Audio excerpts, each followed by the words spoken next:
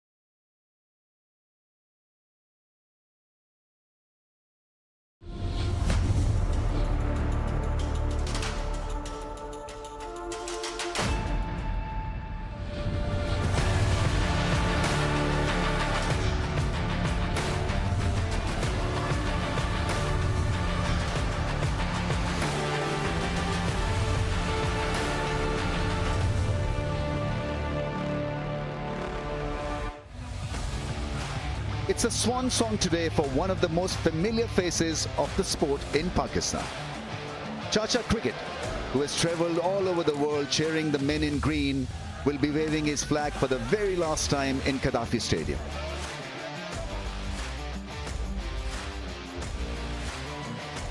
Will he have a memorable send-off tonight, or Australia pull off another upset to stun the home team? In the second ODI, Pakistan made a rousing start, claiming a wicket on the very first ball. But the Australian captain, Josh Inglis, steadied the ship with a solid 50. Impressive and controlled 50. Matt Renshaw and Cameron Green then helped the visitors put up a challenging total on a tricky surface. Nicely worked away. Beautiful wrist work. Nathan Ellis was the star with the ball as the Pakistan innings crumbled. He's given it in the favour of the bowler. Shadab Khan waged a lone battle. Here it is, 52, Shadab Khan. But it was not enough to stop Australia from levelling the series. So it's all to play for in an intriguing showdown today.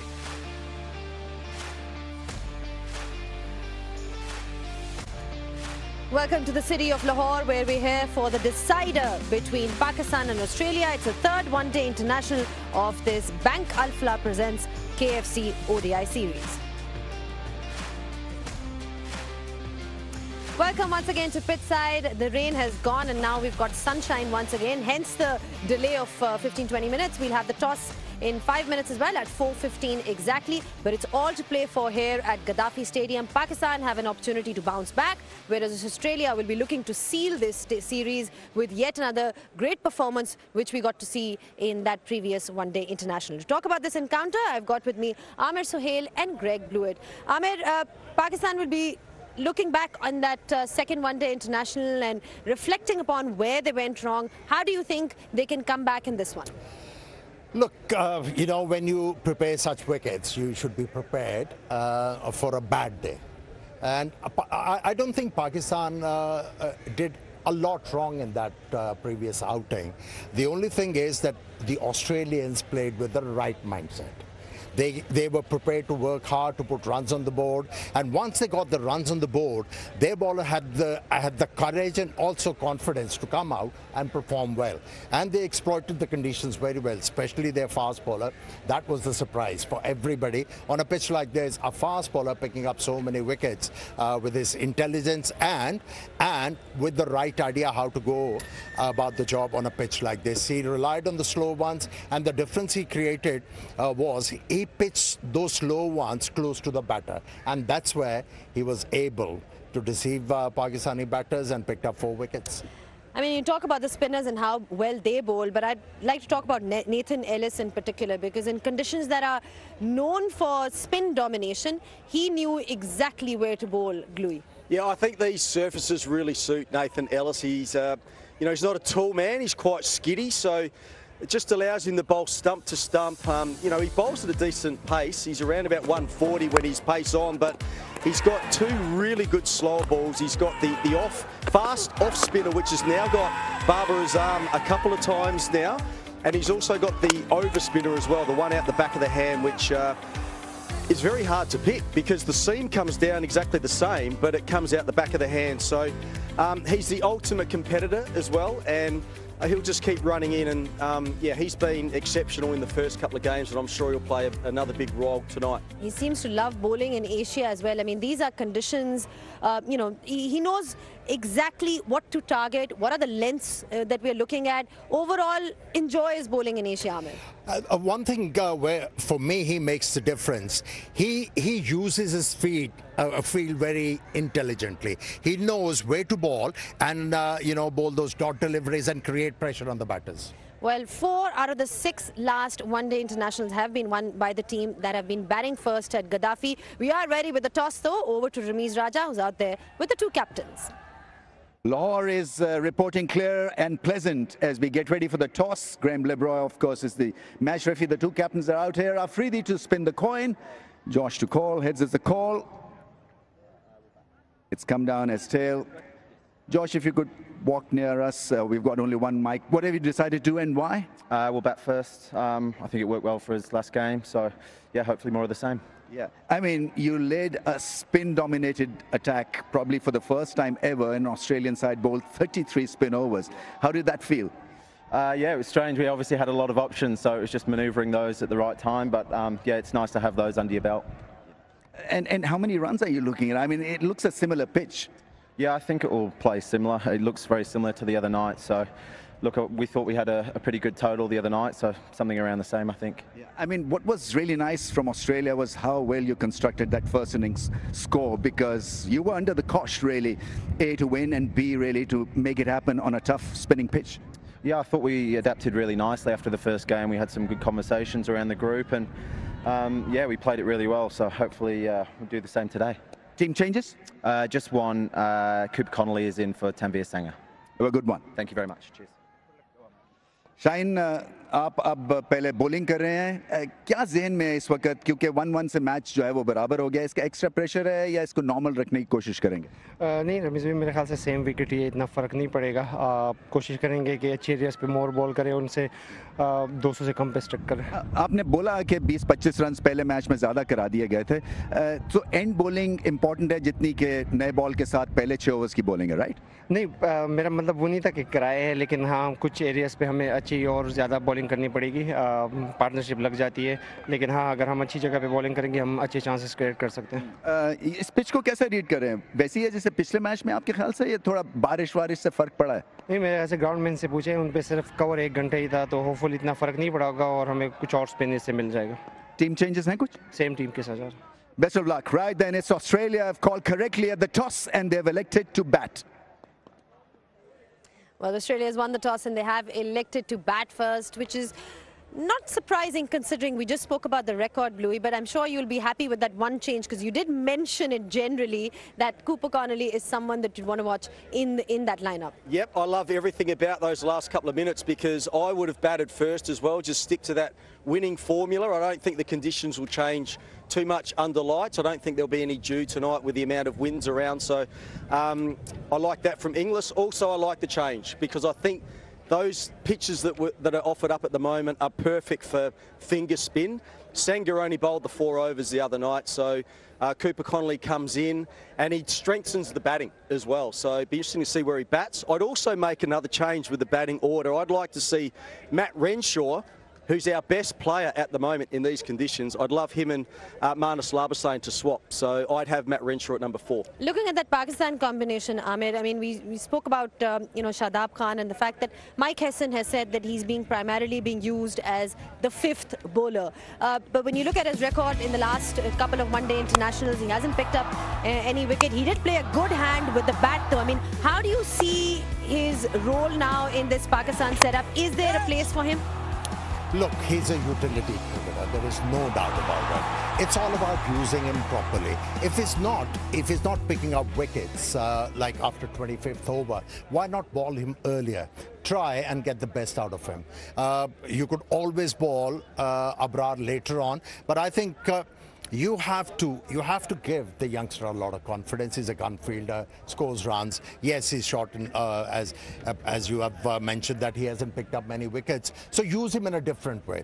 But these pitches, mind you, are not for leg spinners. We have seen leg spinners struggling here. They haven't picked up many wickets and they haven't been able to make any impression. Yes, Zampa bowled well in patches, but he wasn't able to pick up too many wickets. It's a pitch for finger spinners where you dart the ball in and get the pitch to respond to your style of bowling. If you bowl it slower, you have no chance to pick up wickets. Are you surprised with the fact that Pakistan has made no change at all, or are you happy with the fact that they've stuck to the same side? Look, you don't have to reinvent things after one loss. You know, you played your best combination. They won you the first ODI. After one loss, you don't have to change your side. So I'm happy with that. All right. It's just about really sort of executing the plans better and performing overall better as well. Now, time to take a short break. When we are back, we'll have a closer look at the teams as well as the pitch. अब देखें पाकिस्तान के सारे matches live PCB की app पे।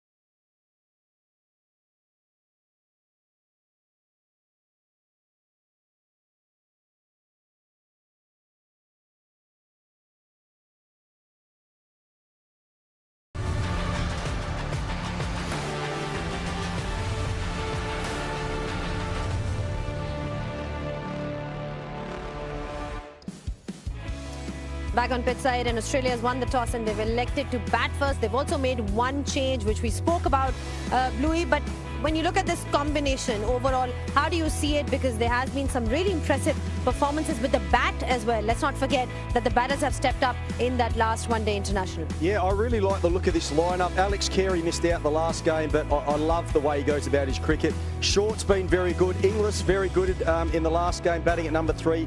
Marnus Labuschagne is really the only weak link at the moment, hasn't fired in the 2 games. I'd actually swap Renshaw and Labuschagne because Renshaw's batting too good for me to be coming in at number 6, and then Cooper Connolly comes in for Tanveer Sangha to offer some extra strength with the batting, but also his finger spin, his fielding as well. So I really like the look of that side. All right, no change for Pakistan then. Anything in particular that you'd want to see, Amir, in terms of the batting order, or anything that you'd want strategy-wise, because they're playing the same team? I think you really don't want to change your batting order. The only thing I want Shaheen Shah Afridi to do is, instead of bowling Abrar early in the piece, why not go with Shadab? With a hard ball, pronounced seam. If he lands a seam on the surface, he might get a lot of turn. He might pick up wickets for you. So I think that is the only pronounced seam. If he lands a seam on the surface, he might get a lot of turn. He might pick up wickets for you. So I think that is the only change I would like to see. I think that is the only change I would like to see. Well, we saw in that earlier game that even 230 proved to be a competitive total. That's what we've seen. It hasn't been the conventional Lahore Gaddafi Stadium wicket that we have. Is it going to be similar? Let's find out from Babar Azam, who's out there with the pitch report. About 45 minutes ago, there was a thunderstorm, and that has helped in the weather. The weather is sort of 33, humidity 42, but there's a slight bit of breeze blowing, which will help the players. It's become slightly pleasant, but in terms of the pitch, nothing has changed there. It is almost identical to the pitch that we had the second ODI on. It is quite dark in color, but the cracks are very close together, so that means it is very dry, and again will help the ball to turn and grip in the surface. Now, finger spinners have ruled the roost because they've been accurate, and they've also pushed the ball through slightly quicker. That has meant that it's been difficult for the batters. The one thing I will say, the batters that have succeeded are the ones that have given themselves the time to actually bat through with the spinners and not force the pace. They waited for the ball in their zone to attack. Otherwise, once you try and force the pace, there is so much turn and grip off the surface that it becomes difficult. So I reckon just bide your time up front, and then as you progress through the innings, it'll get slightly easier. But all in all, same sort of pitch which will support the spinners. Well, the finger spinners dominating in these conditions, Amir. And as a batter, I mean, what are you looking at then? How to counter that finger spin in order to succeed in these conditions? Look, on a pitch like this, as a batter, what you need to do is you don't have to go with that mindset that you have to go and, beat the leather. All you need to do is, decipher a plan where you disrupt plans of the bowler. It could be sweeping the ball, just staying inside the line, opening the face at the last moment to place the ball into the gap, keep on rotating strike. And in the process, opportunity will present itself to hit boundaries and sixes. Well, the Australians are obviously always known for their pace attack and utilizing all these paces, but these conditions have obviously got a different demand altogether from them. So many overs have been bowled by spinners, the most, in fact, when you talk about these spinners. And it tells you a story about the kind of conditions that we've got here, Bluey, because normally we get to see, Aussie pacers doing really well. But you look at this and the amount of overs that they've bowled. 33 overs have been bowled here against Pakistan, with the venue being Lahore, and you wouldn't normally see that. It's a rarity. Yeah, well, especially from an Australian team. So I really like the fact that, Australia have really identified the conditions, especially after the first game in Islamabad. I don't think they quite got it right there. They've learnt from that. In the second game here in Lahore, I thought they picked the right side. They left another quick bowler out, and then they were prepared to really soak it up with the bat as well, with the pressure. You can't just go all out attack against the spinners. You've got to absorb some pressure and then just pick the bowlers off. And as they keep saying, that a score of somewhere between 200 and 250 is a really good score on these sort of surfaces. But I love the fact that Australia have got lots of spin options. He's the one who confused them. Remember a pre-match show in Islamabad, Rawalpindi, when he said 300 minimum? You know, that's where he confused. But I have a suggestion to make. You know, instead of Carey opening the innings for Australia, why not Labuschagne and have him in the middle order? Because there is a left-arm spinner, two leg spinners. What do you think about that? Yeah, possibly. I mean, Alex Carey hasn't gotten going yet, but I think he's the one guy that can really attack, and they might still like the right and the left-hander up the top there. But that's what I like also about the Australians. They can change things up very quickly. And the captain also leading from that front. You spoke about absorbing the pressure. He did that really well. And when you're able to do that as a captain, it inspires the others as well to do well. I totally agree. I really enjoyed this innings from Josh Inglis after batting, you know, at number 3 and coming out the second ball of the game. His natural instincts is to attack. He loves scoring it well above a runner ball. So I think he really, you know, thought that he could really anchor the innings and played superbly for his 50, and then got a ball that really stayed low and took his off stump. But I thought he showed the blueprint for the rest of his side to follow. Cameron Green as well, showing a bit of restraint and then, you know, playing spinners really well. I mean, it just seems like they're very clear when it comes to their role and understanding these conditions, Amir. It's all about adapting, isn't it? You know, when he came to Pakistan to feature in that ODI series, he was hitting long sixes off the back foot. He tried to play off the back foot in the first outing in Rawalpindi, but here he was committing himself on the front foot. Rarely we saw him committing himself on the back foot, and that's what paid off.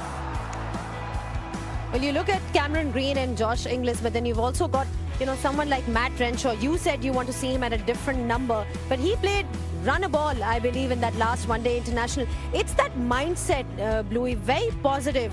He's always sort of looking to keep busy at the crease. Yeah, I see Matt Renshaw now as a real mainstay in the middle order for Australia in white ball cricket, and I think he's just got great scoring options. He's got long reach. He's a tall fellow, like 6'3", obviously left-handed, but sweeps both sides of the wicket, the reverse and the conventional, and just it's got some good attacking options as well. So I think he's playing better than anyone else in the Australian top 7 at the moment. And in an important game like this, the decider, I think he's wasted at number 6. I'd have him at number 4 for this, you know, this decider. Okay, let's get down to the numbers. Obviously, you're not going to say 300 this time, Ahmed, is it? It's not going to be 300. So what are we looking at for Australia to feel comfortable? Comfortable, they'd be comfortable with 250, but I think they've got 200 in mind first. Get to 200, and anything above that will be a bit of a bonus. Yeah, 230 was competitive in that last game, so anything over 200, Amir, what are we looking at from a Pakistan perspective? That, hey, let's restrict them to this number and then chase it down. 180. 190. 180. 180. 180. There you heard it. Very precise. 180 and no more 300s from Greg Blewett here. That's what we've seen in that first one-day international. But yeah, all to play for in this one. It's the finale of this series. We'll take a short break, and when we come back, we'll have all the live pictures. So keep watching Pitchside and keep following Pakistan cricket.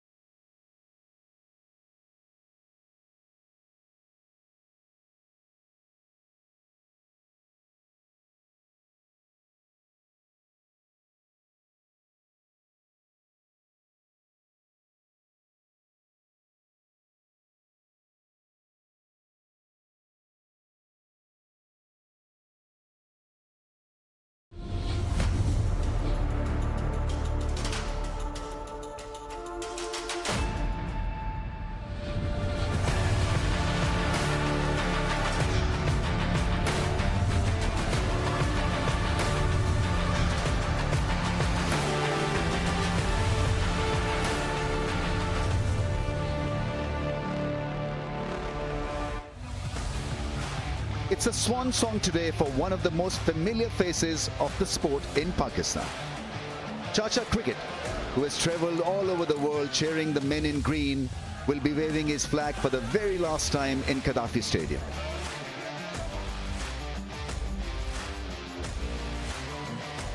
Will he have a memorable send-off tonight, or Australia pull off another upset to stun the home team? In the second ODI, Pakistan made a rousing start, claiming a wicket on the very first ball. But the Australian captain, Josh Inglis, steadied the ship with a solid 50. Impressive and controlled 50. Matt Renshaw and Cameron Green then helped the visitors put up a challenging total on a tricky surface. Nicely worked away. Beautiful wrist work. Nathan Ellis was the star with the ball as the Pakistan innings crumbled. He's given it in the favour of the bowler. Shadab Khan waged a lone battle. There it is, 52, Shadab Khan. But it was not enough to stop Australia from levelling the series. So it's all to play for in an intriguing showdown today. Lot to look forward to for this final ODI in the series. Australia taking on Pakistan. It's one game all as we head into the last phase of this ODI series. Bank Alpha presents AFC ODI Series 2026. Pakistan, well, they need to fight again and need to win. Playing at home, obviously, a lot is expected of this unit. Good that the smiles are on and they seem to be hopeful, whilst Australia played a wonderful hand. It was technical efficiency and mentally also lifting themselves on a tricky surface to outsmart Pakistan. This pitch appears to be very similar to the last one. A lot of cracks, grassless and spotless, you've got to say, because it rained quite heavily in Lahore for about 45-50 minutes. And then we now have clear weather, but it hasn't really impacted the surface. Australia called correctly and have elected to bat. Australia have made one change. Tanveer Sangha is out. Cooper Conley is in. So left arm spin for Australia. They used spin for 33 overs in the last ODI, which was a record. Because in the ODI history, they haven't used spin that much. I've got Aruj Mumtaz here with me. And Aruj, Pakistan, what do they need to do? They're playing the same 11. Should they have altered, done something about the playing 11, or you think it's because do or die situation they need to go at the full strength? Yeah, Pakistan, like you say, opting to go with the same 11. It almost seems like they're stuck between a rock and a hard place and not wanting to go down in the series. And they feel this is their best side, hence why they've gone unchanged. There is obviously plenty of prospects available on the bench on especially such turning tracks where the Sufyan Mukim could have come in and been the frontline spinner. And maybe some other options at top of the order. But so far, Pakistan have gone with that heavy reliant first 11. Well, we've got a feature on a famous face in the Isles. He's called Chacha. Chacha Cha. आपकी चाची की तरफ से अहले वतन को सलाम अलैकुम और लाहौर लाहौर जी। मेरा नाम है अब्दुल जलील और फेमस नाम है चाचा क्रिकेट और पाकिस्तान मेरी पहचान। और तुम्हारे चाचा जी कोई जोड़ ही नहीं है। जीने जीने प्यारा प्यारा आँख का तारा।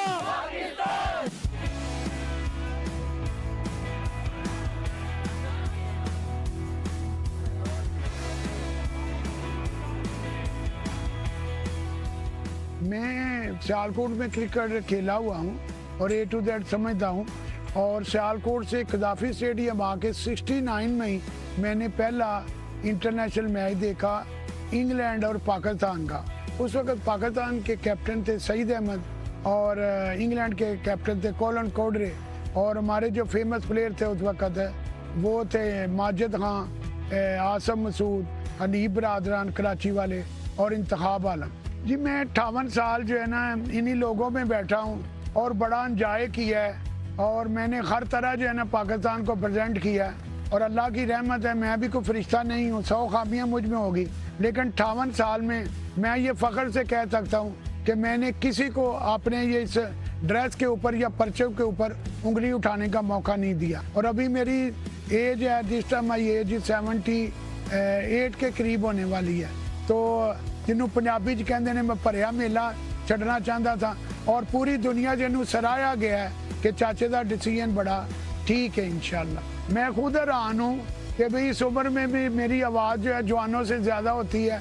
स्टेडियम के इस बार मैं नारा लगाऊं तो दूसरे जो है ना स्टेडियम तक मेरे नारे की आवाज़ जाती है। ये तो मेरे ही नारे हैं, वक्त की है, मजबूरी है, चौके बहुत ज़रूरी है और आउट करो भी आउट करो, जल्दी जल्दी आउट करो। चाचे दी गल मन के खेलो, जम के खेलो, जम के खेलो। लेकिन मैंने दूसरी फॉरेन टीमों के लिए जो नारे बनाए हुए हैं वो ज़्यादा फेमस है और उसमें एक मैसेज भी है, cricket for enjoy not for tension, cricket for love not for fight, cricket is sweet not easy. जी पहला मैच तो जो मियाँदार ने 6 मारा था तो वो जो है डी मिडवी की तरफ गया था, मैं शारजा में ही था। और एक मैच जो हम चैंपियन ट्रॉफी का 2017 में जीते हम और सारा मीडिया चाचे को कवर कर रहा था, तो उस दिन मैंने कहा था कि आज इंशाल्लाह तारीख बदलेगी, तो तारीख बदल गई। और वो मैच जो है जिस तरह पाकिस्तान ने मैच भी वो ज़बरदस्त तरीके से जीता, उस दिन ऐसा लगता था कि पूरी दुनिया में पाकिस्तानी जश्न मना रहे हैं, लेकिन इंग्लैंड में तो ऐसा लगता था ट्रेनों में क्या सड़कों में क्या कि पूरे पाकिस्तानी जो है वो सड़कों पे आ गए हैं और पाकिस्तान का जश्न मना रहे हैं। तो ये एक वक्त होता है इंसान कुछ कर सकता है, चाचा कुछ कर सकता था उसने किया और भी इंशाल्लाह बहुत करेंगे पाकिस्तान के लिए। चाचे क्रिकेट ने बहुत कुछ किया है और बहुत कुछ करता रहेगा इंशाल्लाह इंशाल्लाह।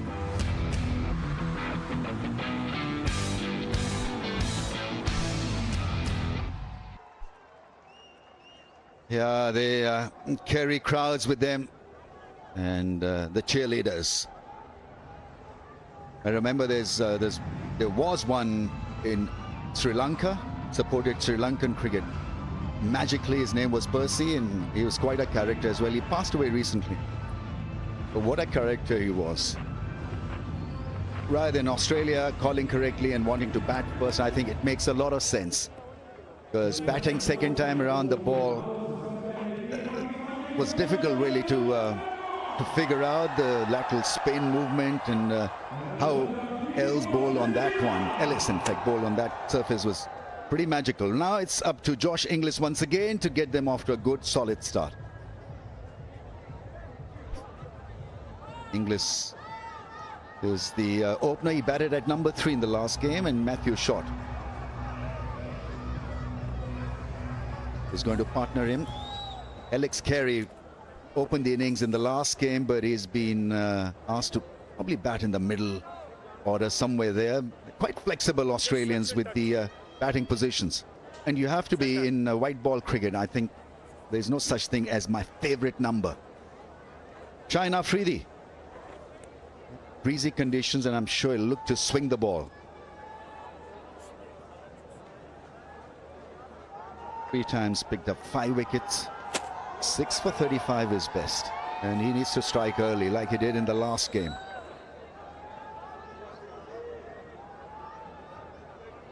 The other thing that will work for Australia is that 2 batsmen out there have shaped up quite nicely on these surfaces. Short was a star with the ball, but he looked pretty organized with the bat as well, and Inglis played a great hand, a technical hand. It spin beautifully.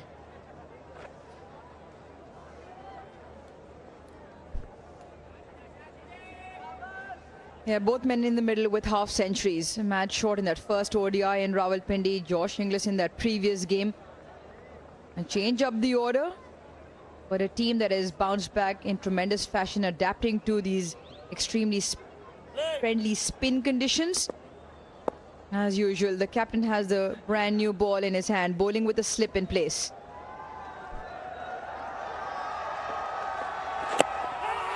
swing straight away and missing the stumps. And this was a typical Shaheen Shah Afridi delivery. First ball almost on target and almost a great result.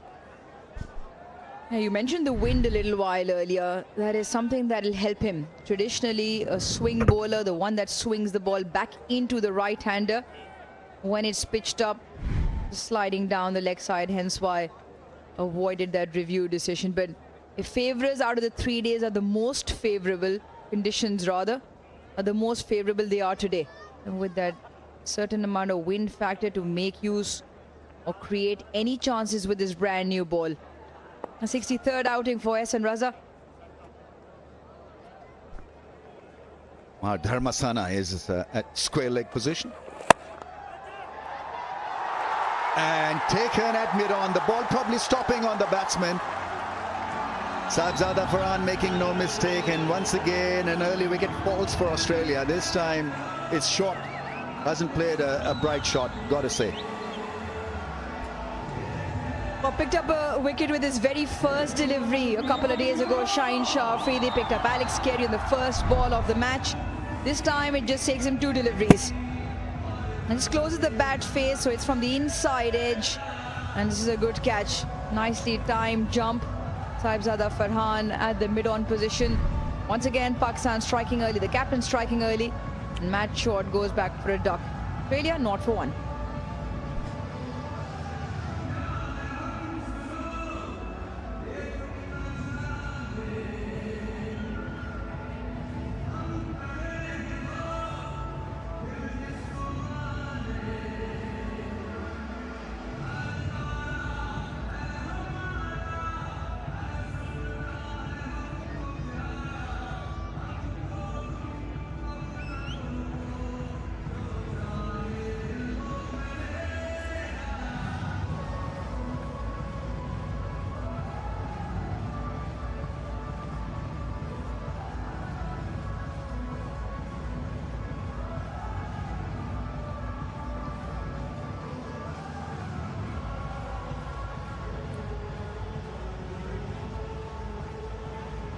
Anas Labuschagne is in at number 3, probably his best batting position in ODI cricket.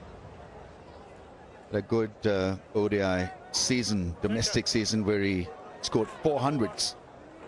83.27 is the strike rate. More than the strike rate at this stage, it's about the survival bit and getting used to the conditions. But Pakistan off to a very, very good start. Nicely behind that one. It was typical Shaheen Afridi charge. Shot there, the bat twisting in his hand, playing away from the front bat. So many things going wrong. Where you see him losing control, and a very good catch in the end. Had to jump up in the air at mid-on. So a solid start by Pakistan. And the retort will now have to be from Australia in very typical fashion in what they did in that second ODI. Get yourselves in and just buy time on this surface. Nicely played, had time ready to work that one away for a run. Only a single.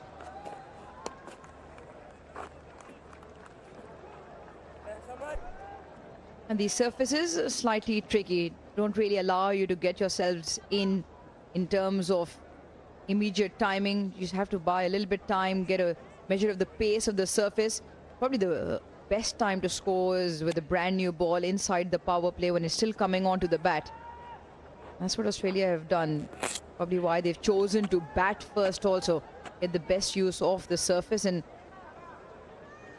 1 or 2 men in that top order just play out a good chunk of overs and provide stability.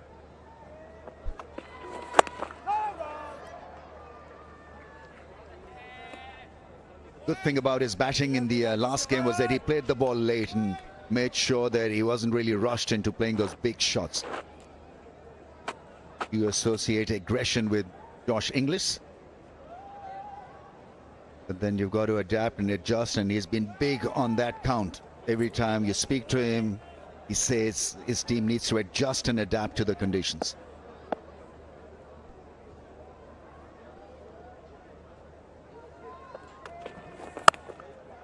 little bit of width into the gap, and first boundary is raised courtesy Josh Inglis. His delightful cut shot played with minimum of effort. 5 for 1. That's a really fine stroke. It's not too wide. It is a nice push off that back foot. This allows the ball to come to him, Josh Inglis. And the on-pace delivery gets dispatched to end the over with a boundary.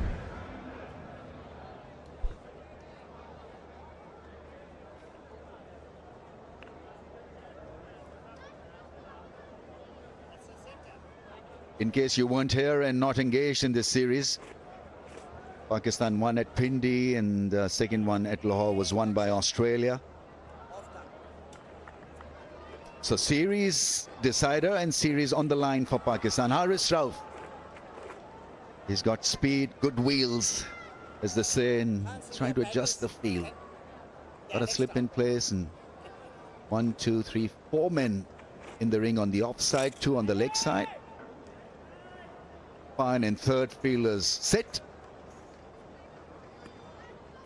Ball with a lot of pace in the Lahore ODI.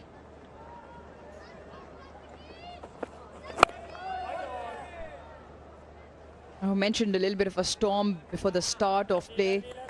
Even now, the wind, the direction in which the wind is, it is just behind Haris Rauf. So he's bowling with the wind in his support. As you mentioned that he was quick in that second ODI, in spite of the surface being a slow, low one, but he was up and around the 142, 143 kilometers per hour as an average speed. It's mighty gracious of Shaheen Afridi to allow him to bowl with the wind. Normally captains want to do that.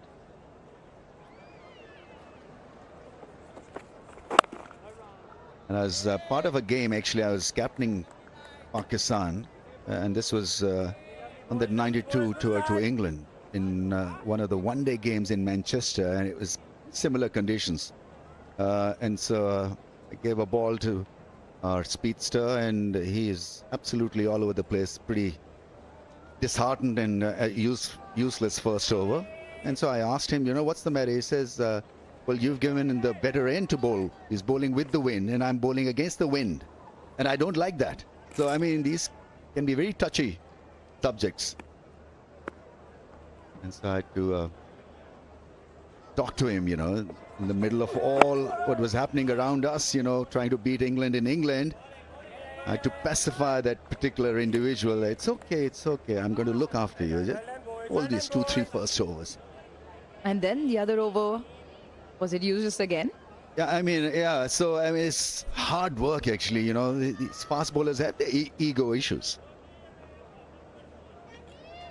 That's why I say that Shaheen Afridi has done a very noble job here, allowing Haris Rauf to bowl with the wind.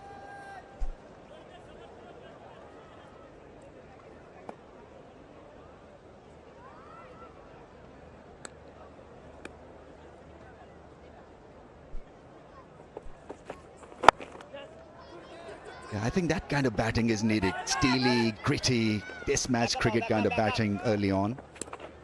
Establish your bearings, footings, whatever you want to call them.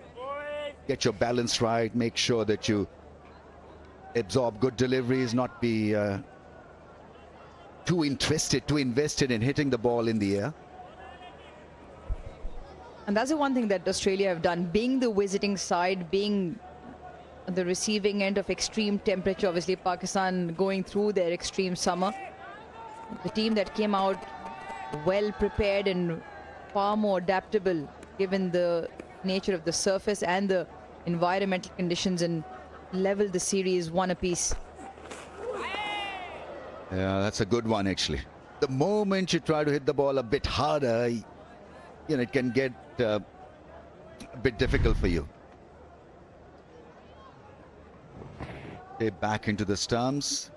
Reasonable bounce, not ball almost carrying to the keeper, but no issues with lack of bounce there. It's just that front foot was not across to the line of the ball.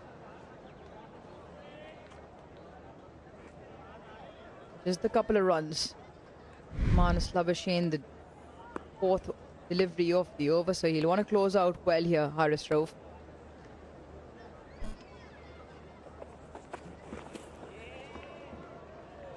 on the bounce to the keeper, and 1 down for 7.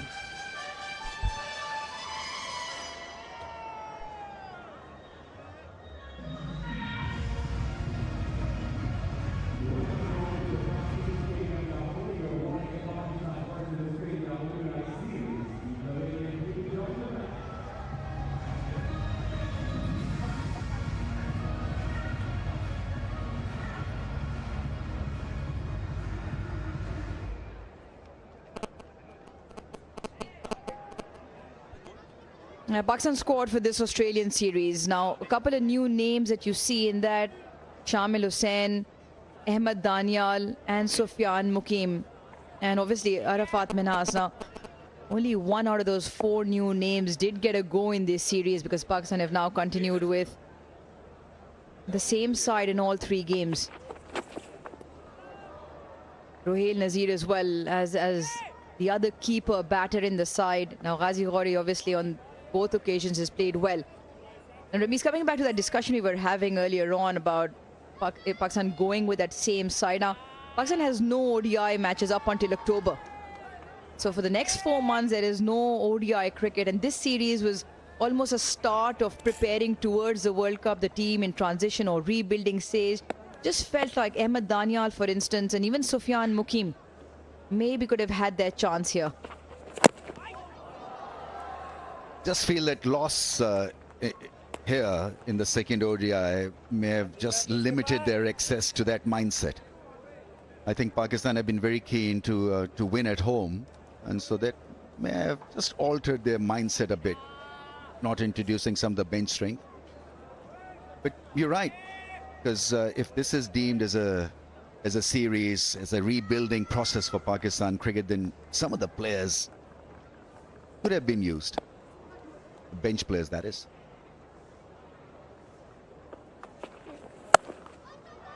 Yeah, it's a cut shot once again, played beautifully. He's just looking after the placement bit, not trying to hit the ball hard as well. It's a couple of good things if you want to bat well or bat like him. Here's a little template for you. Now once again, placement, timing, all impeccable. Really good from the Australian skipper, using the pace, using the timing, all of it, not trying to overhit. We made that point in the previous over when Marnus Labuschagne was just losing shape, trying to hit the ball as opposed to timing it. Now slip is gone.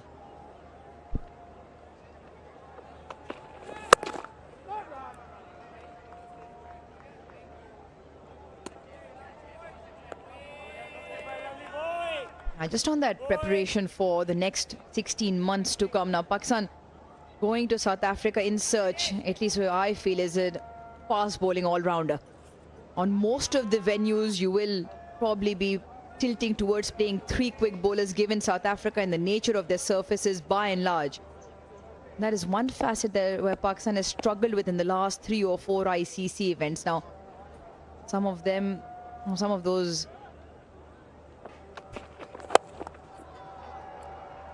in some of those ICC or mega events, Fahim Ashraf has played that role, even the recent World Cup.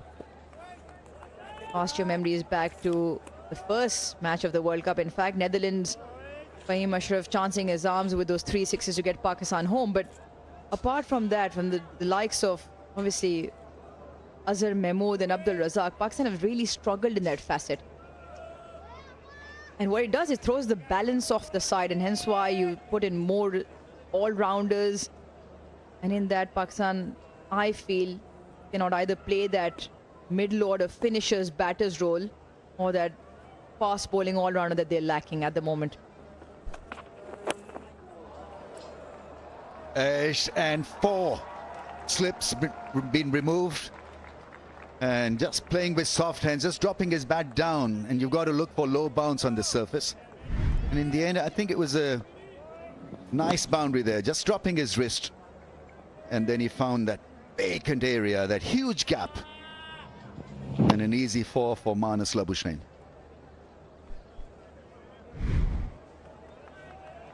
He's looking for runs here. Marnus Labuschagne was bowled for naught. In fact, on both games, Arafat Minhas has got the better of him. 0 and 5 are the scores in the series for him so far. Once again, Australia losing an early wicket here. Maybe a little bit of time in the middle. The surfaces in the PSL were contrastingly different to what Manas is playing on here. They had far more bounce and pace on them.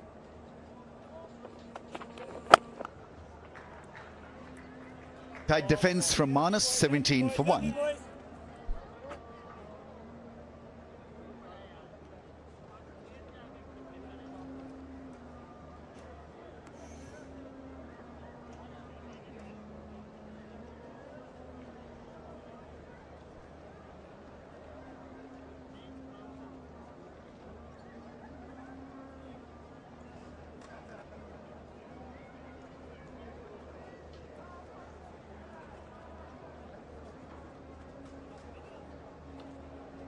Pakistan going unchanged, Australia making one change. The first one, then Veer Sangha is indisposed. Cooper Connolly comes in.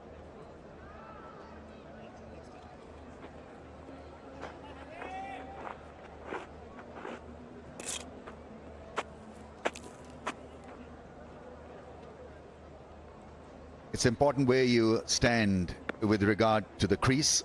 He's at a normal stance position, back leg behind the popping crease. When Manas was batting, he was outside the crease, so you adjust, and it's a low bouncy surface, so you tend to be outside, maybe outside the crease. In the meantime, with Bengal Flowers 1,100 plus branches, open your current account to enjoy various free services and earn Orbit rewards.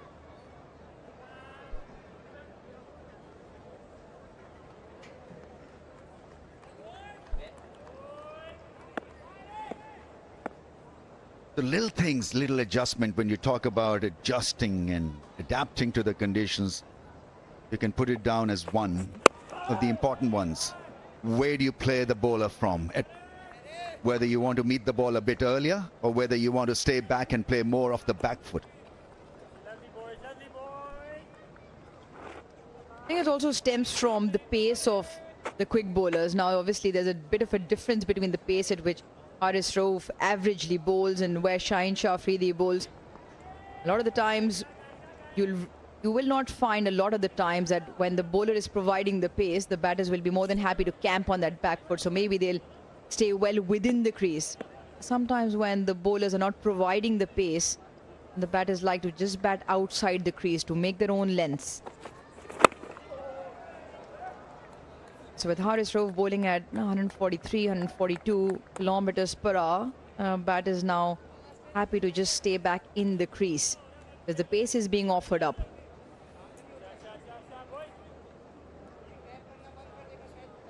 He was a touch quicker in that second ODI. It's around the 140 kilometers per hour as an average speed for Haris Rauf.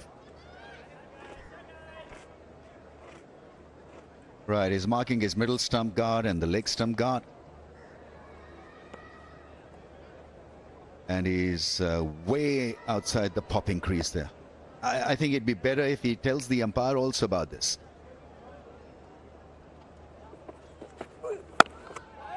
Tell you the reason why, because, you know, the little reference point that I have is of great Javed Miandad, and Javed Miandad was such an intelligent operator, so he would stand out of the crease but make sure also that the umpire knew where he was so that he wouldn't be given a leg before wicket.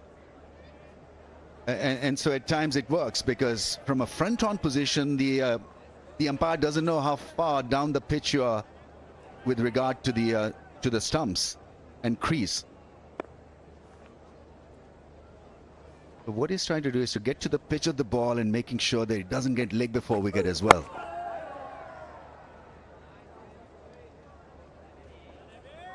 Can't allow them to be relentlessly at one spot. That's the other thing. You know, when you're playing, I mean, we know that Haris Rauf has got pace, but you can still use your feet against somebody like Haris Rauf because it's not going to threaten you with a bouncer.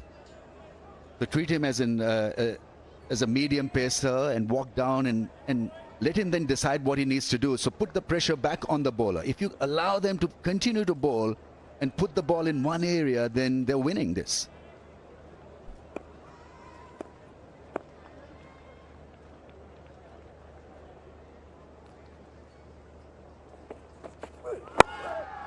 Nice and well fielded at mid-wicket. This is sharp stuff. Well fielded. And I think it's Shadab, Pakistan's very best in the field. 18 for 1.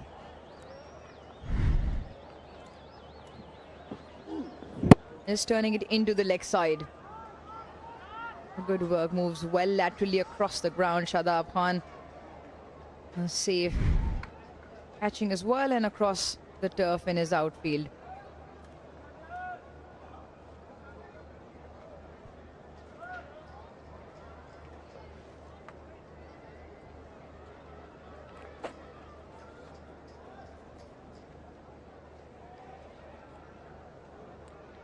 Pakistan have made the first move, removing short, and Australia in need of a partnership. 18 of 23, this partnership. Inglis once again looking very, very able out there at the crease. See, he picks up the length early, he picks up the pace or lack of pace. And then he's got his game organized. The slow one from Shaheen Shah Afridi, 121.5.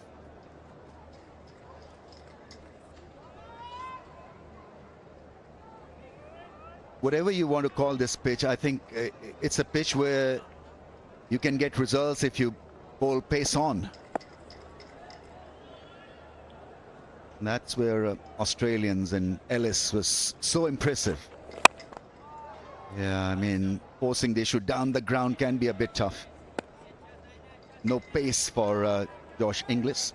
So pace on, hitting that hard length, keeping the ball within the stumps, that kind of stuff can work even on a surface as this one here. Pakistan, you talk about their impact in that power play with the ball. In the first game, only 1 wicket picked up in the power play in the first 10. That was by Babar. He came into bowl in the 7th over after the seamers bowled 3 apiece. In the second game, a couple of wickets, 1 to Shaheen and 1 again to Babar. Oh, I think inside edge saved him. The umpire is not going to be moved. There's a woody sound to it. These were difficult to pick in the last contest also. I mean, bat and pad, so many observations had to be made. And umpire was put into a tough situation where it was bat first or pad first. Yeah, clear inside edge. Just a really sharp angle. And continues on with that angle. There you see a clear inside edge. Has really benefited Josh Inglis with that angle. So just feel Shaheen Shah Afridi now bowling with this angle, a better one with around the wicket. Yeah, that part of the field has been blocked with an extra fielder. Now, this is a surface where you don't have to really seam or swing the ball every time, because there are a lot of cracks on the surface and the ball can move off a crack every now and then. So you're never in as a batting side or as a batsman. And that's why you got to play as late as possible. Make sure that you get on top of the ball and not really go hard at it. So these cracks can work in favor of pace and spin as well.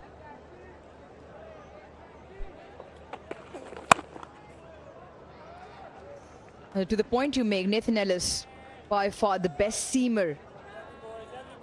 Picked up 4 wickets in that previous game. So where there is a lot of turn on these surfaces with low bounce and the slowish nature, there is still a place for the quick bowlers if they're willing to change it up. Now we saw that one particular delivery that Nathan Ellis picked up Babar Azam with, the one that you're talking about, Rami. He's just held in one of the cracks and a change of pace delivery, jumped back really nicely to come back in.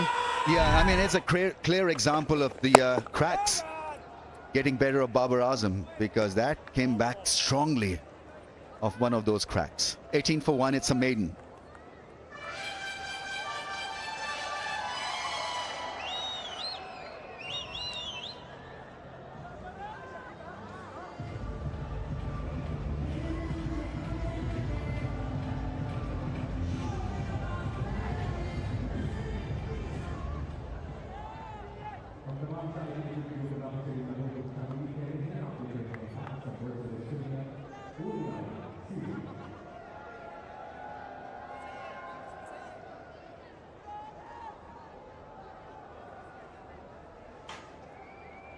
That is what you expect from a batting unit, you know, a lot of dots. Careful beginning to the innings. Australia do not want to lose momentum by losing wickets.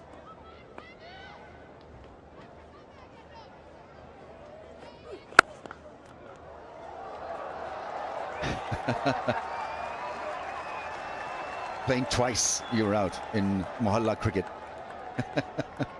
Not in international cricket. Yeah, Inglis there standing way back in the crease, and Marnus Labuschagne has got a different way of playing on the surface. He's standing outside the crease, so obviously Marnus wants to feel the ball more, whereas Inglis is quite happy just staying in the crease and finding those gaps, especially through point area. No runs for 10 balls now, and I think that the fielding side has to adjust also in respect to where they're standing in the crease, so the angles change. So that point fielder, for example, shouldn't be that far fine for Labuschagne. Oh, playing a miss. There was this in wide, but nice movement away, shaping it away from right-hander's off stump.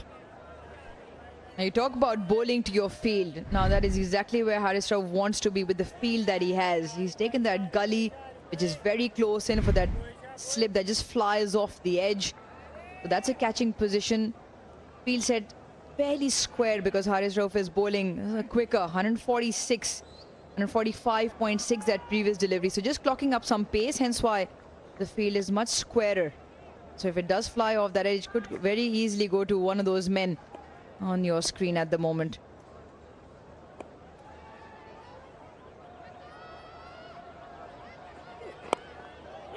On the pads and worked away very nicely. Samad with a full length dive, wasn't able to stop the ball in the slot, and not such a good delivery from Haris Rauf. The pressure was being exerted, and that's a release on the pads, and nicely put away. Wristy shot for 4. A first run in 13 deliveries. Haris Rauf with a bit of a wayward delivery, just losing his radar down the leg side. A fielder who is much squarer, so nobody in traditional fine leg position, and the two fielders on the leg side, mid wicket and mid on, all up in the ring.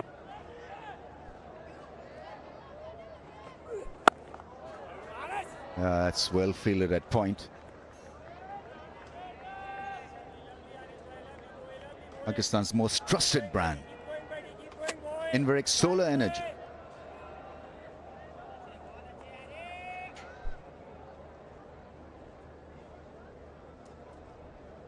Haven't tried the bouncer yet. I think bouncer could be another length that can yield results, because mentally you're so much in sync with playing on the front foot that you tend to forget what it feels when the ball is pitched short. So you can be caught in no man's land. That's gone through and well stopped by Abrar. This is, I think, a tailor-made situation for Marnus Labuschagne. You know, he likes this test match style of batting in ODI format, and so he wants to dig in and play a long innings. Now, he's got to do that here. He's gotten a start. One of those fighting 50s kind of a knock is needed from him. Australia scores in the power play. Now Australia have batted first all 3 games. They're 51 for 1 in the first game in Pindi, 51 for 2 a couple of days ago here in Lahore. So every time they've lost a wicket in the power play, they just held back slightly, and rebuilding is required. And Josh Inglis was part of it in that previous game when 2 wickets fell around him in that first 10 overs. It's not the first time he's mistimed a drive. He's been silky smooth cutting the ball, but whenever the ball is pitched up, he's now missed an opportunity twice, at least in his innings. 23 for 1.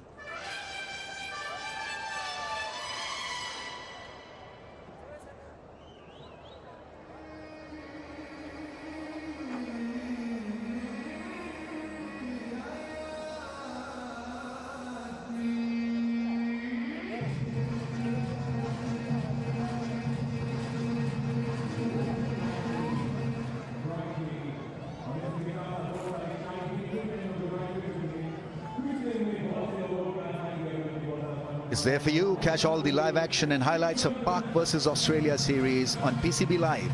Download the PCB Live app from Apple and Google Store or log on to live.pcb.com.pk. That's your address.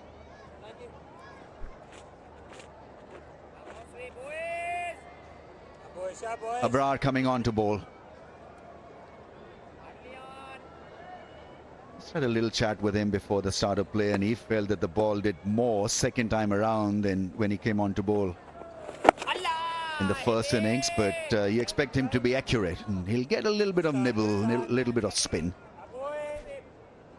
And he is the only bowler who's picked up a wicket in the power play in both games.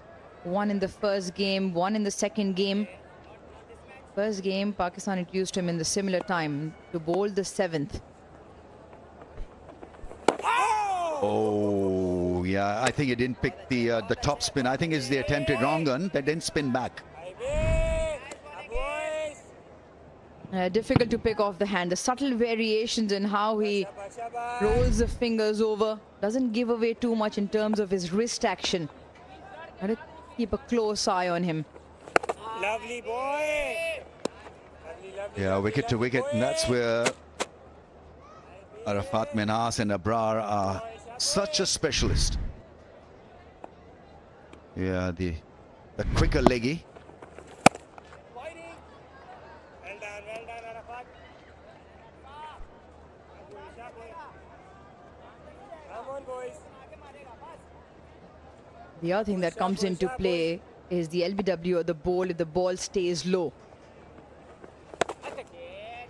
Somehow you got to be on the front foot on the surface, even though you're not picking the ball, but you got to just hope for the best. But playing off the back foot to Abrar is absolutely hazardous. And it was the adjustment that Australia made. The predominant, he did get onto the front foot in that second ODI. Once again, just a little bit of bat. So good start, a maiden to start Abrar's spell, 23 for 1.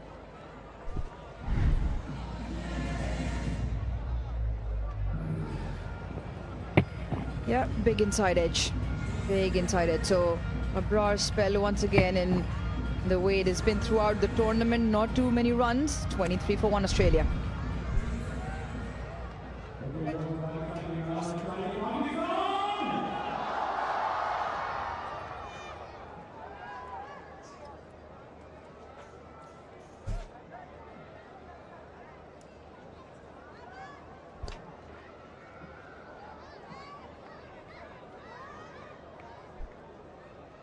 Spin from both ends now. That's where Australia are at the moment. 23 for 1 after 7 overs. Lovely square drive from Josh Inglis, and just stands there and watches it disappear to the point boundary. Yeah, beautiful shot. Made sure he was hitting square, not too straight. Ball coming on to the bat nicely when he hits it behind point. It is a slow pitch, so you have to allow the ball to just reach you. Arafat Minhas, a dream debut series for him so far. That's another excellent shot from Josh Inglis. Inside out, over cover, first 6 of this game. This is high-class batting. First one through the offside. This time he forces himself to get down the track, just to the leg side of the ball to open up that offside, inside out. Shot of the match so far.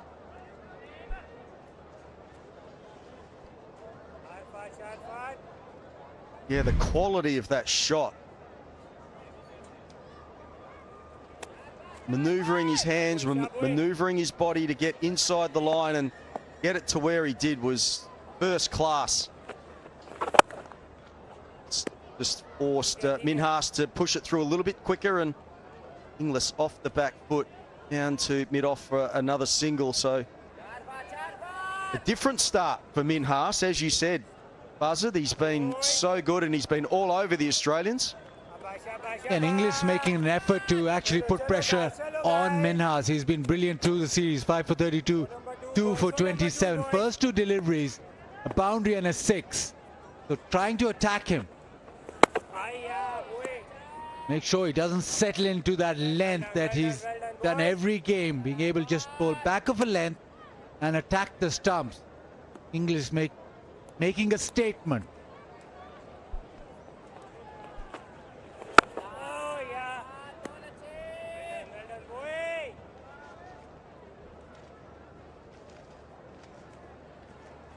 Inglis 21 off 19 now. Marnus Labuschagne really just tried to anchor things at the moment. 12 off 26. Oh, and that's the danger. One goes straight on and one turns viciously like that. 34 for 1.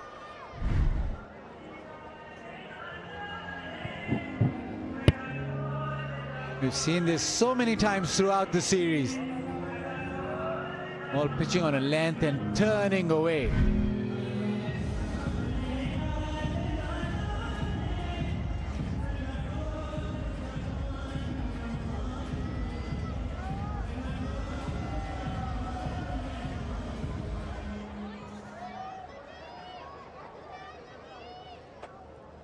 Australia moved from Pakistan after this game to Bangladesh. 3 ODIs, 3 T20s.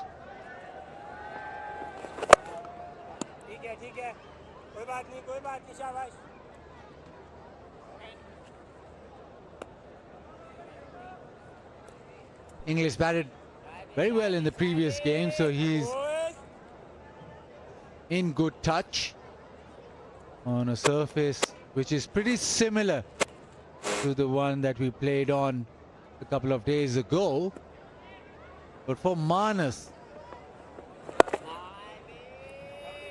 the good thing for him in this innings was that he came in and faced the fast bowlers and not the spinners straight up. So that just might give him a tad more rhythm into his innings.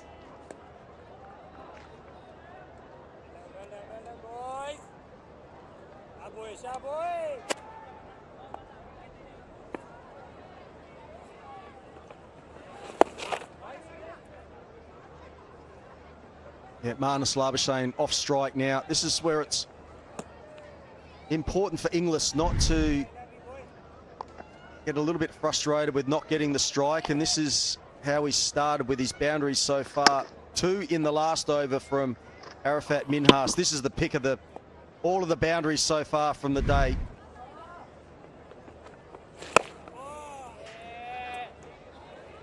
Well done, AB. As I mentioned, I mean, he's started beautifully, 22 off 21, but watching Marnus Labuschagne down the other end, absorb pressure and not get off strike, he's just got to make sure he stays nice and content. Another good shot through the covers.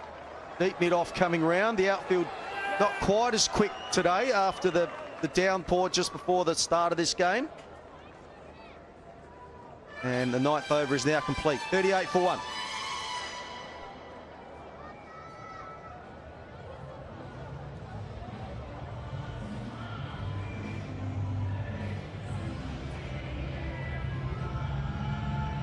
Pakistan go to West Indies. A couple of test matches in Trinidad and then the tour of England. 3 test matches. Only red ball for the foreseeable future.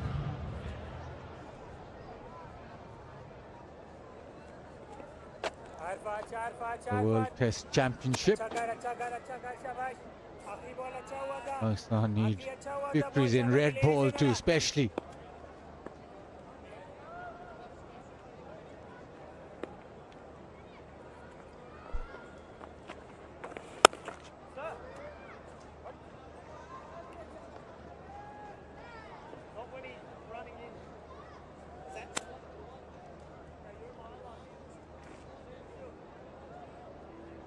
Marnus Labuschagne not happy with one of the Pakistan fielders, saying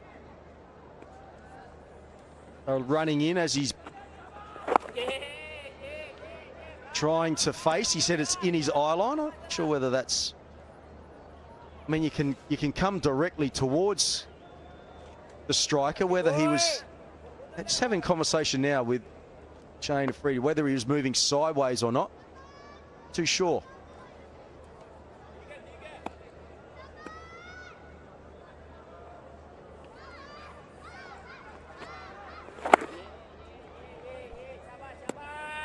What Australia have done batting-wise this series is try and keep wickets intact, try and just buy time up front. Not a surface where you can score freely throughout, so very important that you have a game plan. That's nicely played. Slightly quicker from Arafat. He picks up length quickly. Does Manas. Good piece of work at the fence, but get 3 for his troubles.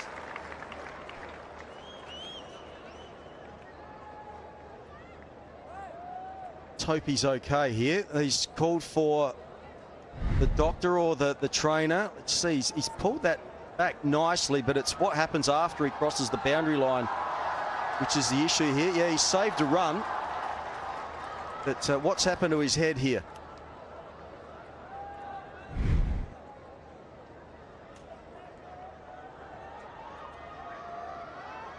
Some real concerns.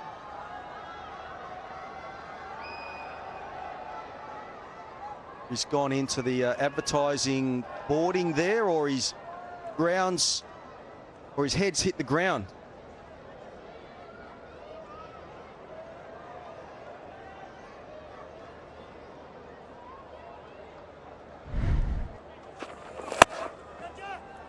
Here's the wicket to fall. Matthew Short, in the very first over. That was second delivery of the game. Ball that just swung back in a little bit and hit the inside edge of the bat. Turned the bat over and forced the mistake. Caught it mid-on. And since then, Australia just trying to get themselves into a good position. 41 for 1. Inglis has looked brilliant. 24 off 22. Marnus Labuschagne just trying to absorb some pressure at the moment. 16 off 34. So Shaheen Afridi, the wicket taker. Harris Ralph was fairly tidy for his 3 overs. And now we've got spin from both ends. Bra and Arafat Minhas, who's been expensive, which is unusual because this first couple of games, he has dominated. Well, there's Mars Sadakat at the moment, just getting some treatment to the right side of his head. See what happens here. Yeah, hits the ground really hard. And then also hits the fence, so double whammy.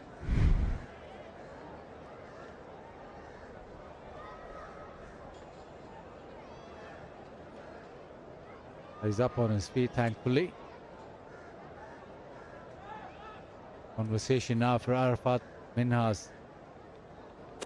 The pressure put on him straight away, the English attacking him. Then been able to go on the back foot and actually play through the offside. Just take this delay to look at how good Arafat Minhas has been. So these are a couple of dismissals from the first ODI. One turns, one goes straight on. Now that's the release, Buzzard Khan. You can come in here whenever you like. So you want to look at the cues, right? Every batsman that's played the game goes, right, look at the release. And for me, looking at the release there, they look identical. Yeah, it's very difficult, if any, to decipher. Smiling, so thankfully walking away, which is a good sign, but hopefully he'll be all right. Right now, Arafat Minhas is just been put under pressure. Shamil Hussain in the field. Is already in the field was Salman Ali Agha. A bit of a discussion with Babar and Shadab in terms of the length that he's bowling today. Quicker off the back foot, but the first time really that Arafat has had to think about his length and his speeds. That's nicely bowled. Slows it up, tosses it up. 10 overs, 41 for 1.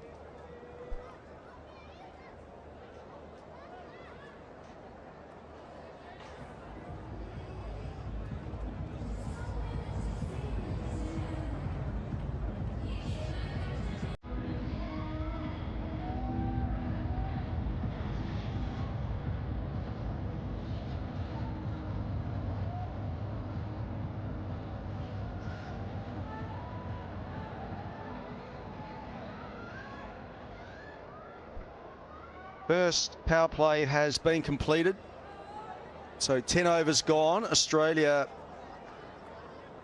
just meandering a little bit in that first 10 overs. 41 for 1 on another difficult surface to bat on. And Shadab Khan is now introduced a lot earlier than we've seen in the previous couple of games.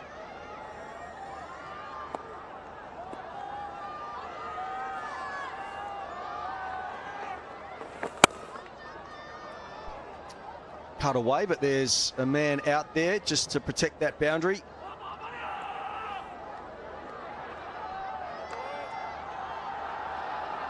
PCB is launching its live stream app in Pakistan region for the very first time. And download PCB Live app. It's hit in the air, and again that fielder out there protecting the boundary.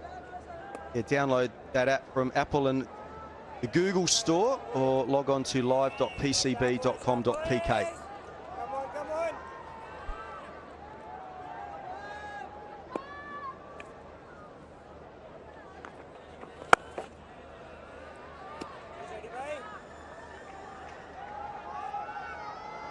A decent enough start for Australia. Labuschagne 17 of 36. English doing the bulk of scoring, 25 of 25.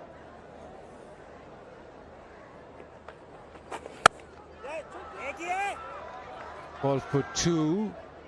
Just be the single. But what has happened in this series for Australia is that once they've built a little partnership, they've lost a wicket, and just that has pegged them back. What English and Marnus need to make sure is that they make the partnership count. Make it a big partnership, because that's the only way we've seen. Edged away, almost carried. It is short and wide, and English might think that he missed out, but a little more bounce, a little more turn. But what we've seen on these pitches, that once you have a partnership or get set, you need to go big and really make it count. Difficult for next batter, next set to actually get going. 44 for 1.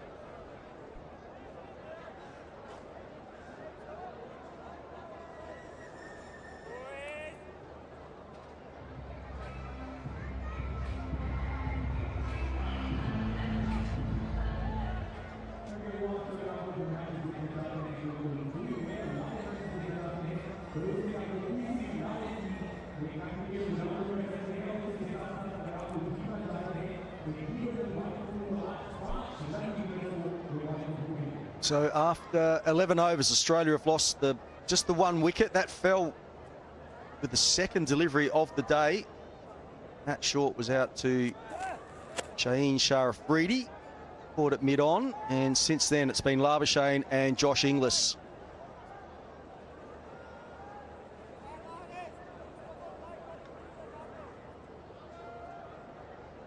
Marnus Labuschagne not happy with someone sitting in the stands, just in front of the sight screen. Well, in between there. Yep, it's you, sir.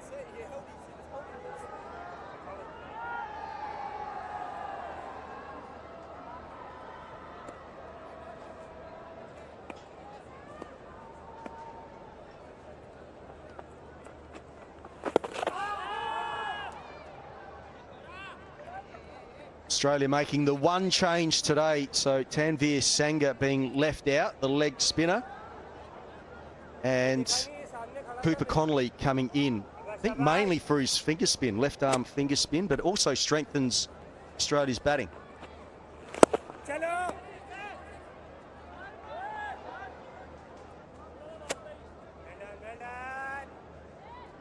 Crowd selfie moment with Vigo Tel smartphone. Great to see the smiles out there in the crowd.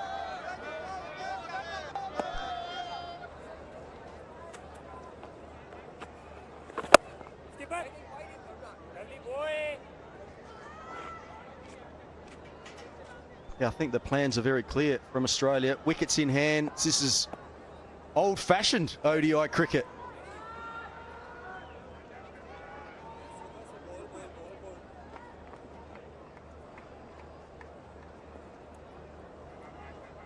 A little change in the field. There's a short cover now in place, and man from short pine turned to mid-wicket. Tries that little lap. Inquiry. Ghazi Gori is very adamant. He's come straight at Arafat, saying that it might have just straightened a little. Discussion. They're going upstairs or not? Yes, they are.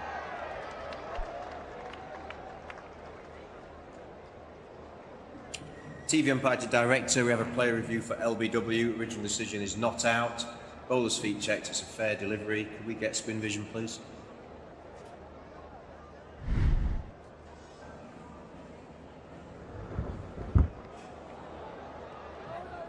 Okay, ball's close to the bat there. Can we get ultra edge when available?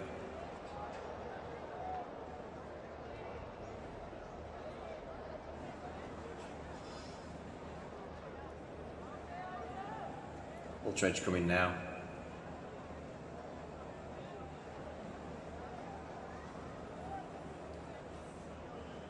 Keep it rolling right through, please. Flat line, no bat involved. We'll go to ball tracking when ready, please.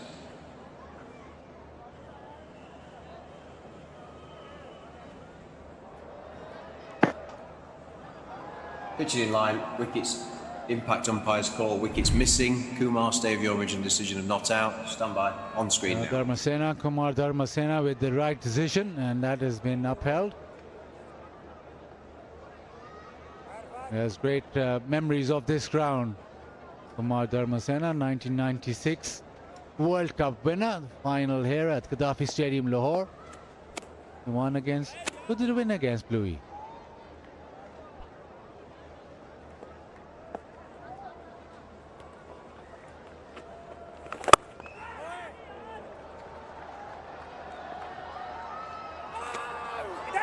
Oh, big mix-up.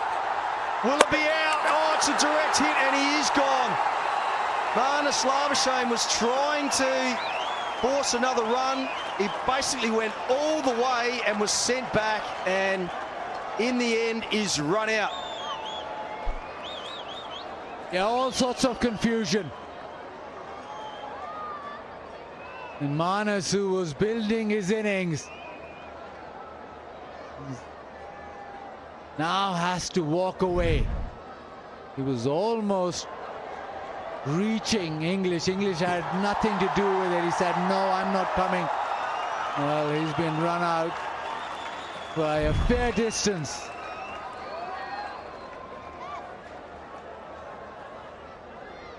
Pakistan get a wicket to a run out, and the partnership, which was looking very promising, that has been broken via a direct throw in the end by Arafat Minhas. The throw from the deep from Haris Rauf. Marnus goes for 19. It's 46 for 2.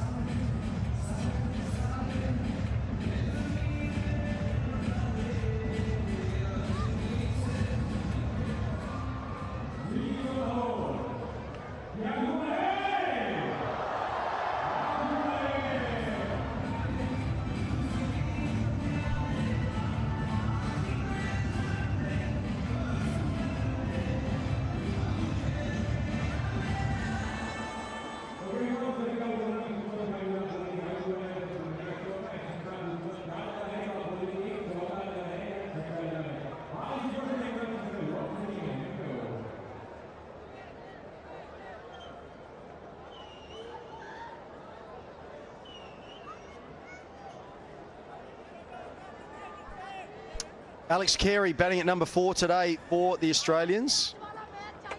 opened the batting in the first 2 ODIs. So the left-hander comes to the crease. 13 50s, 100.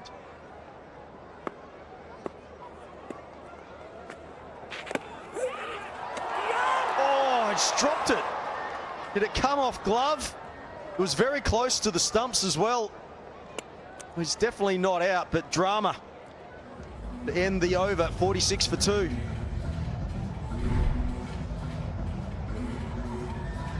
Yeah, first ball tries a reverse sweep, inside edge onto the pad. Yes, a certain chance. It got there. He's so disappointed that he's dropped that. In the end, you would say, with the keeper gloves on, anticipated well. But the end result is that Carey's been given a chance.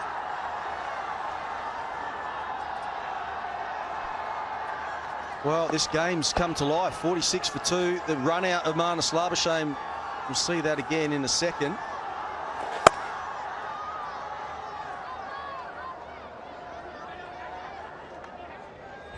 And here's the mix-up. So just keep your eye on Marnus Labuschagne. Turns there, wants the second, and then a big call of no, and then the direct hit from Minhas. You can't keep him out of the game at the moment.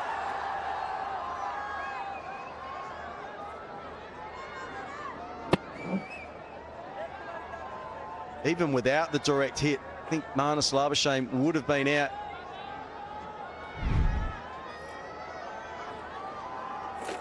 Alex Carey now batting at number 4. Has to start against spin. That has been the issue throughout the series. Being able to start against spin and carry on. There is turn. Shadab is getting the ball off the straight now with the left-hander.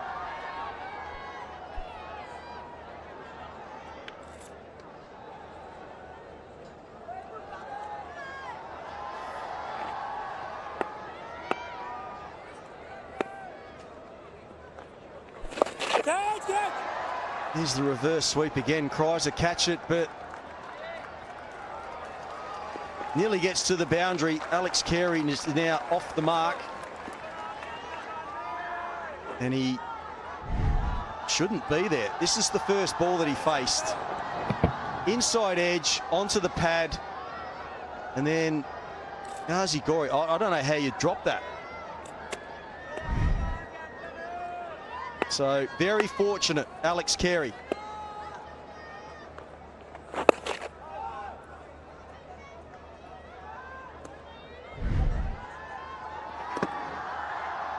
Yeah, first ball, he tries a reverse sweep. He's got there, he's done the hard part.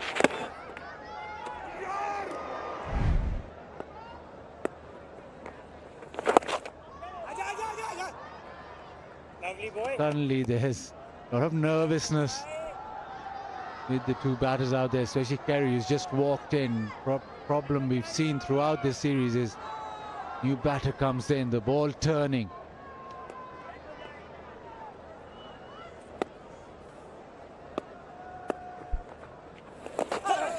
Another inside edge, and another time that Alex Carey's told to go back. No run.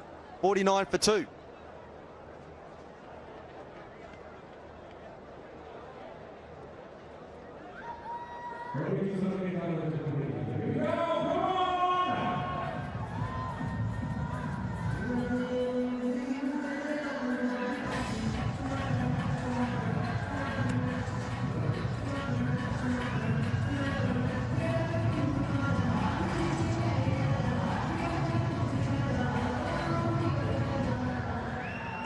Australia will be thinking around about that score, I think. 5 runs and over from here gets them the 234. Gets somewhere near 250, they'd be very happy. So first time Australia won the toss today in this 3-match ODI series and elected to bat first.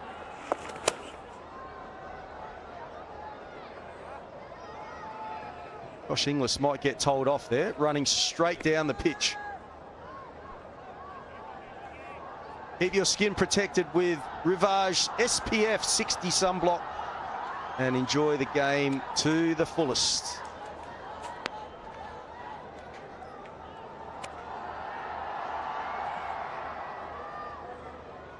Louis, the good thing is that both Carey and Inglis wicket keepers, so in theory should be picking up length quickly and be able to combat the spin attack. Only other problem is that the ball at Gaddafi Stadium is going off the straight and it's not easy to then try and maneuver. It's very interesting that Carey has come in at number 4.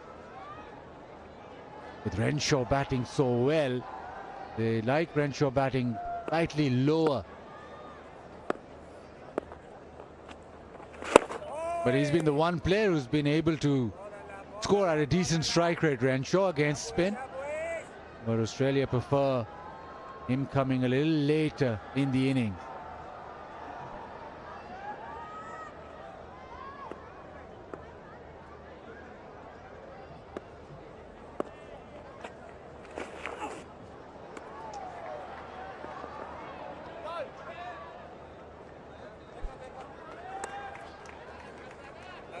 Lovely Arafat ठीक है शाबाश अपना ball करने दे ये करने दे अपना ball कर शाबाश अच्छा कर रहा है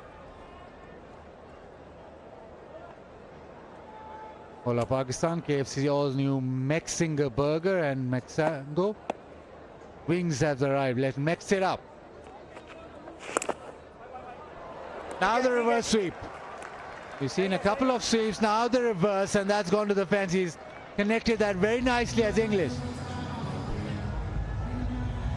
First boundary in the last 5 overs, so just a little bit of relief there for the Aussies. Both these batsmen at the crease now, Alex Carey and Josh Inglis, love sweeping.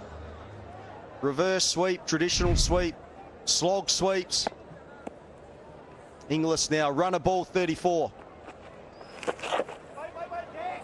There it is again, and he'll pick up another couple.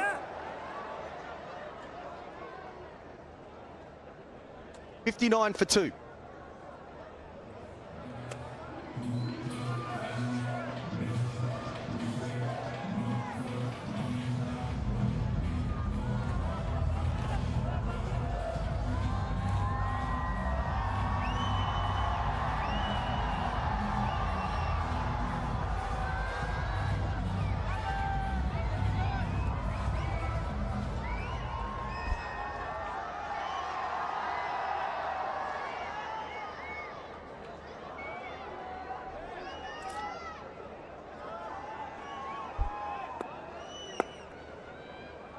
$59 for 2 Australia. Heard Greg Blewett just prior to us mention that they're both very good sweepers off the ball, so not afraid to take that square option, whether it's with the reverse or the conventional sweep shot, in particular Josh Inglis. One of the better players of spin going around in the Australian contingent.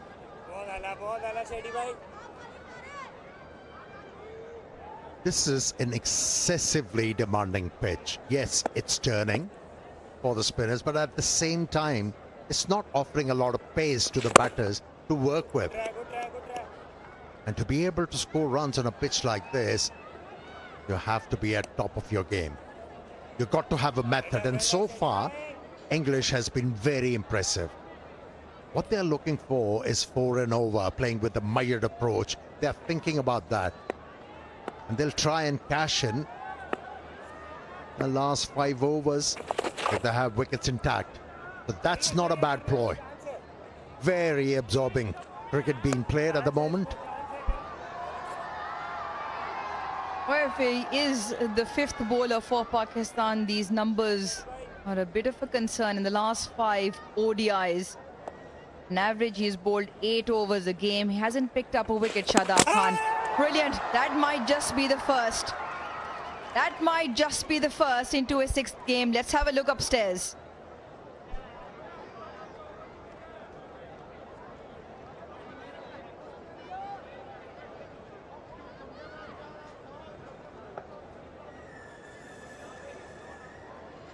TV umpire to director, we have an umpire review for stumping. Bowler's feet checked as a fair delivery. Best side on angle, please.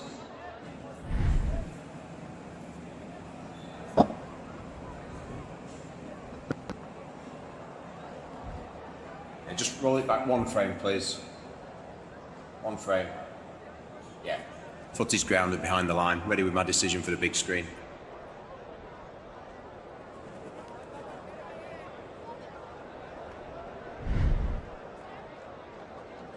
Sent upstairs and very quickly down onto the ground. Richard Kettleborough with the right decision, and Josh Inglis in time, just in time to slide his boot back and behind the line. It was a very good delivery from Shadab. At least he pitched the ball up to the batsman.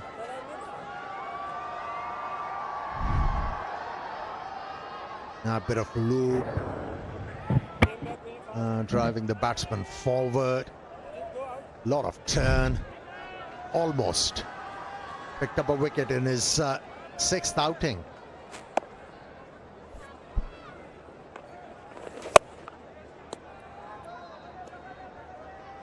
Another over ticks by with 4 runs coming from it. 15 done. Australia 63 for 2.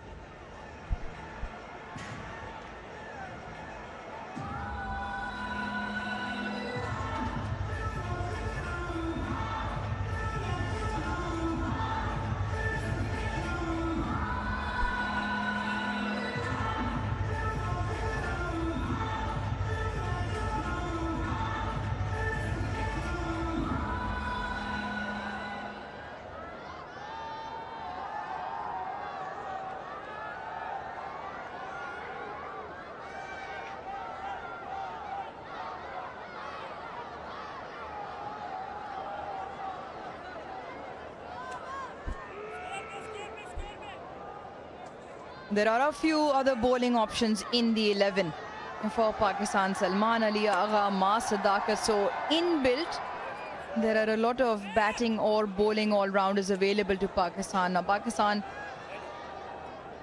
Shaheen Shah Afridi into his 6th bowler.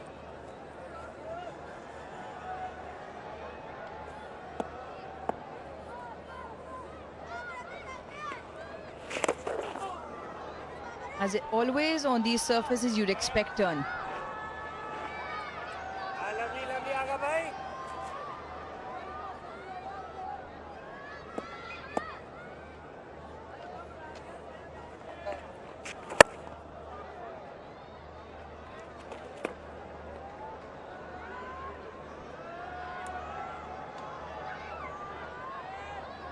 Right, as a whole Pakistan time, KFC's all-new Mexinger burger. The Mexico wings have arrived. It's time to let's mix it up. Now we saw Ma Sadakat earlier on with a valiant effort on the boundary. Obviously, hope he's well. He is off the field. Yeah, the news is he has split his head and it's been addressed at the moment.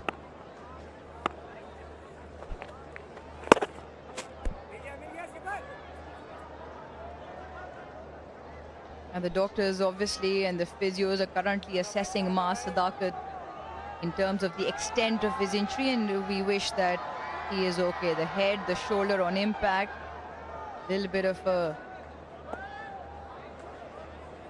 abrasive slit on his head as well. Just trying to go up and over through the offside, and the captain for Australia marches on. A fine stroke. Yeah, he has, in this over, tried quite a few times to find a boundary. And this time around, he gained. Not an easy stroke to execute. Ball turning in, and you're playing the ball against the turn. But he was in control. Forced the bowler away from his dangerous line of length. He's been very impressive. Inglis, throughout this series, batted intelligently.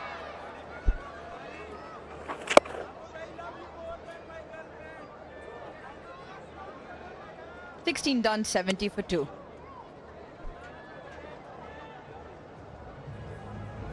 Just with that, all players break for a drinks break.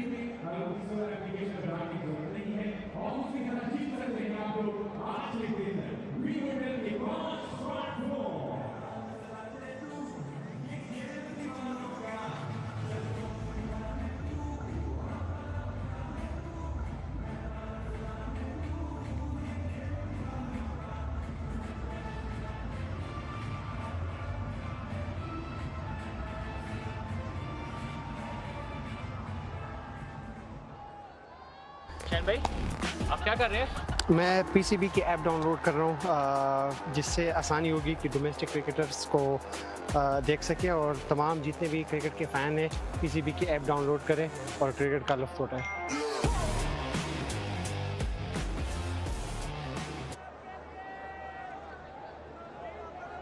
Into the third and final series decider, Pakistan versus Australia. Australia for the first time in the series opting, well, rather winning the toss, but the decision the same. They've opted to bat first. Now Carey and Inglis putting together a partnership. Shadab to continue. Yeah, in the last over you mentioned he's been wicketless in his last 5 outings. Shadab, for me, Aruj, you being a leg spinner, he's got a technical flaw. And I would like you to identify that technical flaw for the coaches to work with him.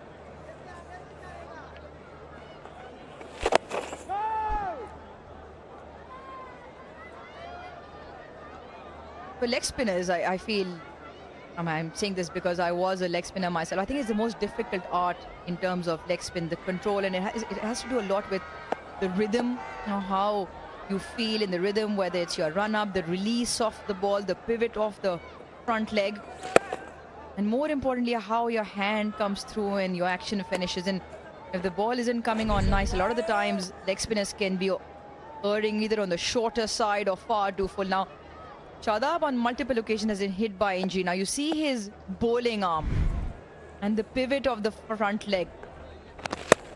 Most genuine leg spinners will go finish into their left pocket. You see there, Shadab just feels because he hasn't been in form and because he hasn't picked up wickets, it just feels like he isn't completing his action. And in that, you can err either on the short side and you're worried about how the ball is coming out of his hand. I'm glad you have identified that, and I would urge coaches who are working with him to think about this. How to get Shadab finishing his action in a proper way. I mean, if somebody is wicketless and struggling, why not? Why not help him? That's why you're filling your coffers. It's not our job to identify these things. You should identify these things in the nets and work with them. And that's how Pakistan cricket is going to move forward. 73 for 2.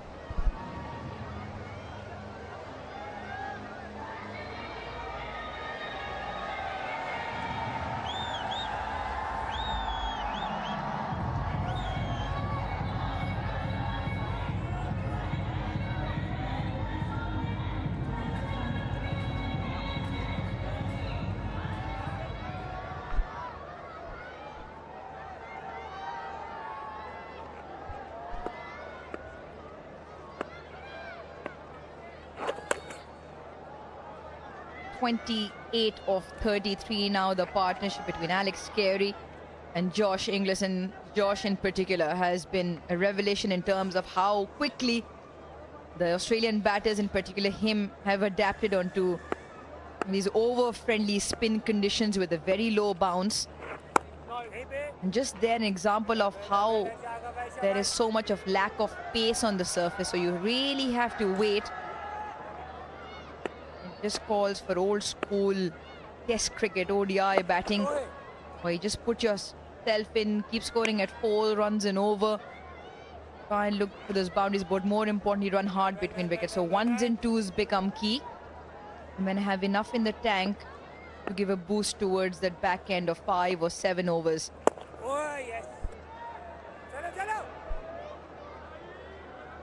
He can breathe now. Carey has been struggling. And to make the strike, that's his job at the moment, because his captain is batting so well at the moment. He should be thinking of giving him the strike rather than thinking of boundaries and sixes.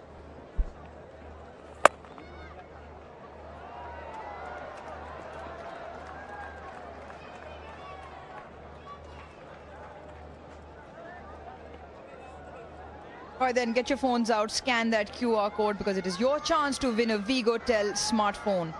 You can also download the PCB Live app. Get a chance to become a lucky winner.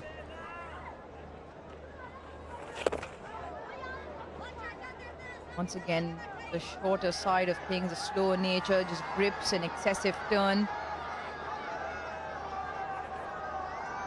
Salman Aliagha thinks it just caught a little bit of Josh Inglis' body or shirt on the way out.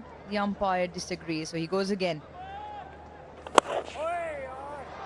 That is nicely played. Has he found the gap? No, Babar Azam will do the clean-up jobs. Another couple.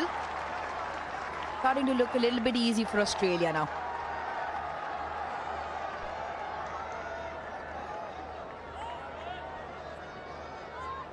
Yeah, especially Carey is batting beautifully. He's meeting all the demands to bat well on a pitch like this. 18 done, 80 for 2 Australia.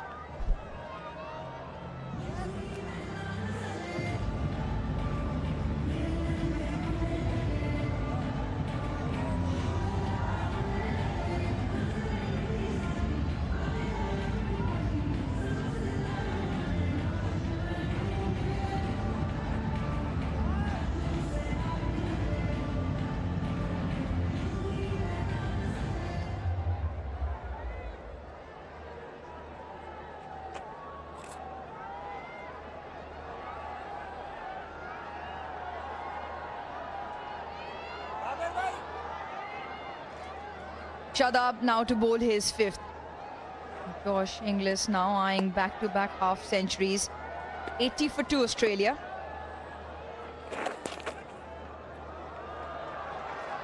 Chase on for Arafat Minhas. Drags the ball with him, so boundaries in that extras column now added. Off the bat. That'll be a breather for Carey, who's been trying his hardest to find a boundary, or finds it with the tickle.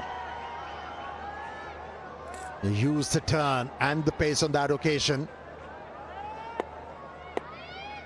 Bowled it really quick on that occasion.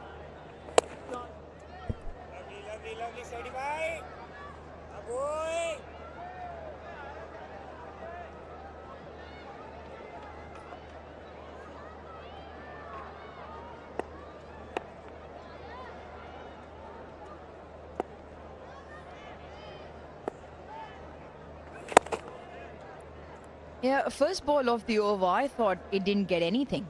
That's why I called it in the column of extras, but the umpire gave it as runs off the bat. Let's look at this again.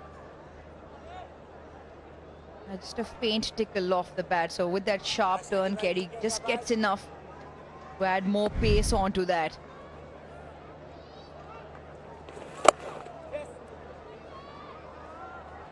The other thing, when you're struggling for either form and you've come back into the side after a while, is to create a rhythm. Now what you want is just a consistency of dot deliveries. It doesn't help your cause, A, firstly bowling to a right and left hand batting combination, but then B, when they can easily rotate strike. You don't really get any pressure into the batting pair by keeping one of them down one end and bowling consistently. Just there, a touch too full, a touch too wide, so an easy single to that offside. See, one thing is associated with leg spinners to release the ball early. But here Shadab is releasing the ball very late, in front of his eyes. And once you do that, you don't put those rev on the ball. Googly. With that, brings an end to the over. It's 87 for 2.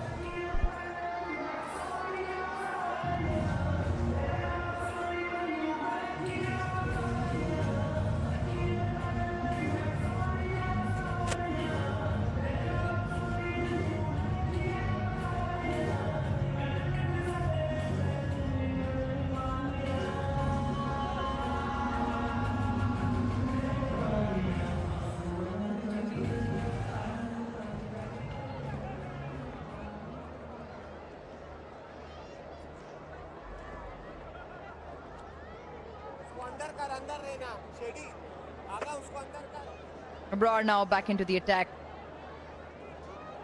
a couple of tactical changes, maybe just to bring Shadab in earlier, but only with the 2 overs up front in that power play. Now he comes back for his second spell to bowl the team's 20th.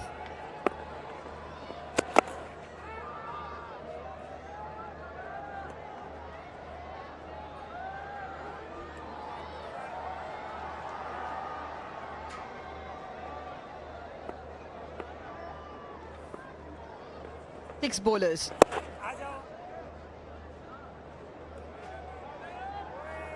Rafat Minhas, the find of this series with 7 wickets in the first 2 games. Spin really hasn't played its part today. Now, Amir, do you think that's just has to do with an element of Australia now understanding and adapting really well, where Pakistan spinners took 8 in that first innings, 8 in the first game, 4 wickets to the spinners in the second game, and none so far today. Yeah, after the first game, they realized that on these surfaces, you don't have to think about 300 runs. It's all about batting with measured approach, leave few strokes in your kit bag, just rely on singles and doubles, hit the holes, occasional boundary will do the job. And it was on display.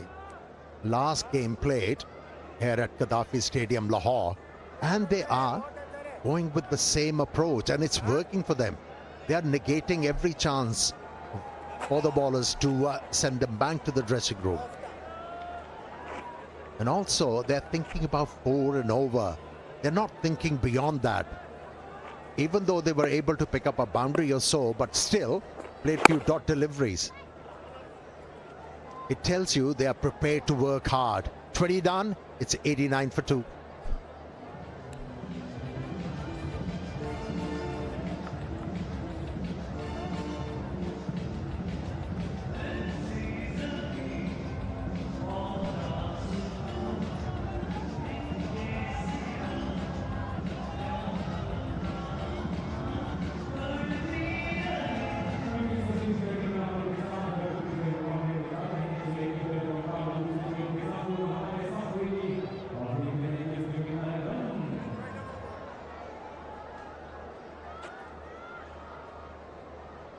A story from a couple of days ago, Australia leveling the series, winning the second game by 41 runs.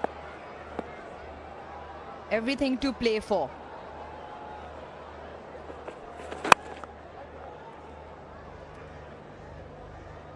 Shaheen Shah Afridi thinking about things, and hence why he's changed the bowling. Now Babar and Haris Rauf will bowl in tandem.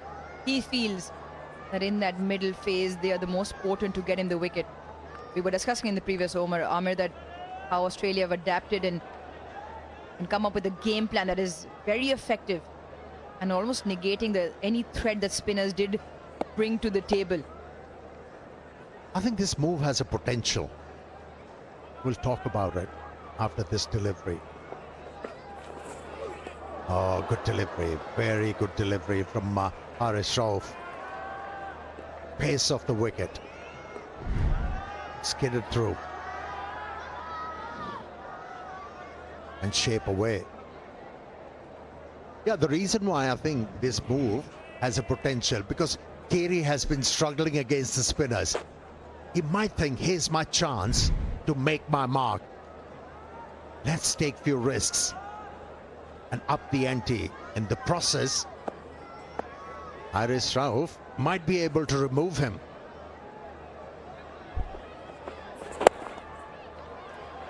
Tucks it into the leg side and will bring up a milestone. A captain of Australia, Josh Inglis, with his 6th half-century in the ODI format, and more importantly, back-to-back here in Pakistan.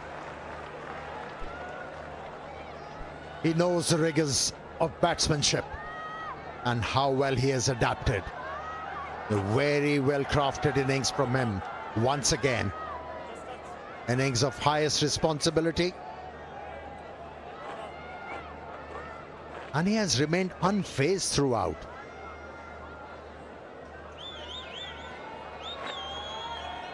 Focusing really hard.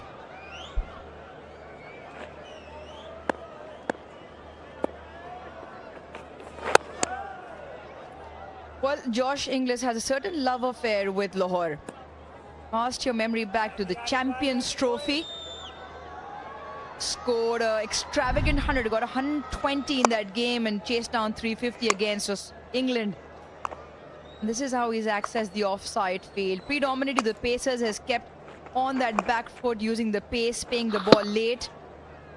Hasn't allowed the spinners to settle. 73% on that offside down the ground through point. On a pitch which is offering a lot of assistance to the spinner. That was a good short pitch delivery. As a batsman, you have to make sure that you do not move outside the line of the delivery, where you get hampered. What he did so well in this innings, English, every time you saw him taking a ball, he stayed inside the line of the deliveries. And that's why he was able to score freely through the offside. And in the process, he forced the bowlers to change the line and go closer to the pads, and then that flick, which earned him quite a few runs. Intelligent.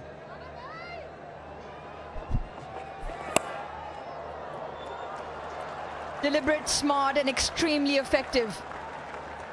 Boundary after 16 deliveries, the partnership 49, Australia 95 for 2.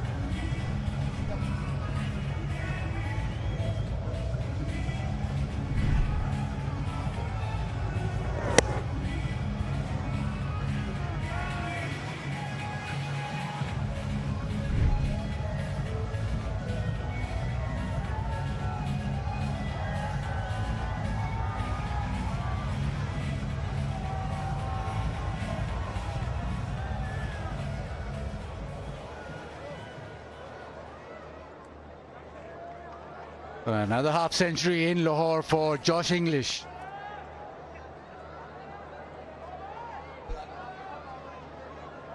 Partnership now 49 of 58.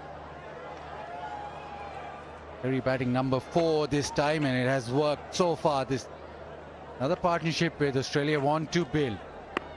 Babar round the wicket to carry. Goes back, pulls it around, and that'll fetch him just the one. But the ability to get onto the back foot quickly. The partnership 50 now.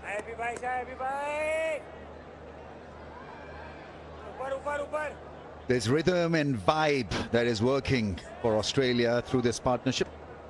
Coming at a good pace as well. This was supposed to be a tough pitch to bat on, but he's been so comfortable, especially playing spin off the back foot. Watches the ball closely. There's a good method, good skill level. Engaged. Babar still wicketless.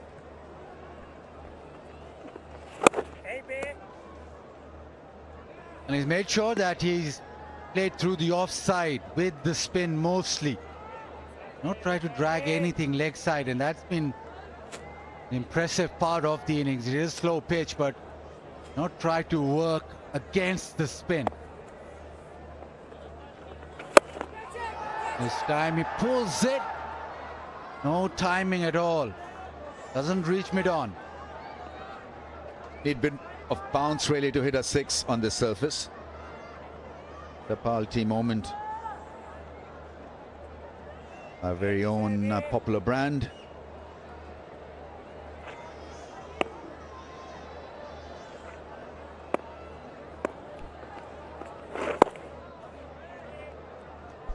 I think you need to be mentally prepared to be a workman-like sort of person out there, or your endeavor has got to be basic stuff, not look after the big shots, not worry about the big shots, just stay at the crease. Perry tends to do that every now and then, but otherwise it's matured batting that is needed. 98 for 2.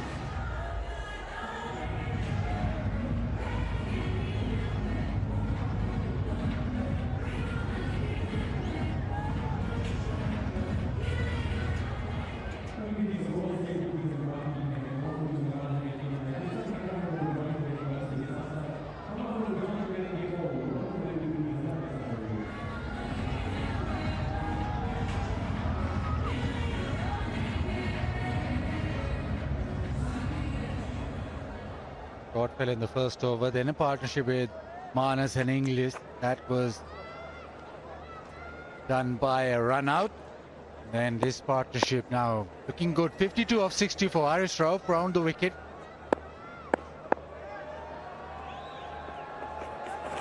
Bowling! Ball sails back in. Harish Rauf hits the timber. That's the advantage that you have with Harish Rauf. Every now and then he produces a beauty. This really was a terrific ball round the stumps, angling it back into the stumps, and Carey there hustled. Courtesy a pacey ball that came back, good seat position and hitting one of the cracks, and an extravagant movement back into the stumps and leaving a huge gap between bat and pad was Carey with a drive, and it's Harish Rauf with a leap of joy. 19 he got of 32, partnership broken, 98 for 3.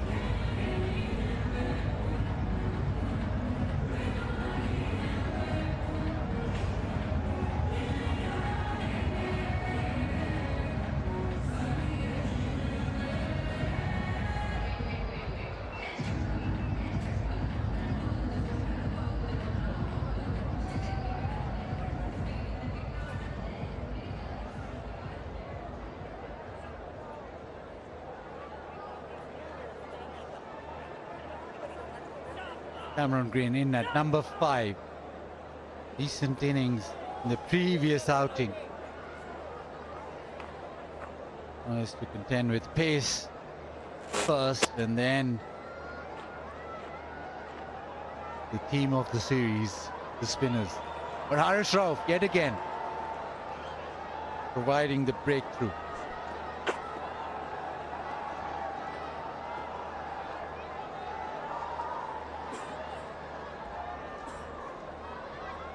Round the wicket, got the ball to nip back to the left-hander. Now he's back over the wicket.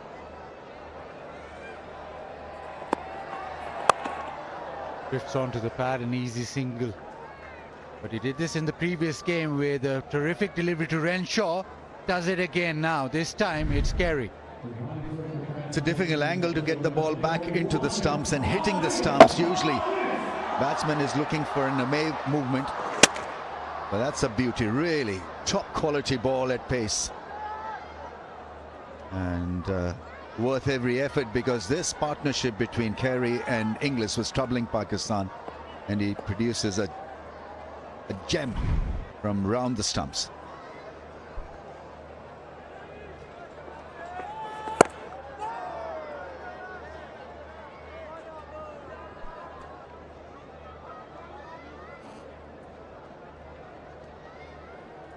Super Asia, inverter air cooler, बर्फ जैसी ठंडी हवा saving के साथ.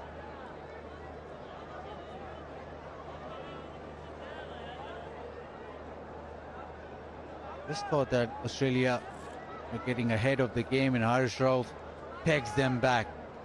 Important that Pakistan keep on taking wickets. That projected score comes down.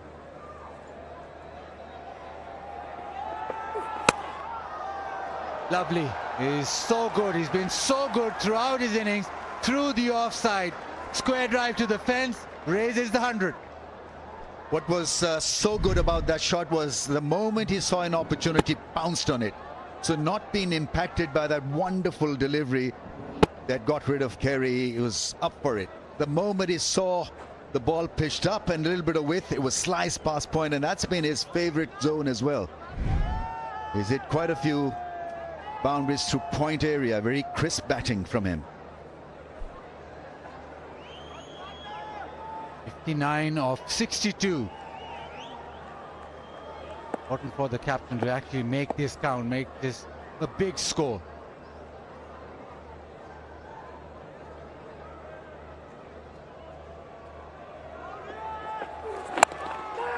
Drags his length back. That's probably the length that also should persevere.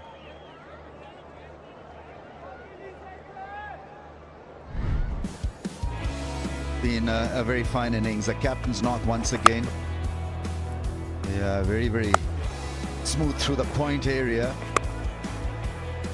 And very good against the left arm angle as well. 4 and a 6 of the first 2 balls of Arafat Menas, and then using his feet and surprising the spinner every now and then with neat footwork. Plenty of good shots through that square area on the offside. Good cutter of the ball, shot fellow, packs a punch.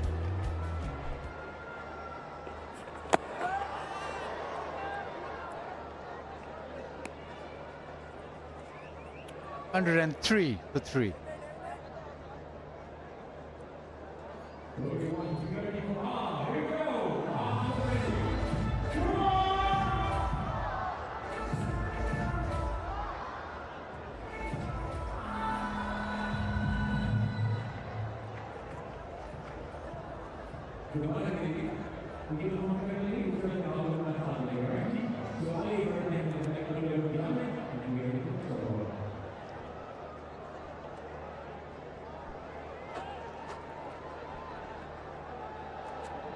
Change up the order. English himself coming in to open, and so far that has been quite a move. 59 off 64. Babar has just gone for 9 off his 4 overs. One spinner that has held his own. And he'll keep attacking that front pad, try and get Cameron Green forward. And with the carom ball and then the googly too.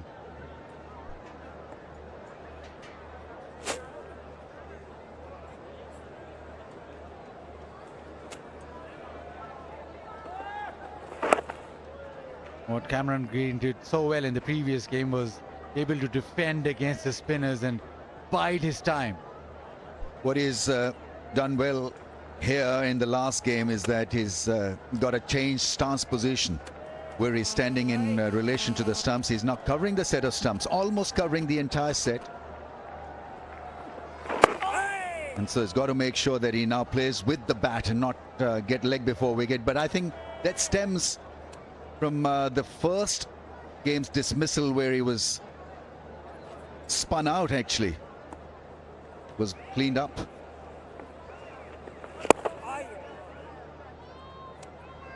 So with that stance and where he's standing in terms of the stumps, I think he will have more a bat engaged rather than being a bit iffy whether to play with the bat or pad. I think with that technique, it's got to be bat first almost every time. That's gone through the gap. Last time they played this shot, it was a run out. This time makes it quite easily for the second run. Yeah, look at where he was in terms of the stance position. He was way outside that leg stump, almost on that leg stump, and he showed the set of stumps, and he was done for that beautiful spinning delivery by Arafat Menas, and he's made that adjustment, and so far so good. 105 for 3.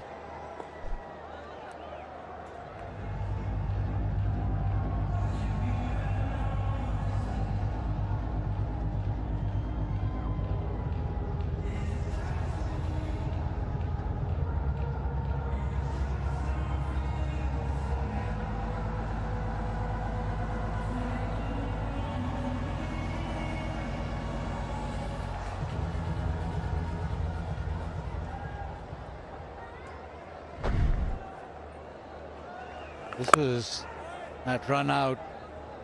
Manas racing back. English looked up and he was almost right next to him, the direct throw, but if there hadn't been a direct throw, it still would have been out. Pulled away, timing's brilliant. And that has just skidded off to the fence. Making use of the pace, Inglis is playing a great innings here. 63, he is now off just 65 balls, and every time the ball has been in his range, he has put it away. This time shorter in length. Haris Rauf, that's not the ideal length to bowl on this surface. And the placement once again was brilliant. I mean, that's where he's been so good, placing the ball and hitting the ball without much anger.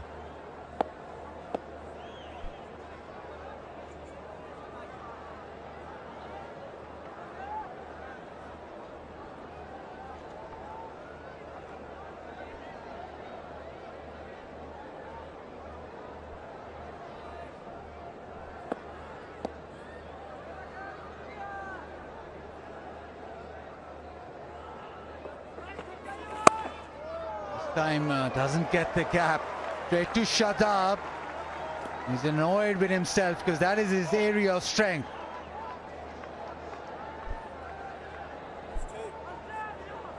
Pakistan need to up the game in the field. ODI cricket can be demanding compared to T20, that is. And so your fitness levels are checked and your focus is also got to be top quality. So this is an important phase of the innings. Australia trying to get to possibly a 250 plus score here. Pakistan need to feel well to put pressure on them.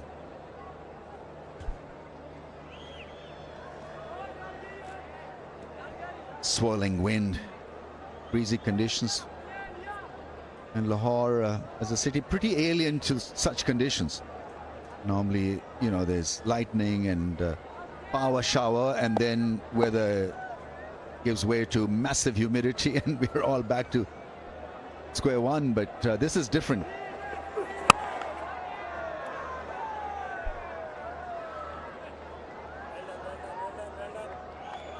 Your chance to win a Vigotel smartphone. Scan the QR code or download the PCB Live app and sign up now for a chance to be a lucky winner.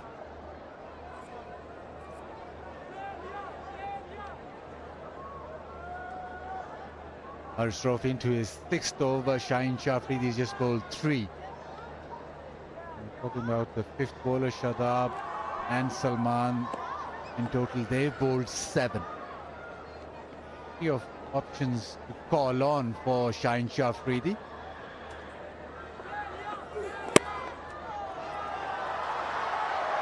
Look at this phase, and you want a wicket, so who would you think can provide you a wicket? Brar is bowled well. Is Arafat Minas, when does he come into the attack? Well, we talked a great deal in the comm box about his technique and what he needs to do. I think he's just a full toss away from picking up a wicket, because he's bowled all those magical balls and without much result and much success. Maybe a full toss, a rank full toss could do the job for him. You don't really have to bowl a great ball to pick up a wicket in white ball cricket.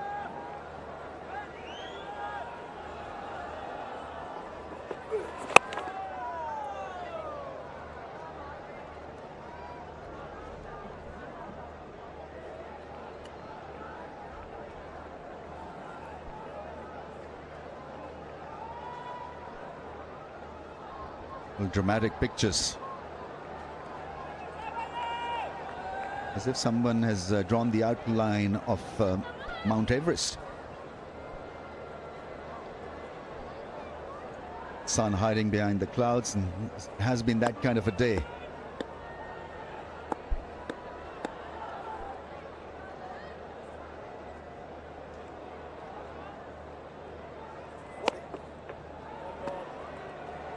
I've seen this a few times now.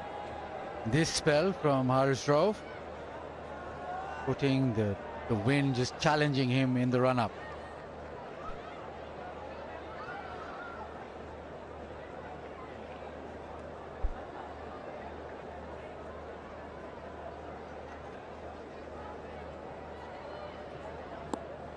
Yeah, I mean, that is a tough one for any fast bowler. Whether bowling with the wind or against the wind, you can be thrown off your paces. The outside edge found, but that'll race away. Pace from Harsrof, but concedes the boundary. 114 for 3.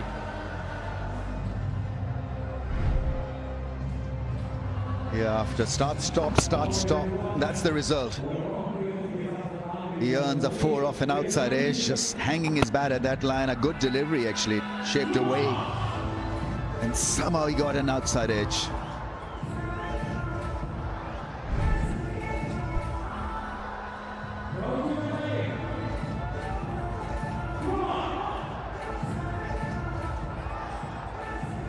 PCB Live. That's all the live action and highlights of the Pakistan versus Australia series here, and download the PCB Live app from Apple and Google Store, or log on to live.pcb.com.pk. Brars bowled 5 overs for 11. Now a change in bowling. Arafat Minhas back in the attack. English put pressure on him straight away in his first spell. Starts off nicely, but again, back foot is the way that English has played.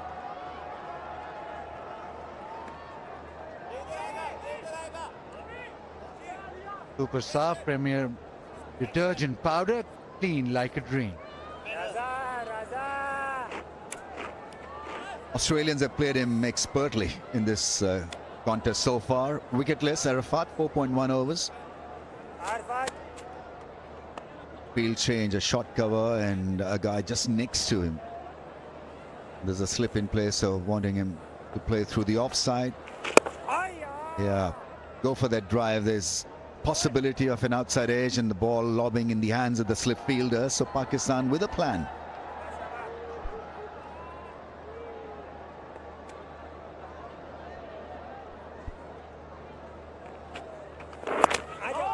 Nicely bowled, just varying the length slightly. The pace is up 92.4.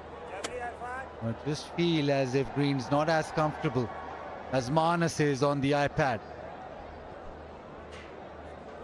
You are allowed an iPad in the dressing room.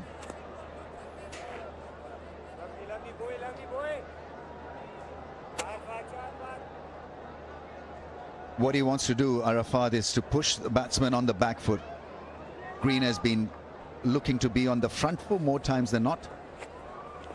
Oh, that's a beauty. That's missed the stumps and pitched outside the leg stump as well, I think. That's gone and hit the fence. It's been given as 4 leg byes. Thinking, conferring. What is the keeper saying?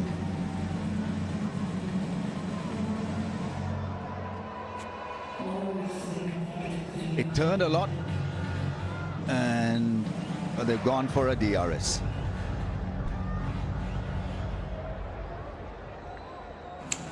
TV umpire to director. We have a player review for LBW. Original decision is not out. Bowler's feet checked. It's a fair delivery. Spin vision when ready, please.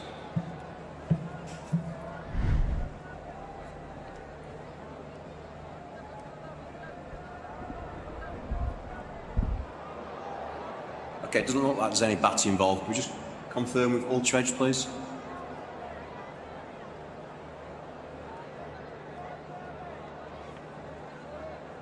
Keep it rolling through, please.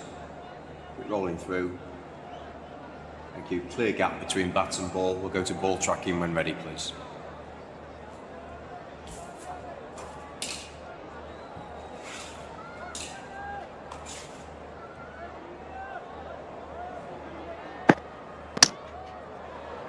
Pitching in line, impact in line, wickets is umpire's call. Kumai can stay with your original decision of not out.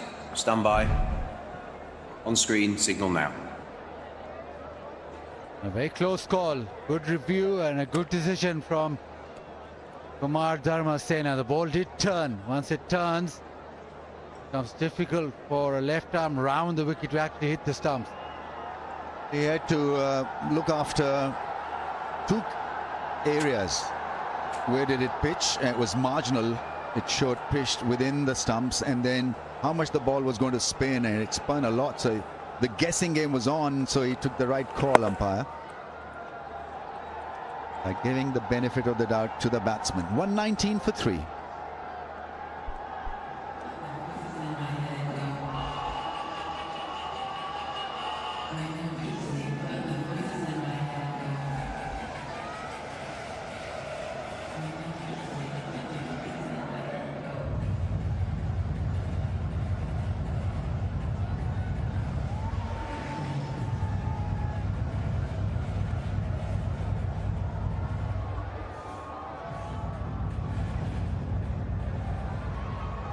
Has yet to make an impact with wickets.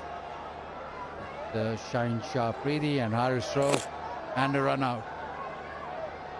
Well from Shaheen Shah Afridi now. He's replacing Haris Rauf round the wicket to English. Can he get the ball to steam back in or cut back in? English tries his luck and he's gone. Farhan takes the catch.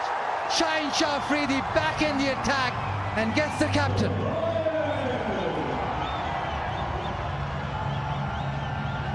He wasn't comfortable driving the ball, Inglis. At home, cutting the ball and playing from the crease and attempting a shot through the line over the infield. And it's Sabzada Farhan once again at mid-on who forces an exit for Inglis, but not before playing a very good innings of 65 of 71. Australia lose their best batsman just at the wrong time, 119 for 4.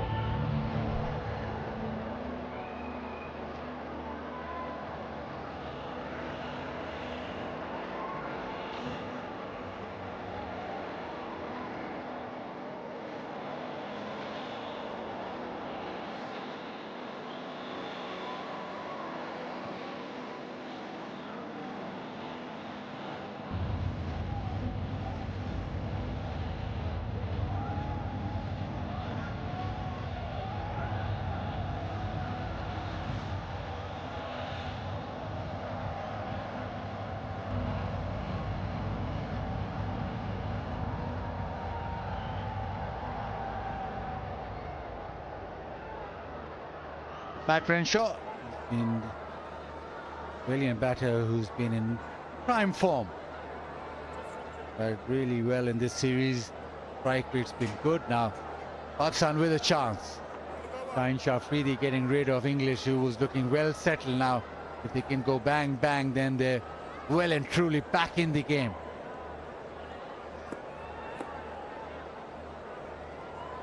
Not mid wicket in place. And just tailing back, turns away leg side. We'll get a single, but Pakistan getting wickets and pegging Australia back. Driving the ball on this surface can be difficult. I think he tried to hit it just a little too hard and lobbed it to the man at mid-on, and he took it gleefully in the end. There you see the bat turning in his hand. Yeah, he's just cross with himself because he had so many other options. First ball of a brand new spell from Shaheen Afridi, and he went broke. That's the kind of shot that you should be attempting on this surface. Look after the timing bit, not worry about hitting the ball hard.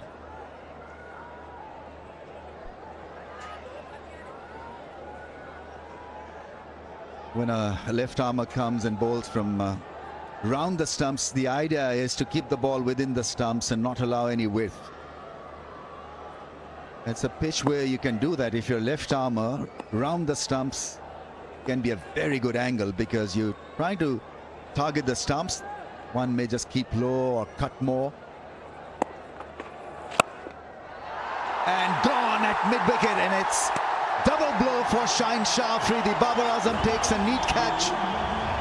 And this game is certainly turning in favor of Pakistan. Couple of massive blows. And Australia are on the back foot. Green, their middling one, but straight to mid-wicket. Yeah, hit it well. The timing was good, but it was in the air and the fielder was placed for that purpose. Went swiftly to Babar. He didn't make any mistake. Shaheen Shah Afridi. 2 wickets in the over. And the match changes. Cameron Green out for 720 for 5.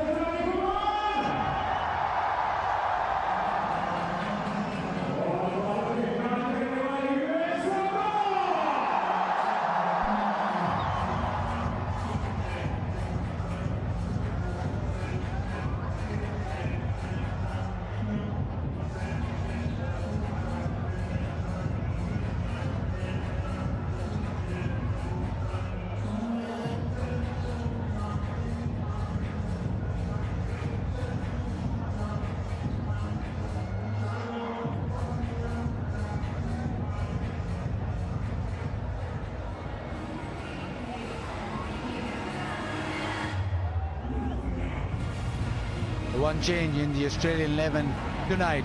Cooper Conley brought into the side Pretty decent with the bat, mainly for his left arm spin, but they're in a spot of bother now, Australia. 98 for 2. Now they've slipped to 120 for 5.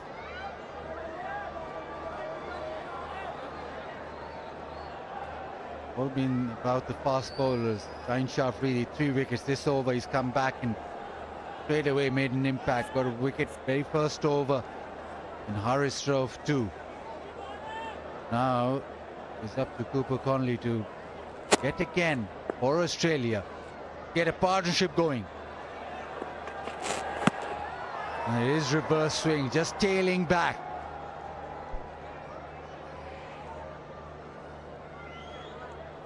The kind of pitch where wickets can go down in clumps. And they seem to have timed it well, but straight to Babar Azam, who made no mistake. Well-appointed mid-wicket fielder. Playing with hard hands, that bat in front of the front pad, no control. And Cameron Green made an early exit.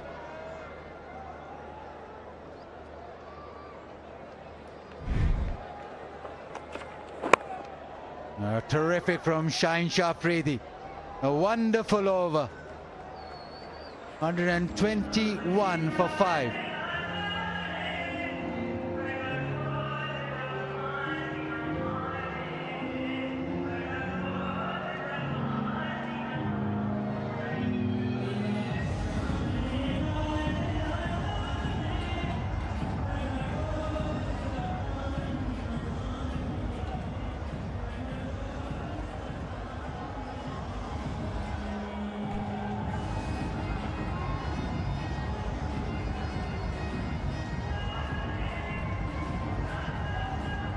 English 65, he's been dismissed. Cameron Green coming in at 5, he's also gone now. It's up to Renshaw and Cooper Conley. Brought back in the attack, he's bowled well. 5 overs, just 11, and Pakistan now just on a bit of a roll. Partnership's broken, they've got back-to-back wickets. Just make sure that they keep this pressure on. Round the wicket abroad.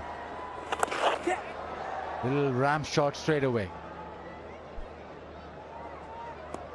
How can Australia wriggle out of this situation? I think that's the big question now.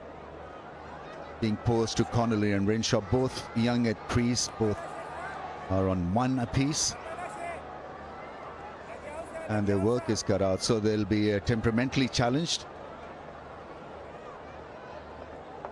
But you've got to have a good solid game plan based on what you can produce, and also look at what is before you, in front of you, and then react.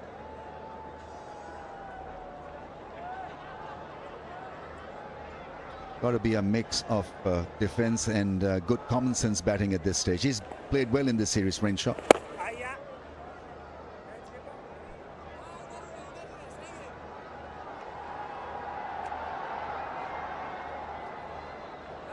Look at how quickly it's gone down for Australia. 46 for the second, and then another partnership. But the last 2 or 3 wickets have gone down in quick succession. Fourth, 119, fifth at 120, third at 98. That stat shows that it can be tough getting used to the conditions when you walk in at the crease. And it's been the fast bowlers for Pakistan who've worked. Harris Rauf and Shaheen Shah Afridi.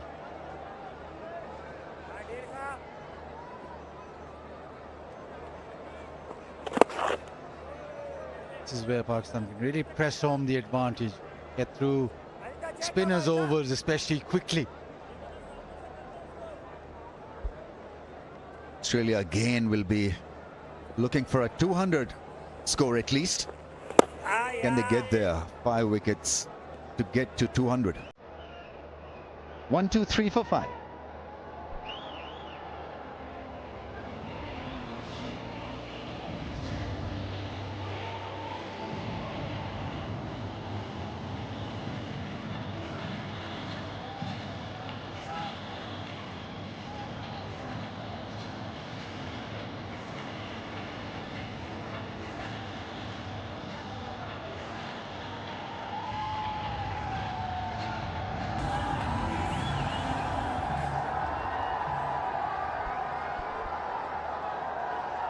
Shaheen Afridi is having a very good game. The main destroyer, 3 wickets.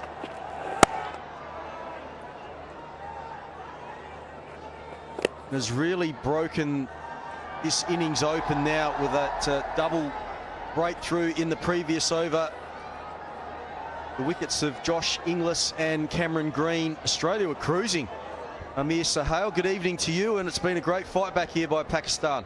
Yeah, that over from Shaheen Shah Afridi changed the complexion of the game. Not the first time. He has forced the batter to mistime the ball on a delivery, which was back of the length, not a lot of pace, hence an error. Full toss worked away. Couple of runs for Renshaw.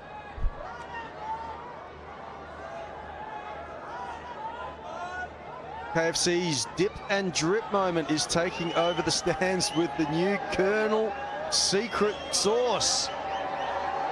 Dip and drip, Amir. What are you trying to suggest here?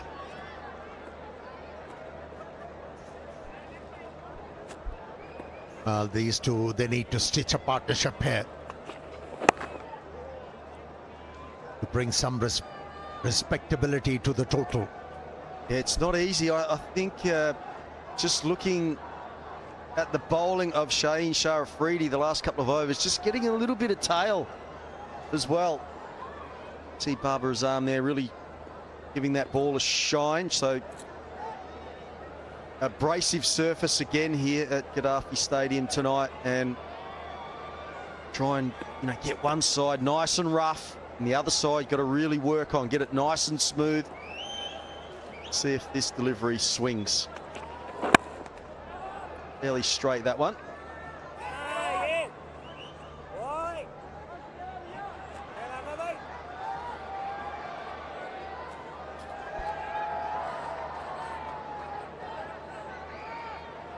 Australia will be hoping that Matt Renshaw continues on his form. He's had a terrific first 2 ODIs. I think he's been Australia's best player, along with Josh Inglis.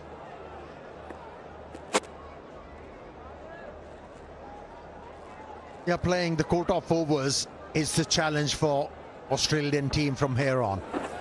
Oh, good delivery. Very good delivery from Shaheen Shah Afridi. Holding its line.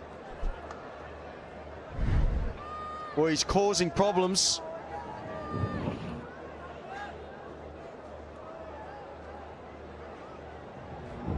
Past the outside edge. Just dying again. Another indication of the low, slow surface. I like that from Pakistan. You can see them really working on that ball, shining it.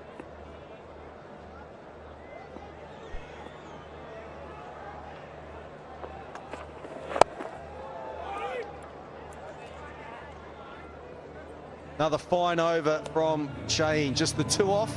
125 for 5.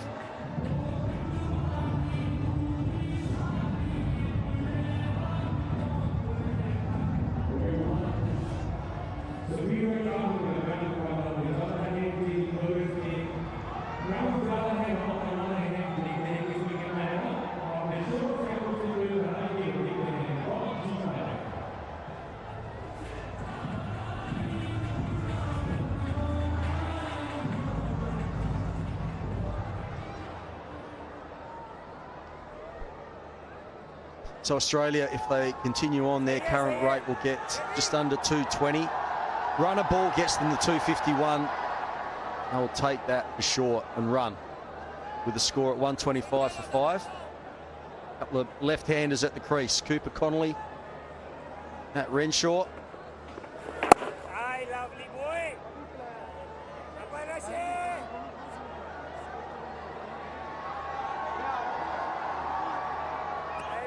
Very tidy figures from Babar so far in terms of runs given away, just 13. He's into his 7th over.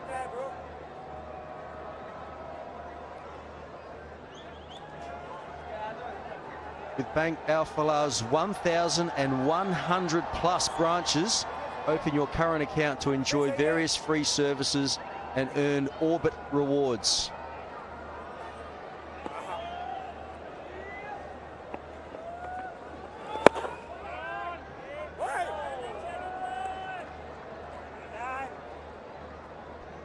Yeah, apart from English, no batter has been rewarded here. Such a challenging pitch. Not a lot of pace on offer. How many times we have seen a batter mistiming the ball, edging the ball. Only one notable performance so far. Edge taken. And it's the informed batsman not reading the googly. Tried to hit the ball through extra cover. Only managed an edge. And once you nick the ball and Salman Ali Agha is there, you start walking because he's safe as houses in that position. Eyes on the ball. Grabbed it quite nicely. Geez, he moved late, but straight into the hands, no problem. Shoulder height. And that is another huge breakthrough for Pakistan. They are right on top now. The in-form Matt Renshaw has to go for 4. It is 126 for 6.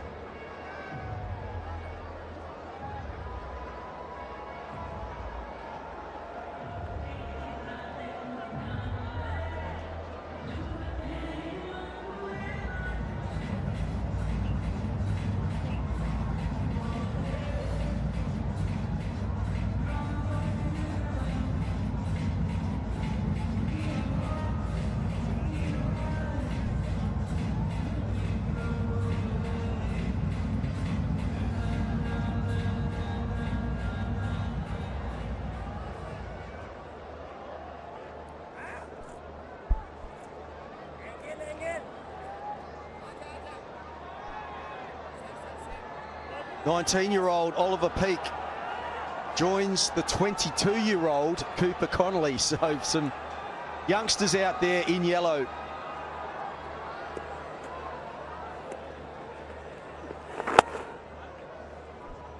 We saw the glimpses of his ability in the last outing, especially during the last over of Haris Rauf. It's 126 for 6. Yeah, very full delivery, and Matt Renshaw just playing for a little bit of turn. Skids straight on. Reduces the edge, and Salman Ali Agha just standing very close, actually. In the end, takes a sharp chance.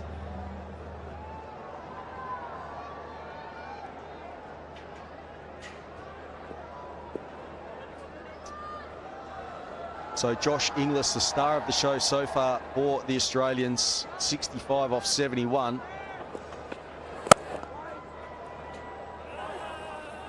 And no one's really gone with him.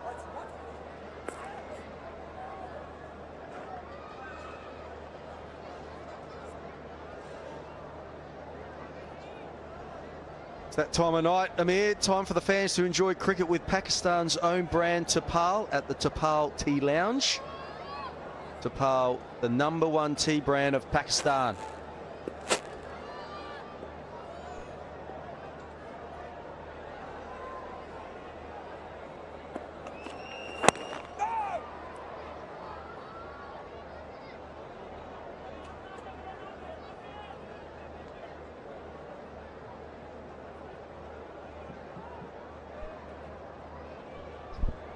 So as I mentioned, a couple of youngsters at the crease for Australia, and if Pakistan can break this partnership, then they are a huge chance, I think, of dismissing Australia well under 200.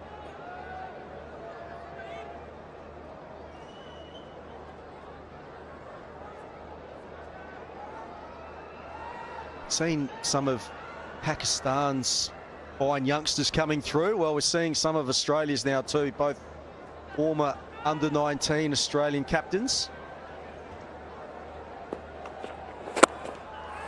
There's that swing.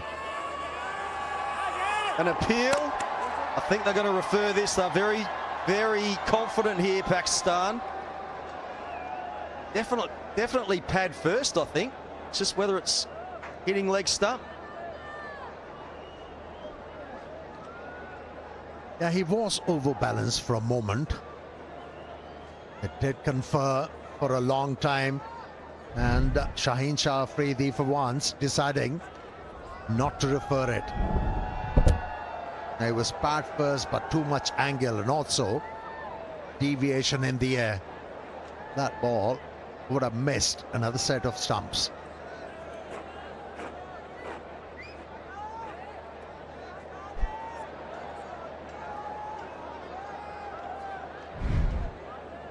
Yeah, definite pad first, but they just felt they needed the umpire's finger there for maybe umpire's call. Very full delivery, hit very hard to deep point. Well, a couple of deliveries ago, here's that decision made, and yeah, missing leg stump by a couple of inches. Right. Initially, they were very confident, weren't they? So they had a bit of a discussion and decided not to go with it. Good decision. Yeah, all good for Shaheen Shah Afridi. He's been overly criticised for not bowling fast.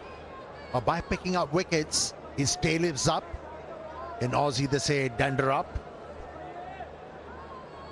And he's bowling nearly 141 kilometres per hour. That's encouraging. And this boundary is encouraging for Australia. Too much angle once again on that delivery. Use the angle quite nicely, Peak. Yeah, when you're bowling at a reasonable pace, and if you get a nice deflection on it, it'll get to that boundary fairly quickly. See Peak really camping back on his stumps there, happy to play off the back foot. I think that last game where Ollie Peak ended up, I think he made 31, just giving him some real confidence that he can perform at this level and contribute. Although he's coming in each time he's batted, he's really in tough conditions. Lets that one go. 131 for 6.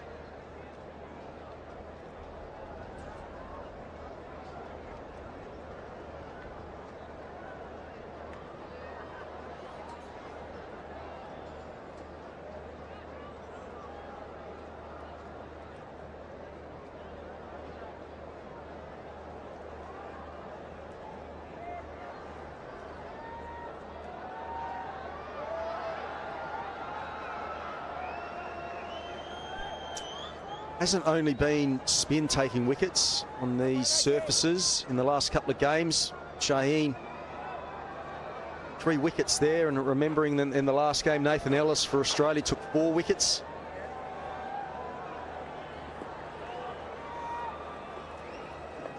Bowled. Top of leg stump. He's gone right across his stumps, trying to get it away fine. And Pakistan get another wicket, 7 down. He tried to be cheeky, had to pay the price. Moved outside the off stump. He was aiming to hit the ball finer, missed it completely. And Abrar is complimented his captain quite well. He has picked up 2 wickets now. It's 131 for 7 and time for Pakistani fielders to have a drink.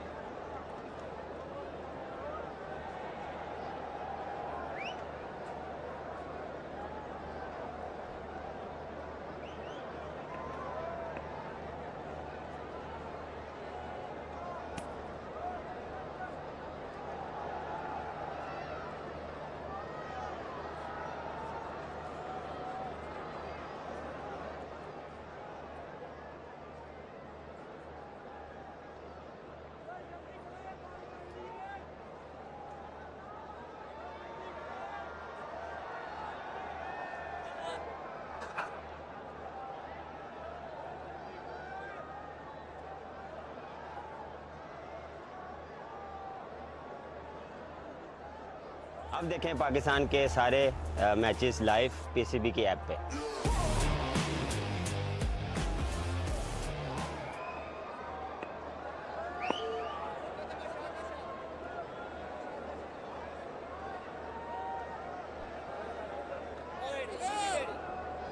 .131 for 7. The players have just taken a drink, and time for the Australians to try and have a discussion and work out how they are going to get this total up a little bit in all sorts. Matt Kuhneman is the new batsman to the crease, joins Ollie Peake, and Abrara's got sensational figures tonight into his 8th over, and he's got 2 for 14.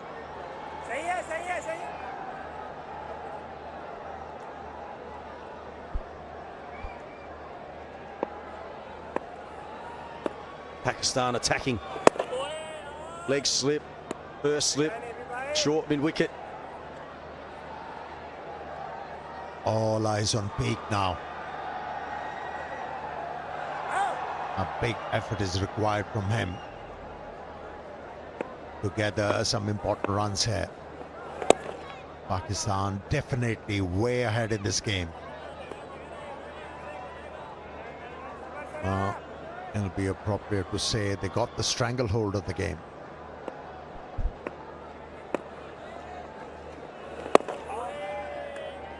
Australia were 2 for 98.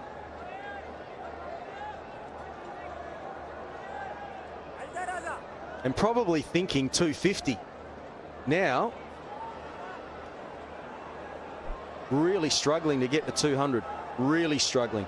Still lots of overs to go.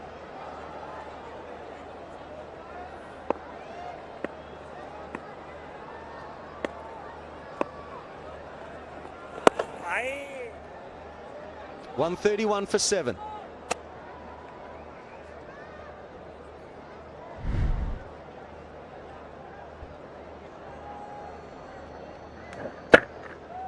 Yeah, he was to make sure that he gets some sort of a contact. I wasn't there. I had to walk back.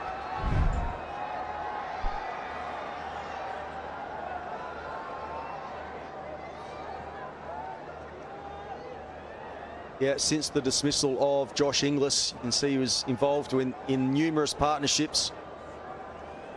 And then it was the reintroduction of Shaheen Shah Afridi, and he had both his men up, and Josh Inglis went to take him downtown, hit it over the top and hit it straight to mid-on, and ever since then, bang, bang, bang.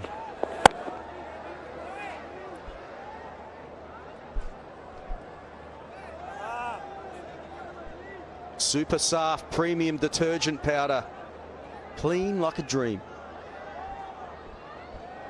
And soft thinking was shown by Shaheen Shah Afridi. On a surface like this, when you're defending the spinners, you are forced to play with a measured approach. You see a fast bowler introduced as a batsman, you start to back yourself. Okay, here's my opportunity to score runs.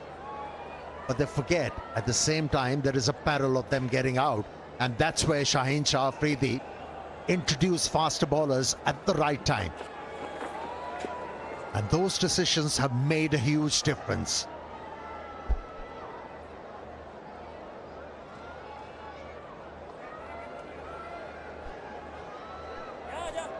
Shaheen Afridi in his last 10 ODIs. Very good economy rate. Very good average, and he's a genuine wicket taker. He really is. That's one thing you can say about Shaheen Shah Afridi. He swings the new ball up front, but he can come back and take wickets with the old ball as well.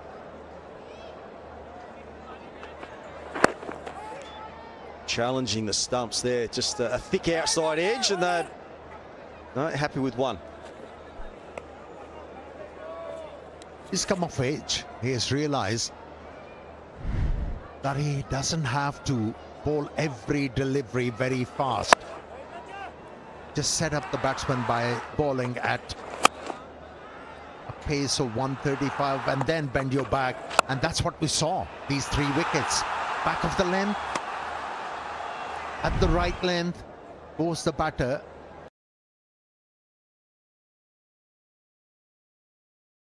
making mistakes.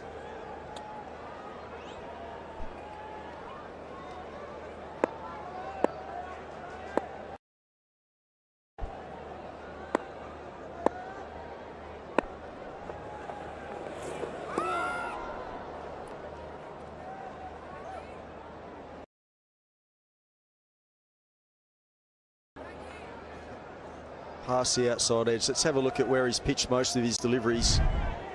Shaheen Shah Afridi. We know that he bowls nice and full, especially with the new ball.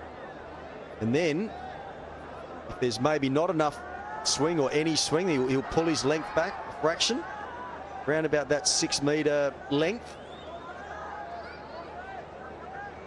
But again now, the ball is just tailing a little bit. Bit of reverse swing, so he goes fuller again.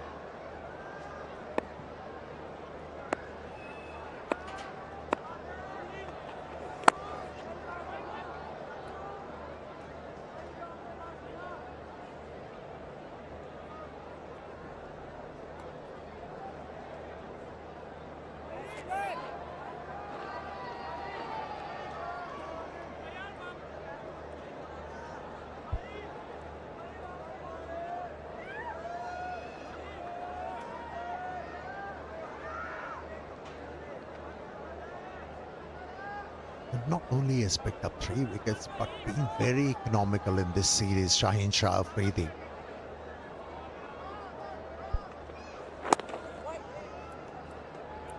Bowls a new ball, bowls in the middle overs, and also in the depth of the innings. 134 for 7.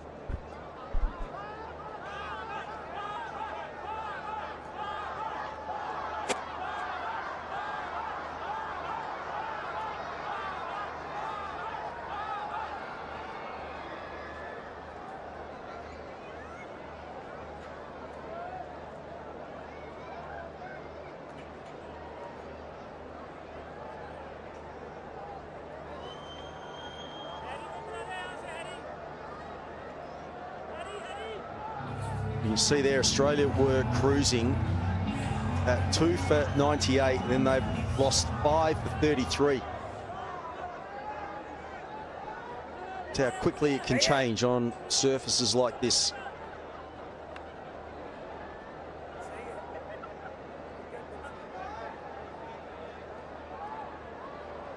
Babar's got 2 overs left.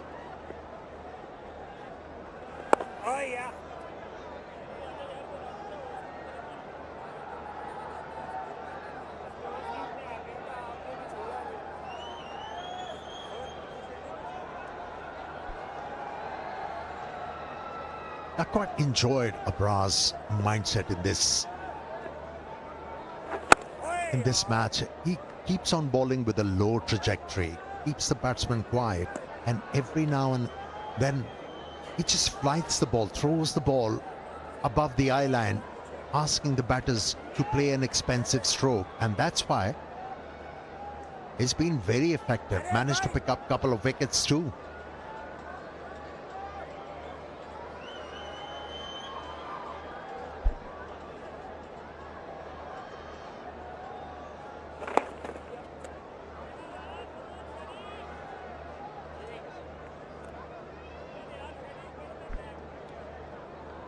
The Inverec Solar Energy, Pakistan's most trusted brand.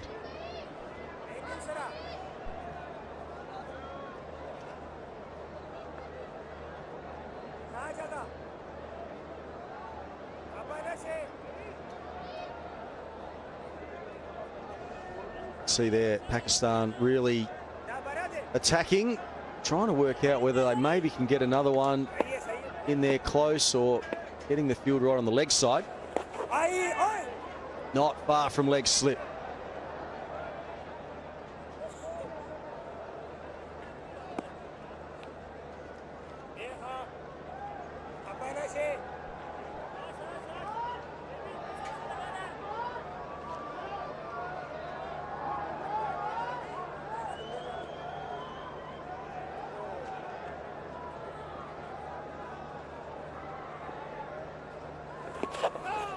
Oh, he's missed out there. Ollie Peak, that was way down the leg side and a half volley, and he just missed out, missed contact. Now there was that flighted delivery of the over from Babar Azam. Nicely defended. 34 done, 136 for 7 Australia.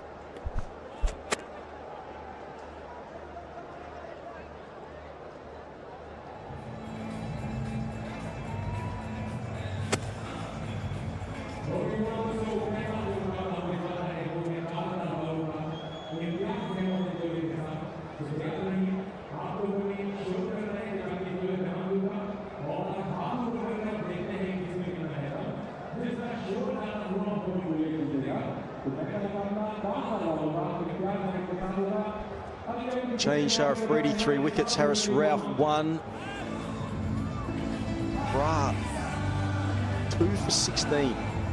It's the 1 over left. So getting wickets, and also the Australians can't score off him.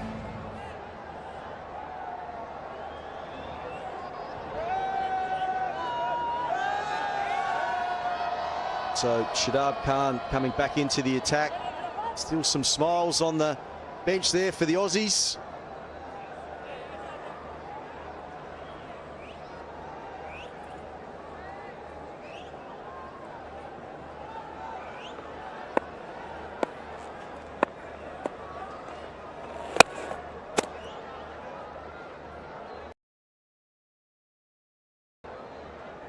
That's what Kuhneman's got to try and do, is just try and get Ollie Peak on strike. He's the last recognised specialist batsman out there, even though he's only 19 years of age. Very inexperienced at this level, but he's got to try and guide his national team to a respectable total.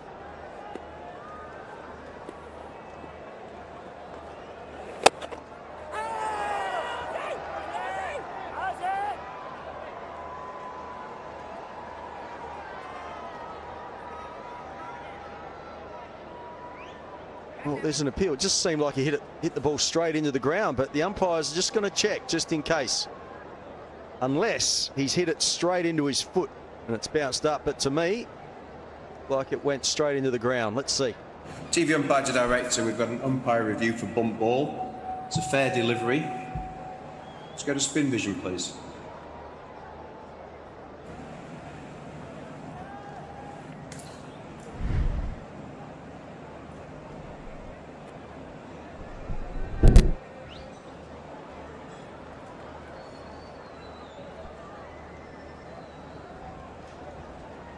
Okay, I'm going to need to see another angle on this back covering that. It's clearly hit the ball. Anything from front on, please?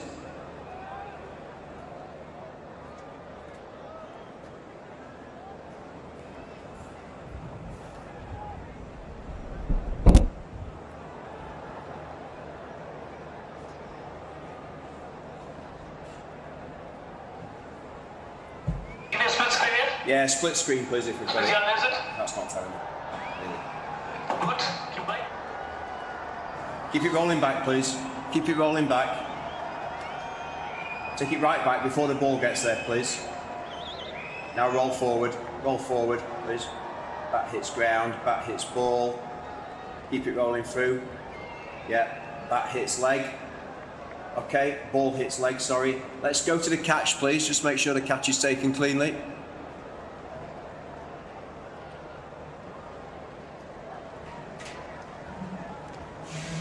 Thank you. Ready with my decision for the big screen.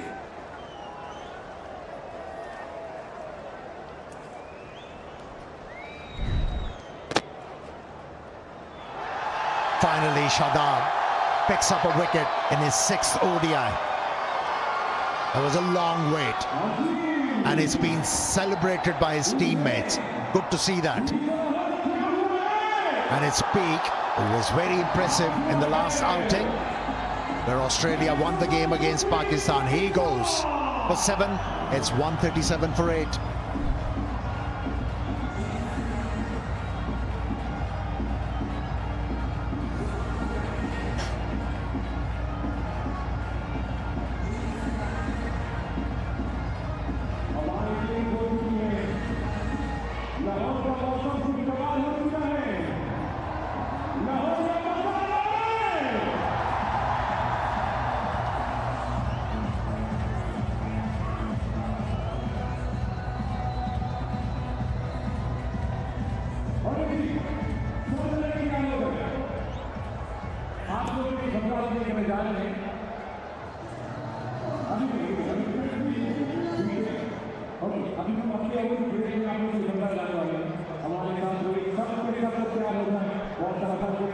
37 for 8. Adam Zampa.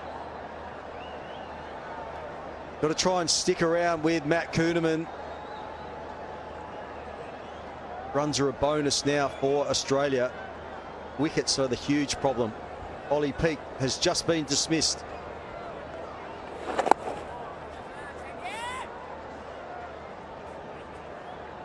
So Shadab Khan back in the wickets again. It's been a while. 6 innings without a wicket, so he'll be much relieved.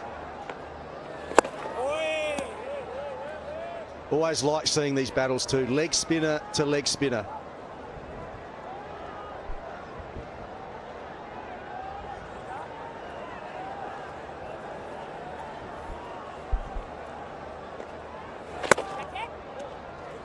Two wrong-uns in a row, but seems like Adam Zampa picked both of those. He's off the mark. Here's that dismissal. Well, live, I just thought they went straight into the ground and bump ball, but he inside edge onto the back of the leg and just popped up for the wicketkeeper. Well, the wicketkeeper had the best seat in the house. You see, there was edge involved and hit the boot rather than the ground. Game awareness shown by the wicketkeeper. 138 for 8.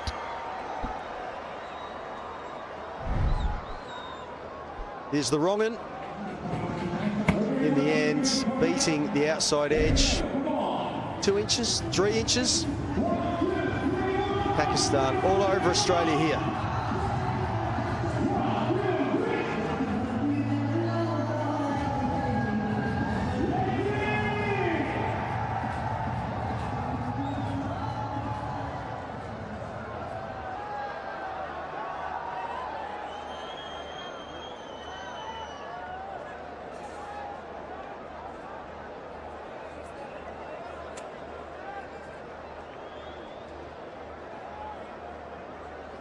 A windy day all throughout and the wind just picking up again. Australia 138 for 8. Pakistan with a louder chirp, a spring in their step, and because from 98 from 2, Pakistan now have Australia at 138 for 8 in very quick time.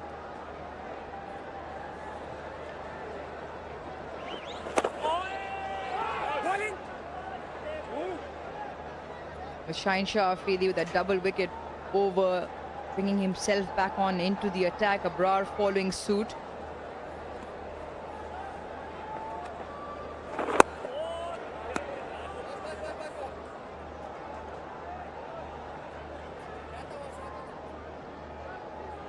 Well, if you're looking for a royal lifestyle, this is the place to be. Kingdom Valley would be your next destination.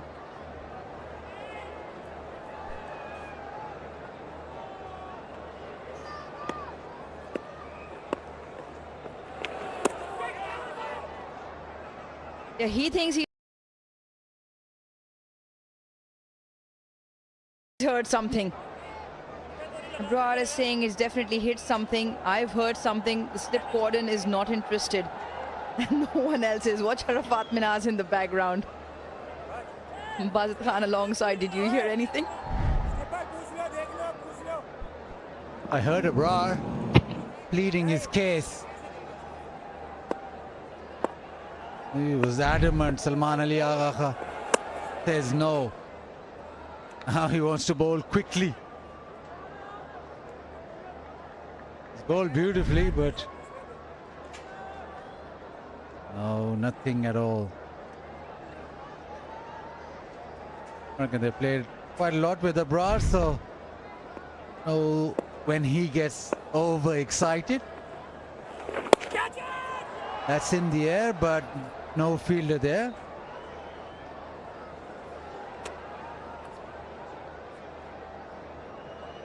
All right, then, important for you to keep your skin protected, day or night, whatever it might be. Rivaj Shield moment. SPF 60 sunblock. Last ball of his spell now for Babar. The wrong one pitched up.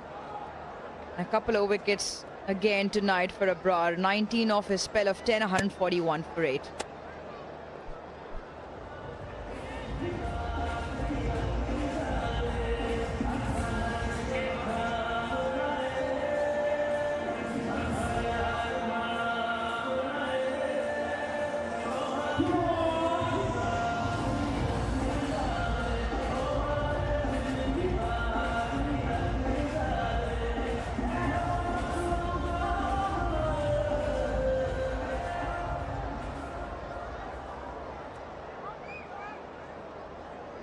Three wickets to the spinners and 4 to the seamers. So the tilt is just shifting. We saw 9 wickets by seamers in the second ODI, which was the first in Lahore. 5 shared between Rauf and Shaheen Shah Afridi. 4 with a match-winning performance by Nathan Ellis. Now Haris Rauf into his 7th.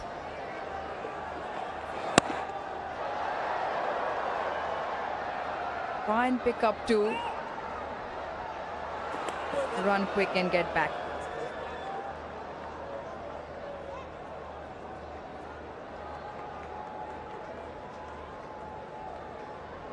Shadab back on the field, and he reckons that if it was a direct hit, he was in business.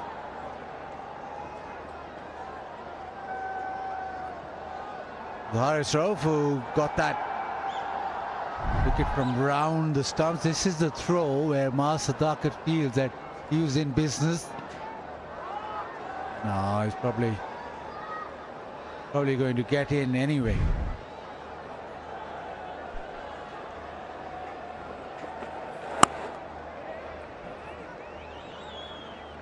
Australia will look to do that.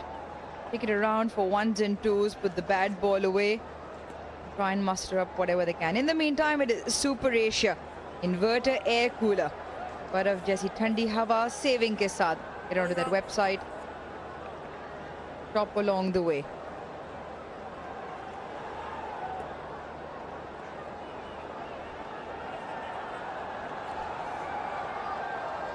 And well into the bowlers now. Kuhneman and Zampa have to come out with some sort of reply with the bat. Provide themselves to come out with a total to bowl at.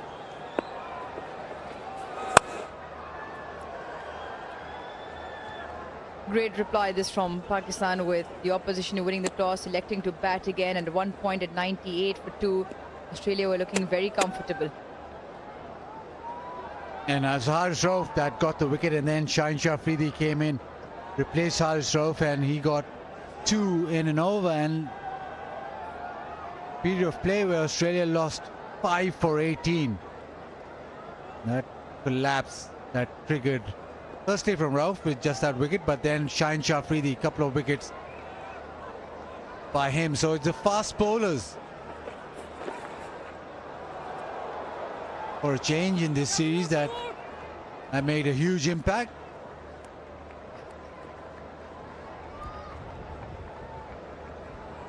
When you prepare dryish pitches, then that reverse swing, a little element of ball hitting the crack and seaming back in has come into play. Haris Rauf, when he in the previous game dismissed a left-hander with the ball seaming back in.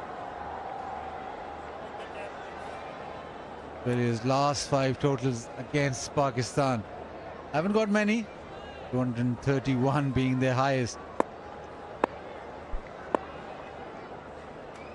That was the previous game. So no 250 scores in the last 5 for Australia, and looks highly unlikely tonight as well, with 4 runs and over. At the moment they get to 200 on the dot. Now we saw in the previous game that was just enough. Well, you can never keep him out of the show. Very, very animated, whether it's on the field, whether it's his exploits with the bat. Seems to be enjoying his role as one of the senior members. And most of the times has a smile on his face, so those are really good signs. Yeah, they go a long way back. Good mates, those two. And once again, that tail, that reverse, because of the scruffy, abrasive surface, the ball does tend to just tail back in with the reverse towards this middle period, towards the back end.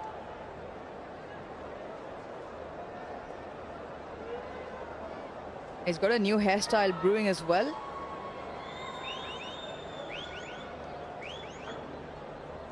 It's still in its developmental stages. The complete outcome is yet to come. Allowing the hair to grow slightly at this point.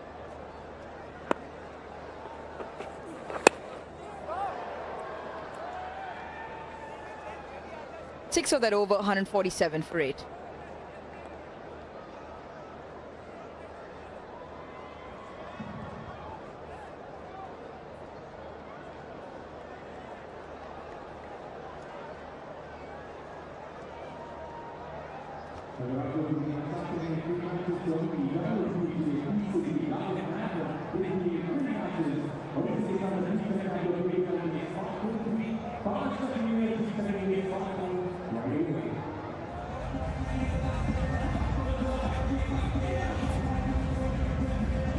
A couple of games that stick out in that are those in Perth and Adelaide, where back in 2024,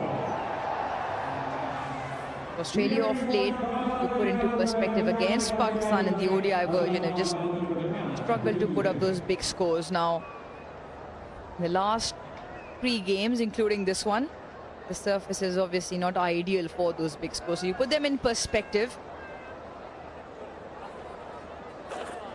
This game important because it's the series decider. Pakistan got the better of Australia when Australia were here in 2022 in that ODI series.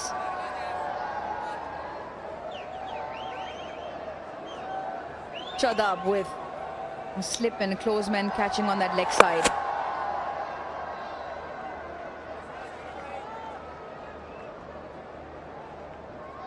Well, Mike Hesson, after that second game in Lahore, which Australia did get the better of Pakistan,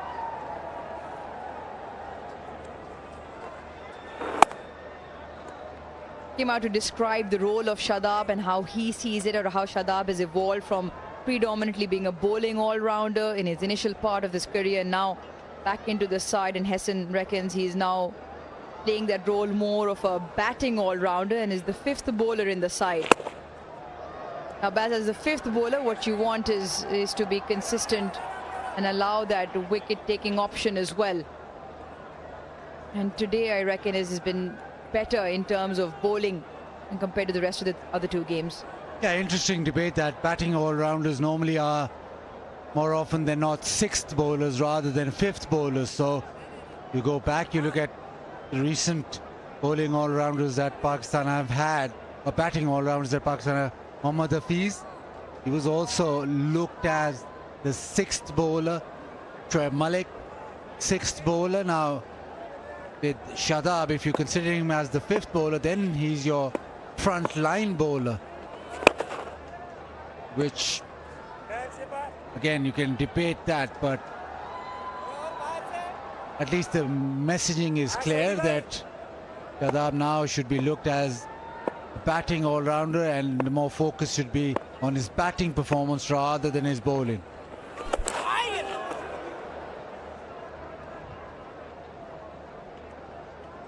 Yeah, at the moment, I'm not quite sure if the communication is very clear.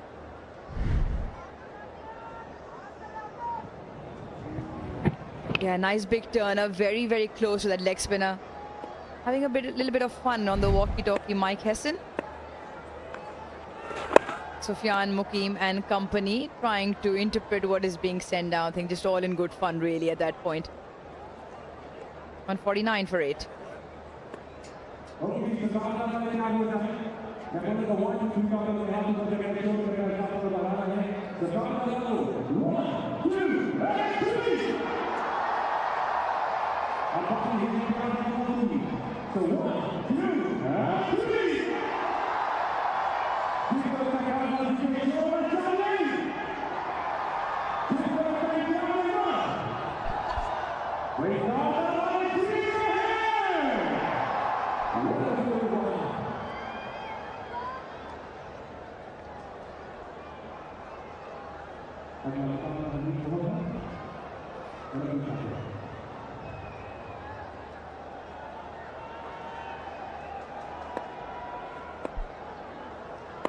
Shaheen Shah Afridi to continue.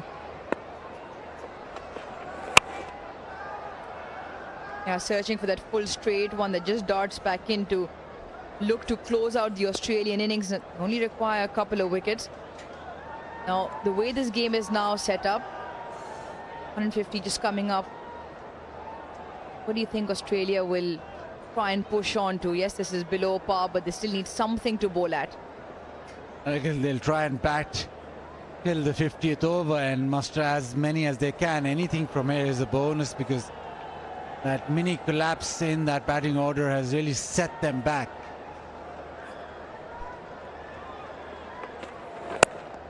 This is a difficult surface, but still you need runs to play with. The official mobile handset partner of the series, Big Hotel Mobile. Remember, Australia have strengthened their finger spinning department. They've not gone for a second pacer. Pakistan, though, have impressed with pace. Shaheen Shah Afridi and Haris Rauf. Babar Azam bowled beautifully. The wickets, though, have come from the fast bowlers.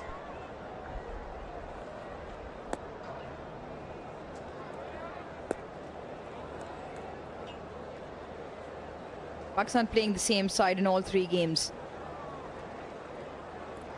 Second game, they used up to 7 bowlers, where Sadaqat also rolled his arm over 6 bowlers. That's where the debate comes in. But as you and I were discussing the utility of Shadab, who is now being labelled as a batting all-rounder from within the Pakistan camp. Quoted from the coach himself, Mike Hesson. If he's the 5th bowler, so his role of 10 overs as a complement becomes important. So these 3 games will give him a little bit of more rhythm and comfort or confidence in terms of preparation for the future. The way Pakistan structured up, whether Saim Ayub would be playing or Sadaqat would be playing, you'd imagine Salman Ali Agha will be an integral part in that middle with the bat. Will provide you that 6th bowling option, or sometimes even require 7th, who can do a fill-in job if required.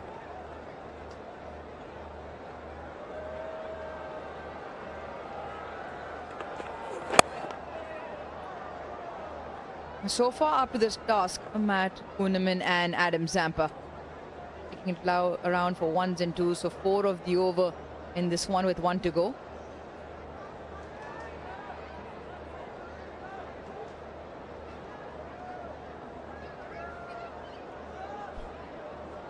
Now you can scan that QR code. It's your chance to win a Vigotel mobile smartphone.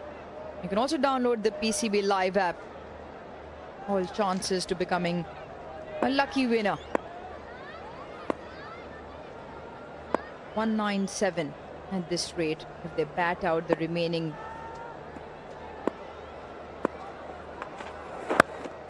Change of pace to close the over out. 153 for 8.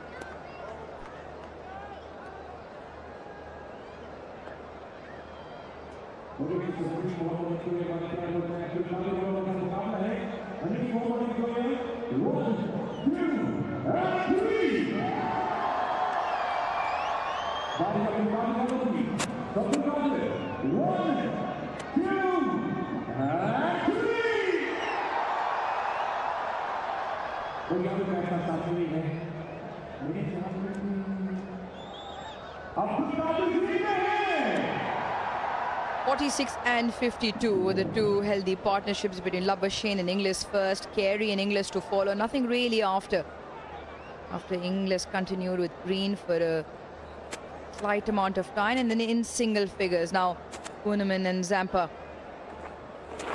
A wrong one.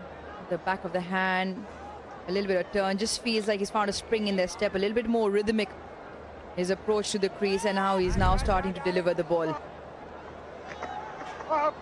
Pitching the ball up every time, good revs on the ball. A little bit of drift and extravagant turn, up to 8 degrees as well.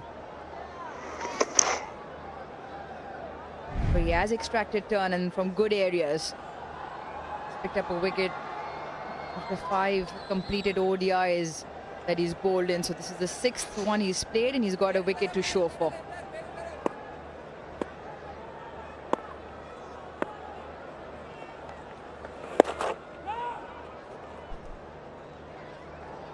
We all talked about Shadab's consistency as a leg spinner. Now he's played 3 games in a week's time, and the 3rd game now he's looking much better, landing it better and getting the ball to turn. Now Pakistan doesn't play an ODI game till October. Now in between, what does Shadab do? Will he be playing? Extravagant turn again, huge appeal, and given. It pitched outside off, turned back in sharply. Dharma Sena reckons that's out. TV umpire director, we have a player review for LBW. Original decision is out. Bowler's feet checked, it's a fair delivery. Spin vision, please.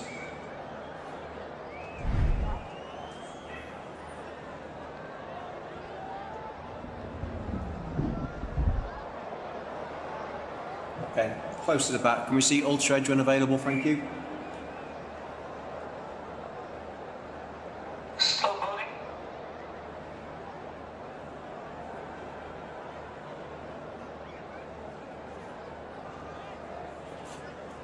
Ultra Edge coming up now. Keep it rolling through, please. Thank you. Clear gap between bat and ball. No bat involved. We'll go to ball tracking when ready, please.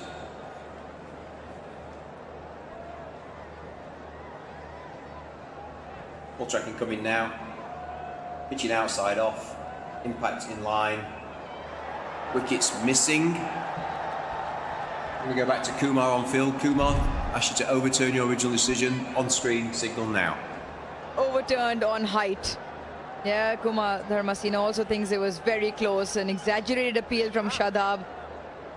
And against the run of play, height works in the favor of the batters. And that's why everyone's got a wry smile on their face. But once again, coming back to a point, landing the ball in the right area is a little bit more consistent with the deliveries through the over.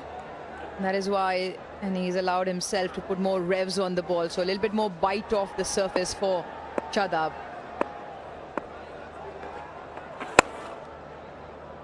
Yeah, it'll all come down to preparation again. If there's plenty of opportunity to play T20. Did turn, it did everything correctly, pitched outside off and was going in line with the stumps, just that extra bounce. But I reckon he needs to get some overs under his belt in terms of 10 overs or 15 overs with the longer format. 115, 154 for 8.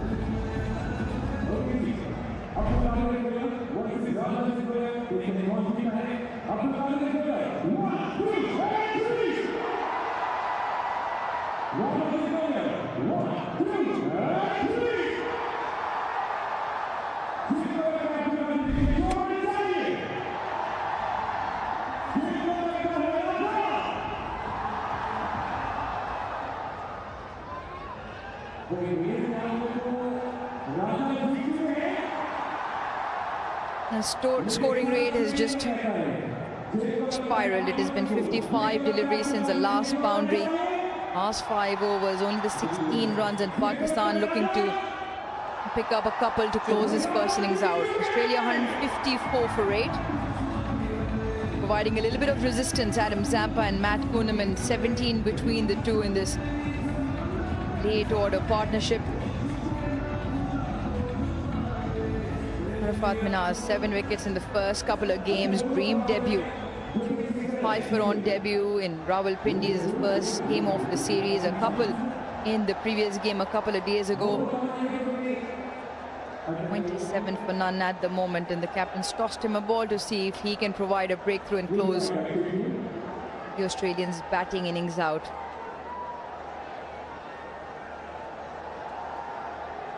See plenty of fielders now come close into the bat, so slip and 2 men catching either side of the bat, very close.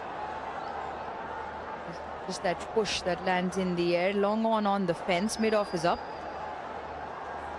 It's the other way around, mid-on is up and long off is on the fence. Bite and turn straight away. Now, Baz, you're talking about the point that what does Shadab do in the meantime? One T20 league in that time period from June, July, August September, 4-month period. It'll be on to him in terms of getting those bowlings under his belt, because Pakistan don't play white ball cricket up until October. Go to West Indies next for a couple of test matches, then August, September in England for a 3-test series. Maybe it's something what the coach has in plan. Mike Hesson, Nash Nofty obviously won't be on international duty, but maybe they stay back and work on these white ball players while the red ball teams are away.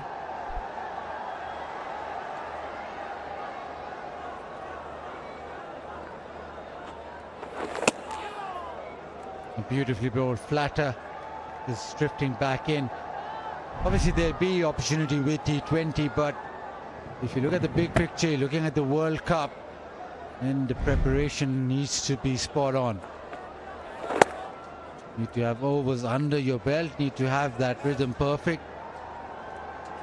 And we've seen that. We've seen in the olden days where you come into the season and first couple of games you get back into rhythm with your bowling. Now so much cricket, you need to find time to actually get yourself bowling fit and bowling ready with plenty of overs. 154 for 8.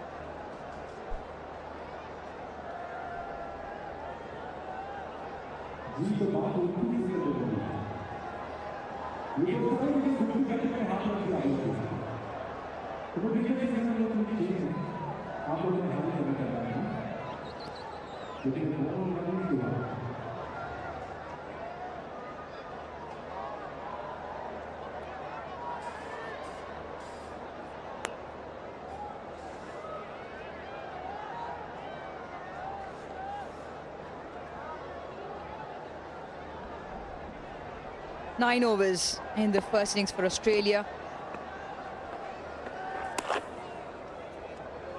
Re-bowled that Shadab. So 25 for 1 so far in his 8. Captain continuing with him, allowing him to finish his spell. Has looked the best in this game, Shadab, in terms of consistency and accuracy, and as the result, more turn for him. One down the ground. 162 now delivery since the last boundary. It's not about that, it's just about, like Baz said earlier on, just bat out the 50 overs for Australia. Maybe add another 25-30 runs, try and push 200. Remember, Pakistan were bowled out for 190 in the previous game, chasing 231. Lost by 41, so 200 and 200 about. Oh, that's it, stayed low, turns back in, and another one pegs. Shadab has to. Was the googly, and Zampa, I don't think he read it as he goes back. Yes, it did keep low, but he's been beaten on the inside of the pad. And Shadab has his second. Pakistan now closing in. It's a wonderful second part of their bowling performance. Adam Zampa out for 10, 156 for 9.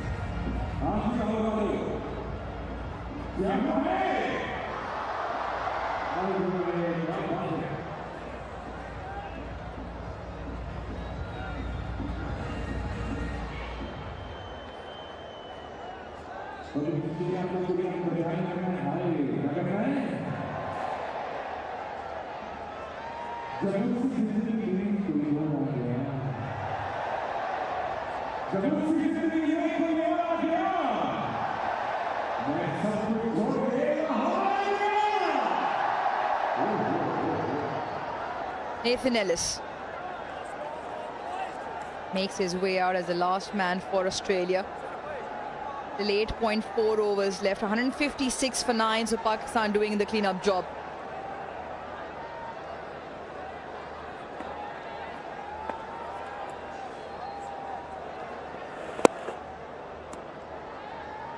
The previous one stayed low, but didn't pick it. Was the googly.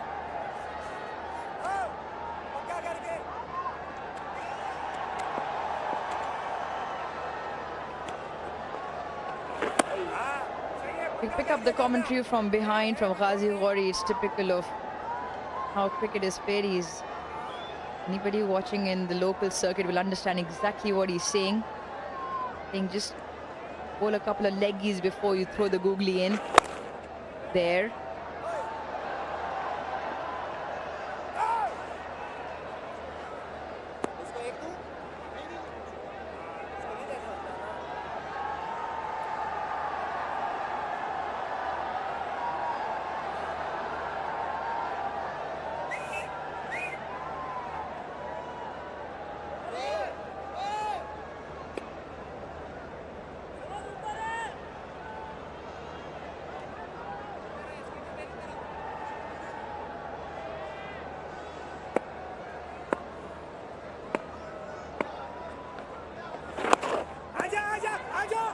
Oh, trouble, and another one.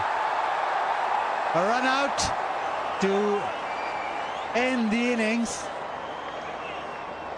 Poonam wanted the signal. TV Umpire to Director, we have an umpire chaos. review for run out at the striker's end. The best side on angle, please.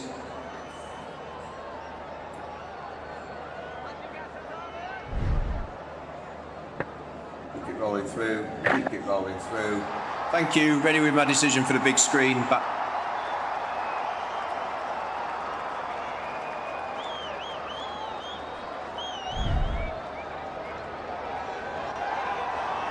Comfortable in the end. Run out by some distance, Nathan Ellis. Australia 157 all out in 42 overs. Pakistan have done the job right in the first half with the ball. Wickets shared all around. And the leader of the pack with 3 wickets, the captain just imparting some words in terms of how we close this series out. That's how the run out came into effect. Very close in. He just took his time a little bit, wasn't too happy with the throw maybe, but there was no run there as Australia now get bundled out for 157. The lowest total for Australia against Pakistan in Pakistan.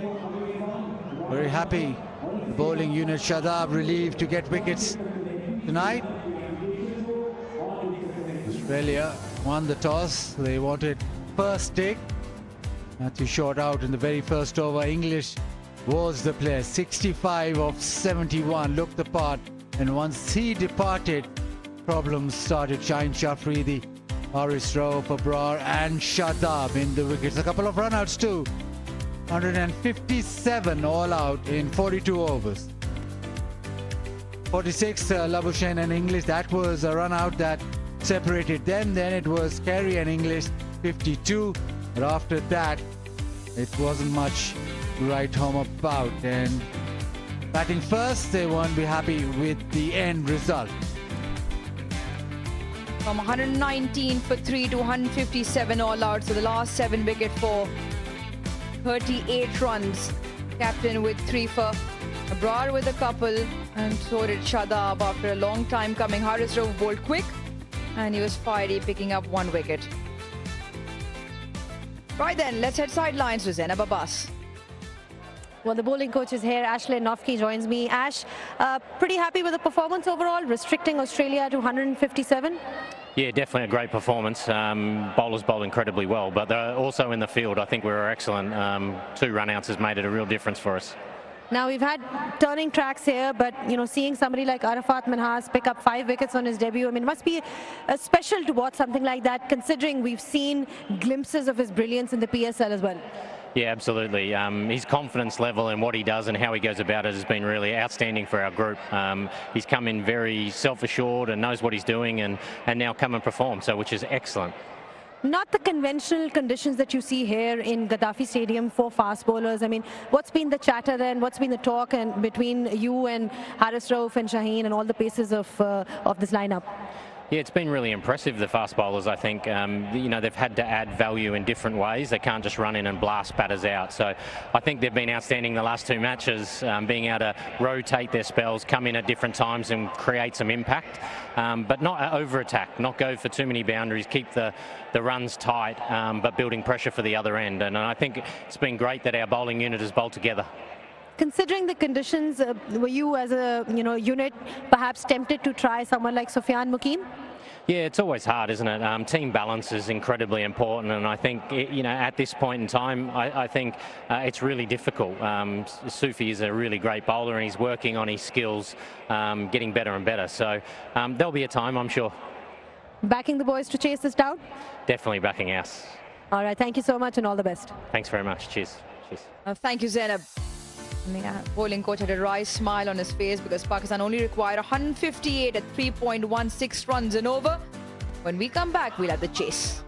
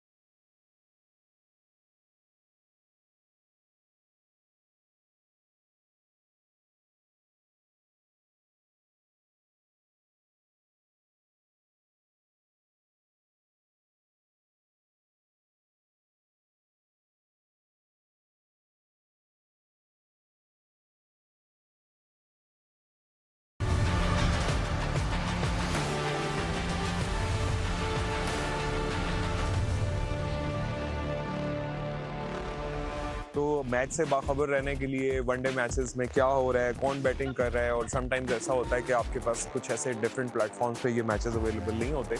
तो ये PCB का एक बड़ा अच्छा initiative है कि उन्होंने ये एप्लीकेशन लॉन्च की है मोबाइल फ़ोन और नेट आपके पास हो तो आप अपने मैच को कहीं भी देख सकते हैं। मैंने जो है वो PCB की ऐप जो है वो डाउनलोड किया और उसके ऊपर मैं लाइव मैचेस देख रही थी और उसके ऊपर बहुत मज़ा आया मैच देखने में और मैं मैचेस की बहुत शौकीन हूँ और मैं PCB का बहुत थैंक यू कहती हूँ। यार PCB ने कमाल करता है ऐप लॉन्च करके ना ਇਹ ਹੁਣੇ ਵੇਖਿਆ ਪਿਛਲਾ ਮੈਚ ਪਾਕਿਸਤਾਨ ਤੇ ਆਸਟ੍ਰੇਲੀਆ ਦਾ ਸਾਰੇ ਦੋਸਤਾਂ ਯਾਰਾਂ ਨੂੰ ਇਕੱਠਾ ਕੀਤਾ ਸੀ ਕੀ ਮਜ਼ੇਦਾਰ ਉਹਨਾਂ ਨੇ ਸਟ੍ਰੀਮਿੰਗ ਆਈ ਹੈ PCB ਲਾਈਵ ਦੀ ਉਹਨਾਂ ਦੀ ਬੜੀ ਮਿਹਰਬਾਨੀ ਐਡਾ ਵੱਡਾ ਉਹਨਾਂ ਨੇ ਇਨੀਸ਼ੀਏਟਿਵ ਲਿਆ PCB लाइव एक ऐप लॉन्च हुई है ये it's very good initiative by PCB और मैच के अपडेट्स जो हैं अब आपके मोबाइल पे हैं और सबसे ज़्यादा जो यूथ है जो क्रिकेट देखना पसंद करती है उसके लिए ये बड़ी अच्छी ऐप है क्योंकि उससे पहले हमें किसी ढाबे पे शॉप पे रुककर मैच के अपडेट्स लेने पड़ती थी अब जो मैच की लाइव और अपडेट्स हैं वो हमारी अपनी पॉकेट में।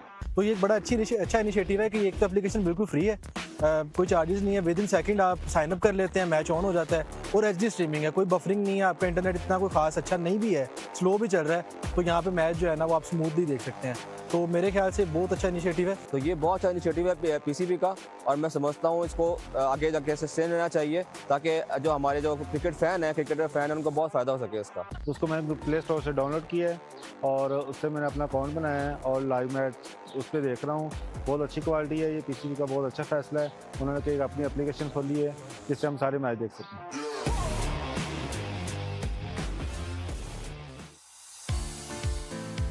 Well, it's all live and it's all ready to bring and coming straight to you. You can go onto that website at live.pcb.com.pk. You download the PCB Live app also from Google and Apple Play stores. Catch all the live action. Right then, it's time to listen to a couple of breakout stars from Pakistan at the Spin Whiz from Australia. ऐसे ही बैठ जाऊँ देखना इधर ही है उधर ही देखना मुझे अच्छा ऐसे ही ठीक है सही कितने सवाल है सवाल पूछते रहेंगे अल्लाह माफ करे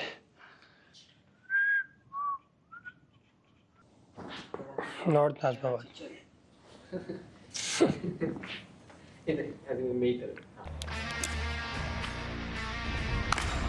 मेरे लिए बहुत बड़ी मानी रखती है क्योंकि एक यंगस्टर इतनी कम एज में पाकिस्तान को रिप्रेजेंट करता है और फिर इतनी बड़ी टीम के अगेंस्ट आपको मौका मिलता है तो तैयारी तो बहुत अच्छी जा रही है और ये बहुत बड़ी अपॉर्चुनिटी है मेरे लिए।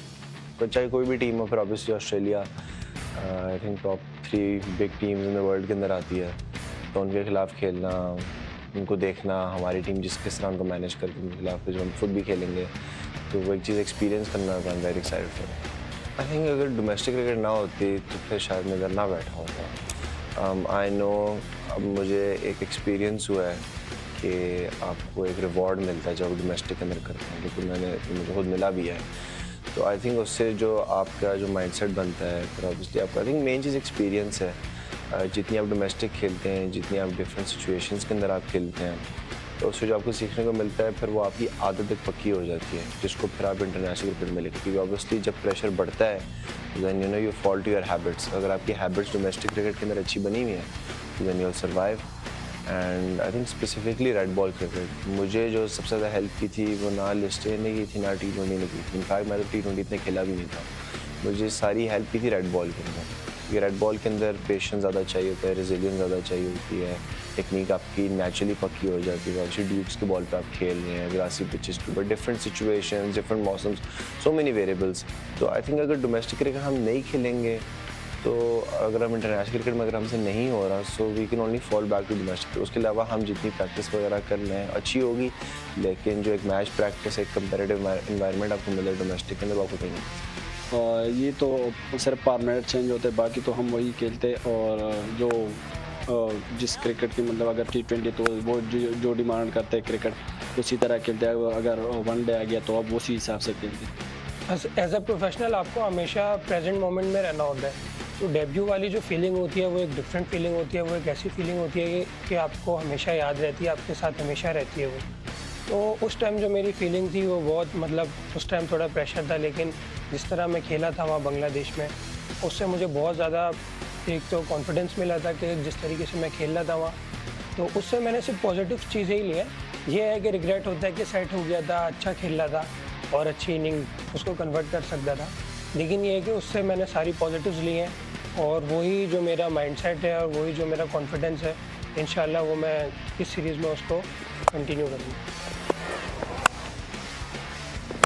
And that's his 51st in ODI cricket for the young man. I think it's been going wonderfully great. I think जो मेरे लिए जो main important चीज़ थी कि all of the coaches they're letting me be myself. वो मेरे बारे में कुछ change नहीं करे, वो बस उनको enhance करें. Even Mike हो गया, हनीफ भाई हो गए, तो उसके अंदर वो बस मेरी बैटिंग को improve करना चाह रहे हैं. और उसमें वो कहते हैं you be yourself, जिस तरह आप खेलते आ रहे आप उस तरह ही खेलोगे, because obviously they understand the cricket side of things. जी बिल्कुल, PSL में तो बहुत कुछ सीखने को मिल रहा था उन लोगों से, क्योंकि हमारे बहुत सीनियर है वो. और दूसरी बात ये है कि हाँ बिल्कुल तैयारी तो बिल्कुल सही से जारी है. उनकी वीक पॉइंट्स का भी पता है, मानस हो गया, रायली हो गया, तो इन सबको हमें वीक पॉइंट का पता है. और हमारे ग्रुपों में वीडियो भेजते तो हम उसको देख के जो वीक पॉइंट है उसको हम टारगेट करते हैं. आपको हमेशा पॉजिटिव चीज़ों पे ध्यान देना है. आपको इस चीज़ पे ध्यान देना है कि आपकी तैयारी कैसी है, सही है, और आप हमेशा इन चीज़ों को एज ए अपॉर्चुनिटी लोगे, एज ए पॉजिटिव लोगे तो आप अच्छा कर सकते हो. अगर मैं सारी चीज़ें हावी कर लूँगा, एक होता है प्रेशर, ज़ाहिर है आपको, आप जब नए आते हो आपको परफॉर्मेंस करनी है टीम के लिए. मोस्ट इम्पॉर्टेंट चीज़ जो है कि आपकी परफॉर्मेंस से टीम को हेल्प हो, तो उसका एक प्रेशर होता है, लेकिन वो एक अपॉर्चुनिटी भी होती है. तो मैं उसको इस तरह पॉजिटिव लेता हूँ. जब आप एज ए रुकी टीम में आते हैं तो आप देखते हैं कितने बड़े बड़े प्लेयर्स, तो वो आपके लिए एक बहुत अच्छी अपॉर्चुनिटी होती है कि आप जल्द से जल्द ना जो आपके सीनियर प्लेयर, जो बड़े प्लेयर्स हैं, बाबर भाई, सलमान भाई, शाहीन भाई की तरह, तो आप उनसे, वो आपके लिए एक बेस्ट टाइम होता है कि आप उनसे सीखो, सही है, और अपने करियर को जल्द से जल्द बेहतर करो. तो मैं शाहीन भाई से और बाबर भाई से उनका जो वर्क एथिक है, मतलब शाहीन भाई वेरी प्रोफेशनल, तो मैच से पहले की जो उनकी रूटीन है, मैच के बाद की जो उनकी रूटीन है, और बाबर भाई का जो वर्क एथिक है और सलमान भाई का जो वर्क एथिक है, मतलब वो चीज़ें बहुत सीखने की हैं. और जो माइंडसेट, जिस माइंडसेट से वो क्रिकेट को खेलते हैं, वो एक बहुत सीखने वाली चीज़ है. तो मैं अक्सर कोशिश करता हूँ कि मुझे बैटिंग का टाइम मिले अगर सलमान भाई के साथ या किसी के साथ, तो मैं उसको अच्छे से यूटिलाइज़ करूँ, उनसे चीज़ें सीखूँ. पहले मैं सोचा था कि बाबर भाई के पास जाऊंगा उनसे एडवाइस वगैरह लेने, लेकिन बाबर भाई हमेशा खुद से ना कुछ कभी प्रैक्टिस में, कभी ऑफ द फील्ड कुछ ना कुछ सिखाते रहते हैं. बेसिकली मैं शाहीन भाई से और सलमान भाई से क्वेश्चंस वगैरह करता रहता हूँ, उनसे मैं सीखने की कोशिश करता हूँ ज़्यादा से ज़्यादा. मेरा स्टाइल थोड़ा अनऑर्थोडॉक्स है, मैं उस तरह किसी को कॉपी नहीं करता, लेकिन one player that I always looked up to और I look forward to meeting even is Brian Charles Lara. उनको मैं काफ़ी ज़्यादा देखता था. वो वेस्ट इंडियन प्लेयर मुझे बहुत पसंद था फॉर सम रीज़न, जो ओल्ड स्टाइल होता है, तो उनको भी मैं शुरू से देखते आ रहा हूँ. Obviously modern batters you pick up on things, लेकिन आई थिंक वो एक सेट मेरे आइडल हैं जिनको मैं शुरू से देखता हूँ. Nicely struck. What a sweet shot that is. Brian Lara would have been very happy with that shot. No, honestly, this series, I don't think there's any pressure, because again, I've experienced that in Bangladesh, and I think for me, जब मैंने PSL के अंदर भी किया, काफ़ी players जो यहाँ पे हैं वो PSL के अंदर भी थे, उनके खिलाफ भी रन्स किए, तो वो फिर एक थोड़ा टोन डाउन हो जाता है, जो एक्साइटमेंट लेवल होता है. तो उसके बाद फिर then you start looking at it more as a game of cricket. क्या रैंडा की क्रिकेट ही खेल रहा हूँ मैं, तो उस चीज़ को बंदा एंजॉय करे. ऑब्वियसली पाकिस्तान के अंदर खेलना आपको पता है क्राउड्स कितने मज़े के होते हैं, जब हाउसफुल होता है, तो उस चीज़ के लिए मैं ज़्यादा I am looking forward to that. But I think at the end of the day बस चीज़ें सिंपल रख के बस क्रिकेट के ऊपर ध्यान दे, बैट एंड बॉल में.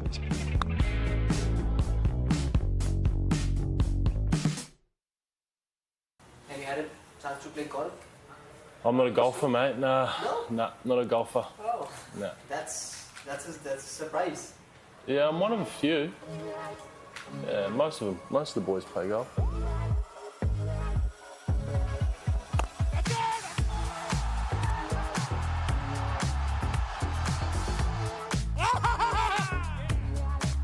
Did I miss Pakistan? It was good. It's good to get home.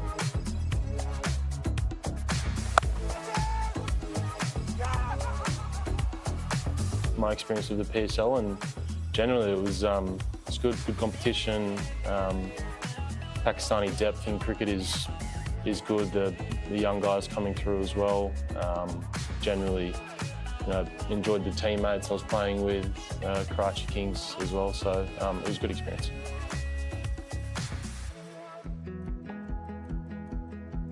The pitches in Pakistan are, generally pretty tough to read, in my experience anyway. So even the last couple of days, looking at what we might have in game one here during the ODI, it's really hard to tell if it's going to be. Generally, I find wickets here hard to read, but that's part of being a universal cricketer and adapting to the conditions. Pakistan is another place that tests you out in terms of that. Yeah, good. We're probably here earlier than we would usually be for a tour, but I think taking into consideration Eid and also the fact that we haven't played one-day cricket for a little while, the heat, and also this the weird one, but playing ODI cricket at 4:30 p.m. is maybe a bit testy on the jet lag, so a bit extra time here was nice to try and get used to that.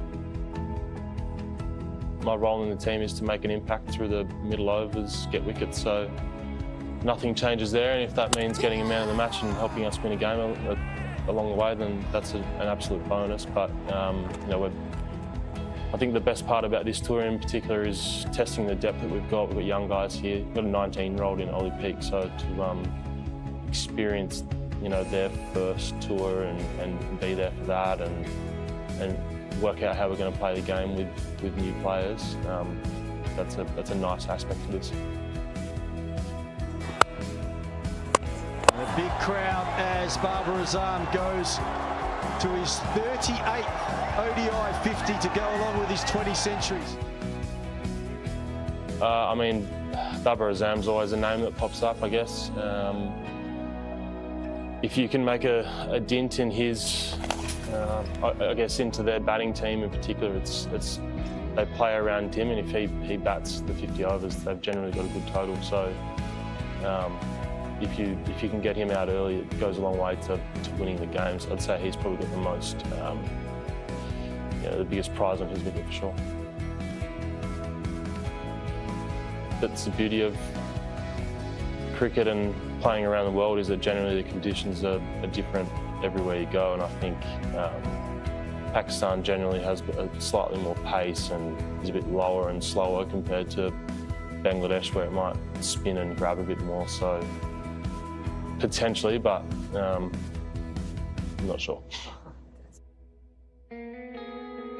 Yeah, one-day cricket's changed. I think, I guess from my perspective, it's how I can make a difference in the middle overs. Generally higher economy rates these days, more batter friendly generally, so it's just weighing up whether or not 1 for 40 is a good day.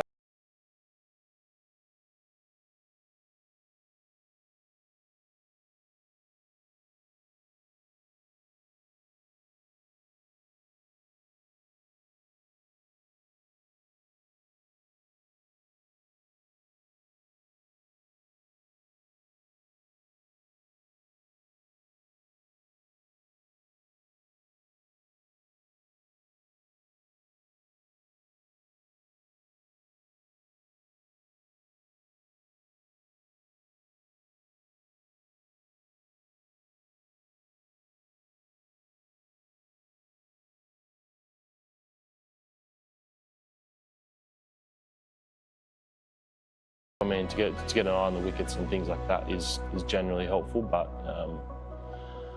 yeah, new format now. Great features on the players.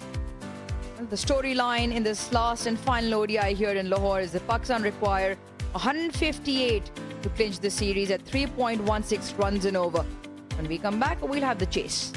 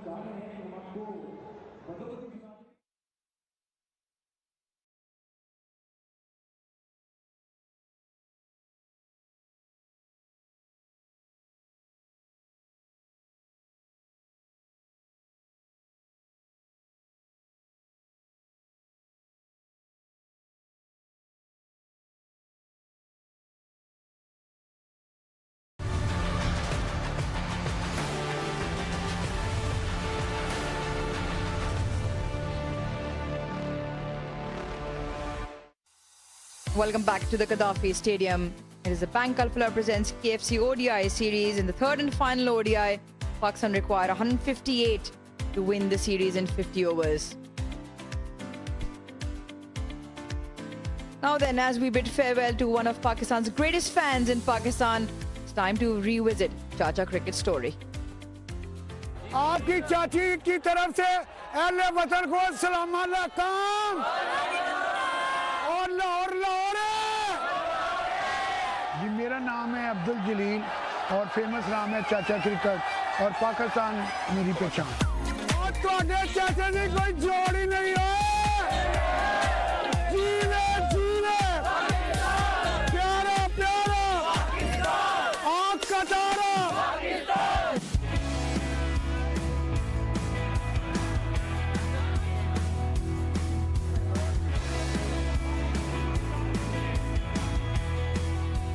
मैं सियालकोट में cricket खेला हुआ हूँ और A to Z समझता हूँ और सियालकोट से गद्दाफी स्टेडियम आके 69 में ही मैंने पहला इंटरनेशनल मैच देखा इंग्लैंड और पाकिस्तान का।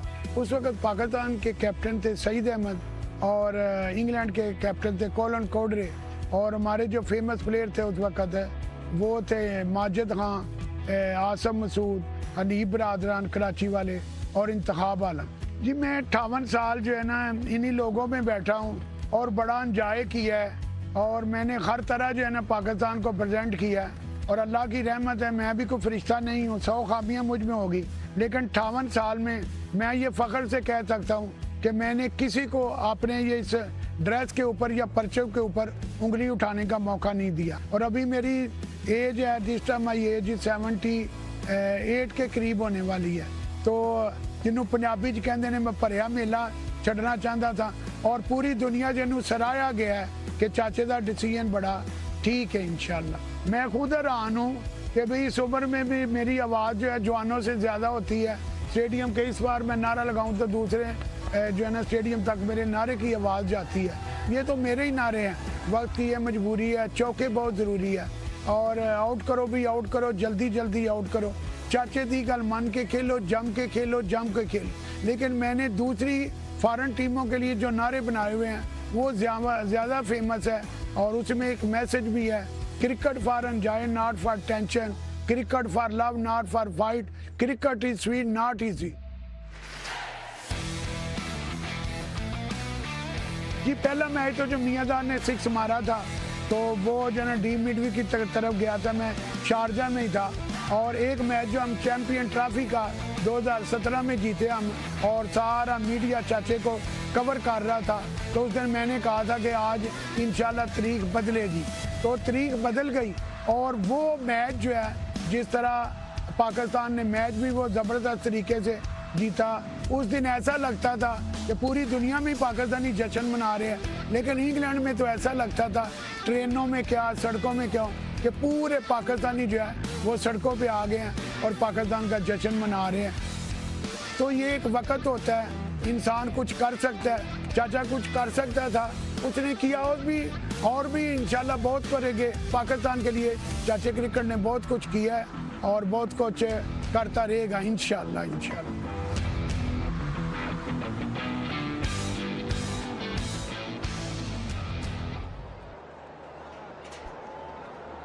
There he is, the man. Happy retirement, young man. You can see himself on the big screen along with all of the other fans there.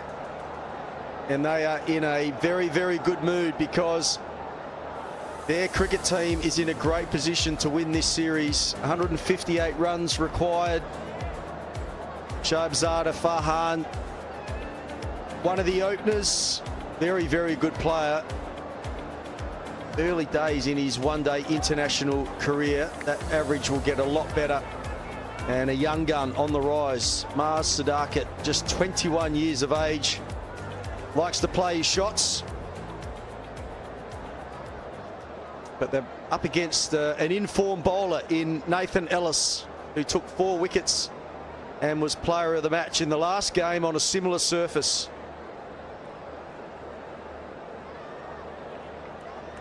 Joined by Amir Sahal, and it really should be a walk in the park for Pakistan.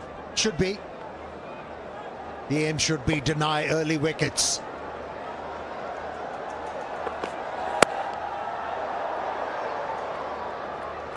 They've got to be careful hitting the ball on the up. On this surface, we have seen quite a few batsmen getting out. It's difficult to control the stroke when you're looking to hit the ball on the up. Pace isn't there. Yeah, well, Australia need to do something quite remarkable to defend this low score. One stage in their innings, they were looking like they were cruising to 250, and in the end, all out 157.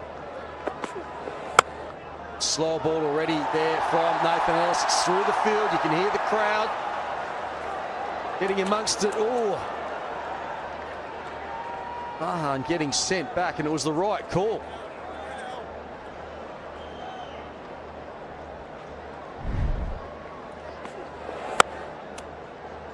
Yeah, in the previous outing, whenever he bowled that slow delivery, it was pitched up. But this was way short. Easy for the batter to deal with it. A bit of misunderstanding, but no damage done as far as Pakistan is concerned. Yeah, you've always got to be a little bit cautious around the better fielders, and certainly Marnus Labuschagne is one of those.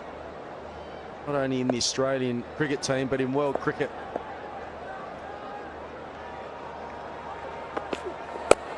Oh, a little bit of shape in.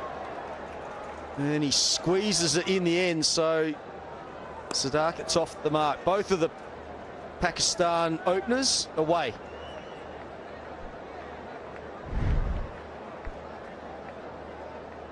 Yeah, he was player of the match in the previous outing. Picked up 4 wickets. Slow one. Did bring some effect for him. And he was the major factor behind that Australian win. The second ODI. Bowled really well. Very good in Asia, 16 wickets at a good average. I think that's because the style of bowling, Amir, he's not a tall man by any stretch of the imagination. Average of 25.87 in Asia at a good economy rate as well. I think because of his, skiddy nature, tries to bowl stump to stump, and along with the odd short ball, but a couple of excellent slow balls that are well disguised. Where the bounce is inconsistent, he can be handy.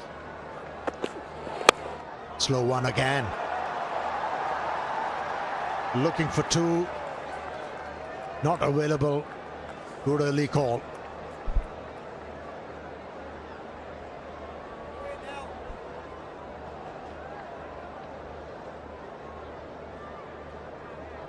And Pakistan just got to try and take the sting out of the Australians early, you feel. I think Australia will be up and about at least for the first 10 overs, but if they don't get regular breakthroughs in that first 10 overs, then they should be reasonably safe. But there's no doubt the Australians will be all over them early. Oh, and chop past, leg stump, and that'll be the first boundary for Pakistan. So an element of luck. And the first over down, 7 without loss. It seems like he's not picking the line of the deliveries early, and that's why he's not getting into good positions. The second time lucky in this over. Inside edge. Picked up a boundary.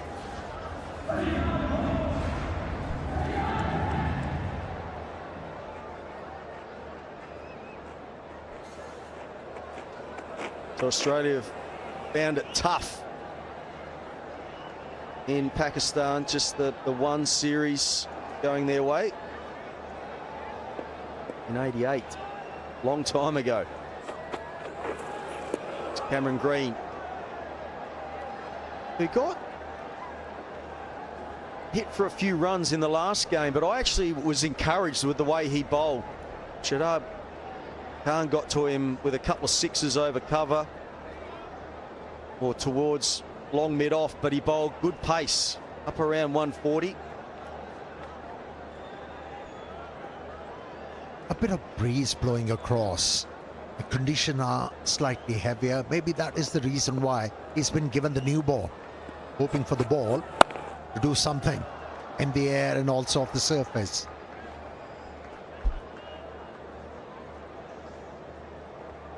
With Bank Alfala's 1,100 plus branches, open your current account to enjoy various free services and earn Orbit rewards.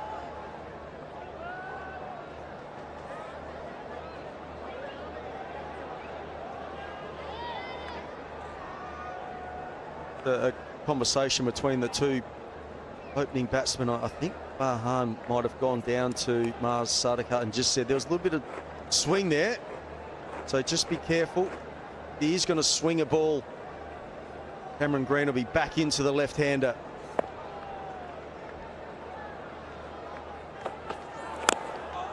Oh, he's gone after that. Another inside edge.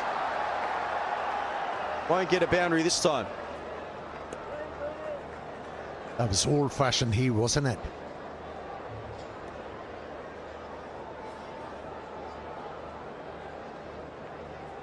Now playing the new ball, yes. The contemporary nature of the game is the batters need to dominate. The situation is such, he needs to mitigate risk. Sadakat.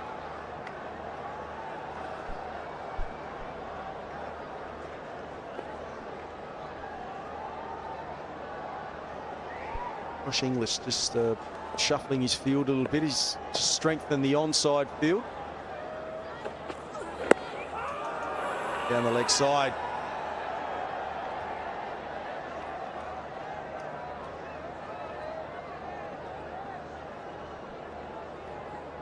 Well, looks like that injury he had while fielding Sadakat has some effect. That's why he's not picking up the line early.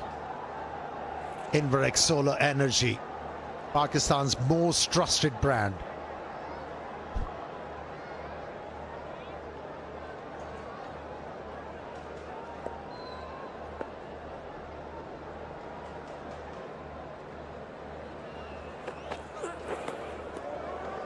Yeah, that's good pace. 141.5.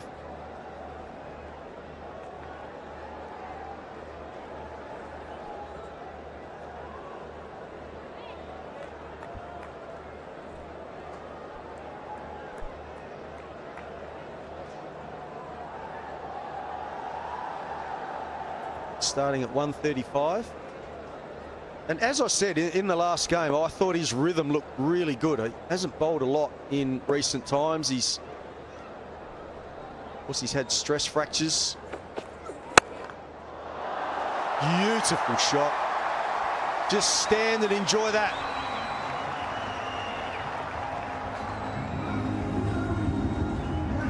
A shot of the day, this one, that's for sure.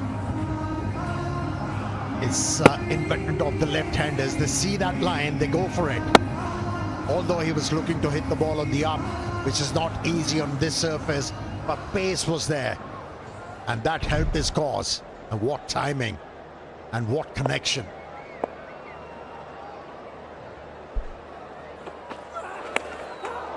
Good short one. That's hit him on the helmet, I believe, and that's going to go away as well. That'll be leg byes. Runs are coming for Pakistan. 19 without loss.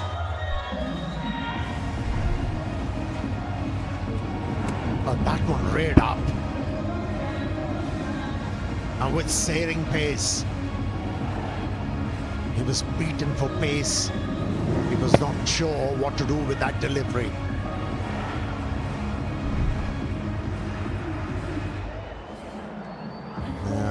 Had an injury on his head earlier on as well while fielding. And now got hit on the helmet.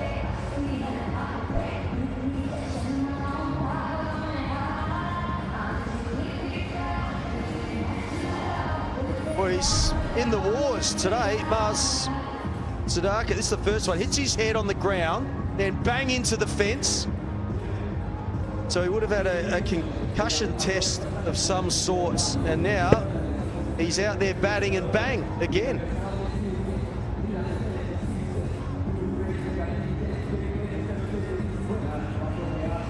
So, yeah, he needs a bit of love, the young man.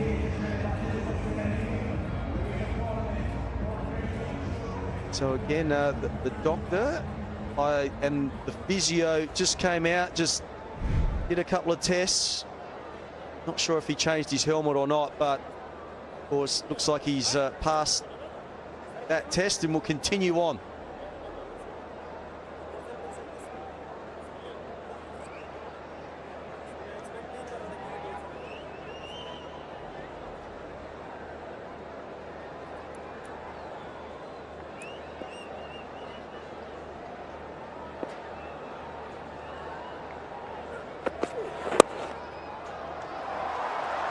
Won't be 4, it'll be at least 2.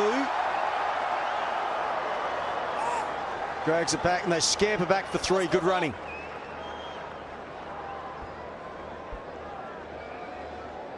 It's always encouraging for a batter to time the ball and time the ball well, the way he did that, Saabzada. Earned him 3 runs, and also he must have gained a lot of confidence with that stroke.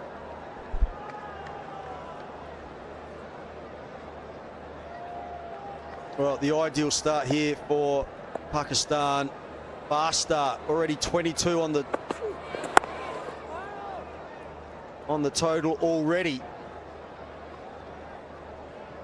KFC's dip and drip moment is taking over the stands with the new Colonel's secret sauce. Look at the fans out there, they are busy with their KFC. Dinner time.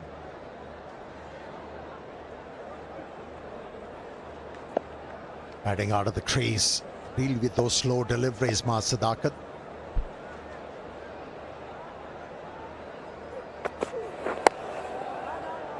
There's another slow ball from Nathan Ellis. That's the other thing that he does, especially on surfaces like this. He just will keep try and get that wicket. The full bag comes out. Here we go. Here's his 2 slow balls on the left there. That's the one that comes out the back of the hand, and the seam stays up. And then on the right hand side is the fast off spinner, and that's the one that's troubled Babar Azam.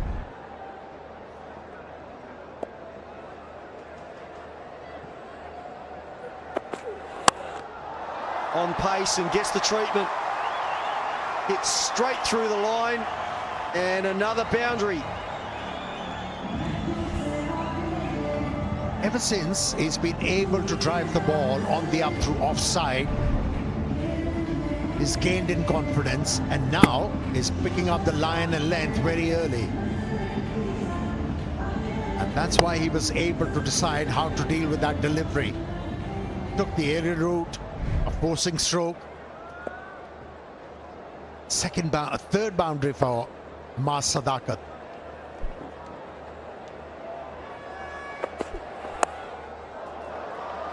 Just ran off the face of the bat. If you are looking for a royal lifestyle, Kingdom Valley is your destination. Or create your own kingdom. That is the place.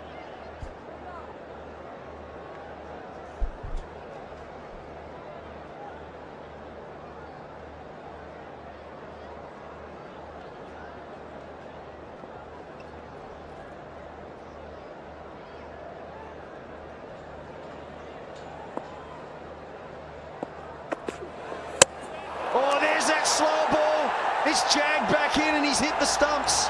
It's exactly what Australia need. Some early wickets and it's that off-cutter again. But this is the peril. If you stay on the leg stump and on a delivery which is pitched up and shaping in, you try to play the ball square of the wicket, you leave gap between bat and pad, and that was more than enough for Alice to suffice. First blood drawn. Sahibzada Farhan has been removed. His contribution 6. Pakistan loses their first wicket on 27.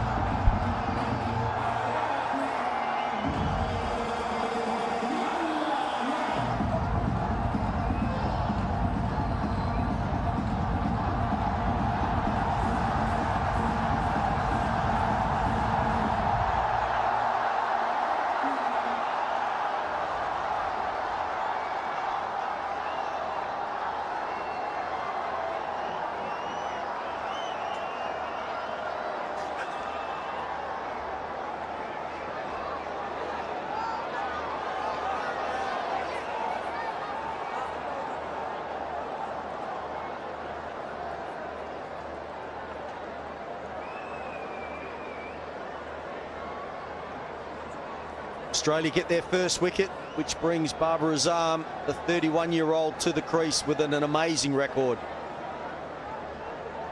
38 50s and 20 hundreds from his 143 games at a very impressive average.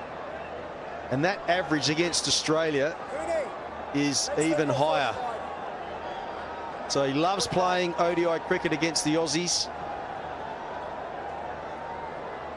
And again, he will be the key wicket for the Australians. Matt Kuhneman into the attack.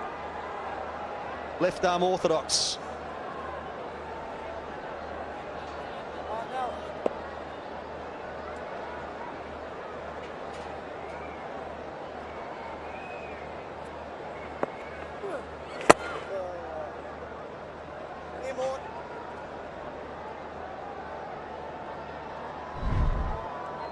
Yeah, just watch this ball jag back. I mean, a genuine off spinner would be happy with that much turn. Oh, lovely Cooney.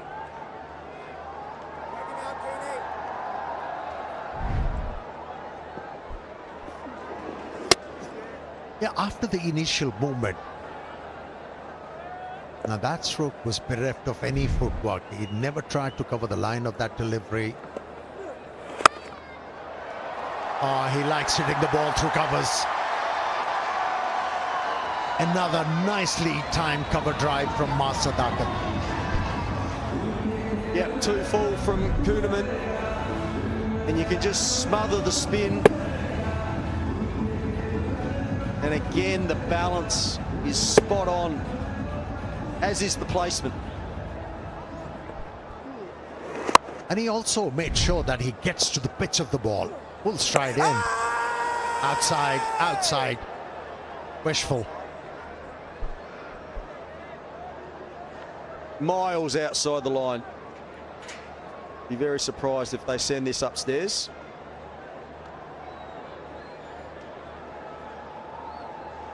They've got to know, surely. Yeah, and they won't.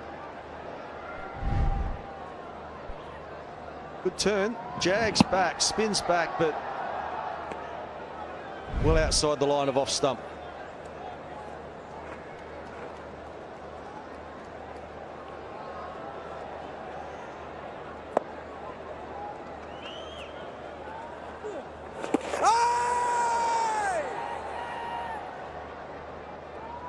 Same thing, outside the line of off.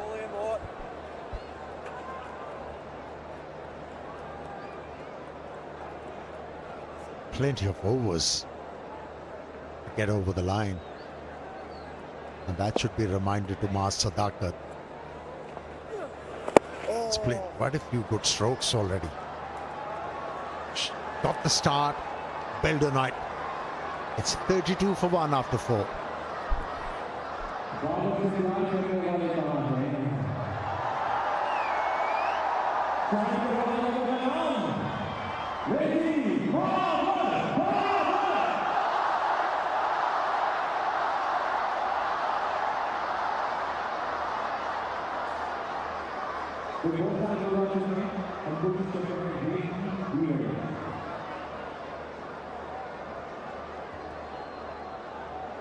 Fast start for Pakistan in this run chase, although they have just lost a wicket. And it was this man, Nathan Ellis.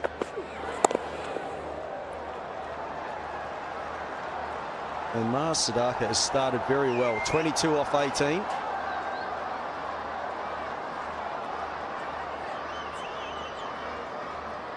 Babar Azam.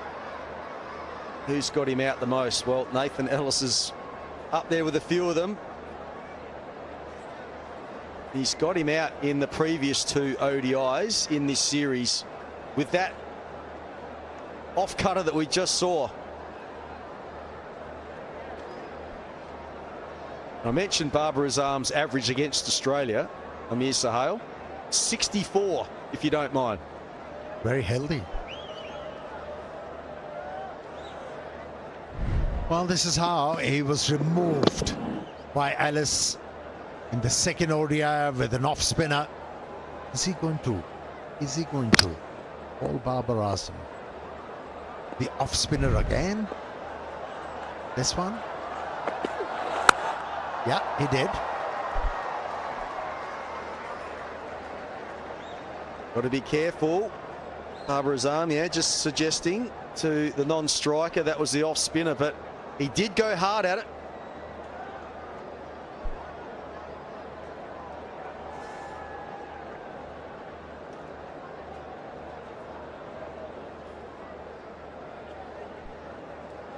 As he bowled that off cutter again.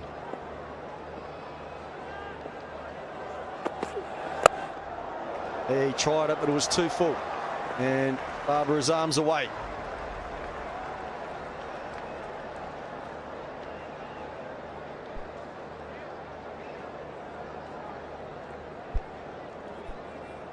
Well, Pakistan, KFC's all-new Mex-Inga burger and Mexango wings have arrived. Let's mix it up.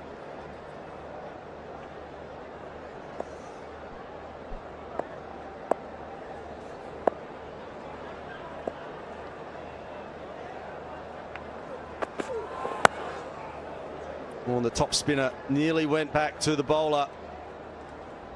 So again, Nathan Ellis, just all the tricks in the bag are coming out early.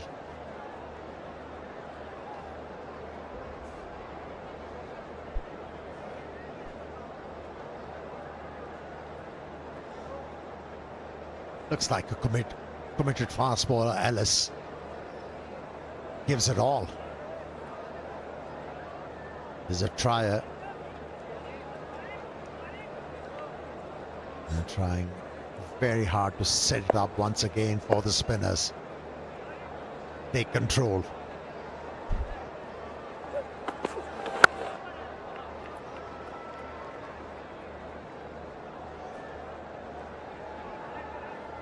And he's got that sort of weird gather, hasn't he? He sort of starts his run up and gets about quarter of the way in and then gets both hands up above his head and a bit of a skip, and then he's bang into his rhythm.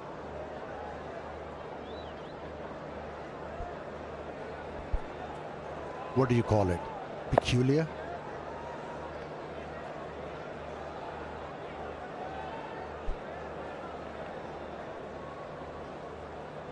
Here he goes. So he turns and there's a bit of a stutter, and then the arms go up and then he's away. Nicely played. 34 for 1.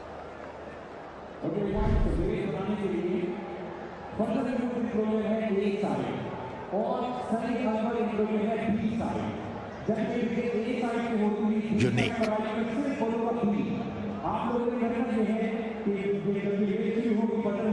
The coaches urge you not to break the rhythm.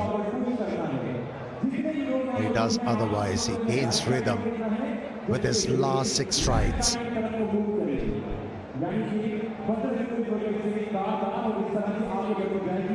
So Farhan is back in the sheds, made 6 off 7. But it's been Mars who's dominated the scoring so far. 22 off 21. Babar Azam on strike to Matt Kuhneman. Silly mid off, slip in place.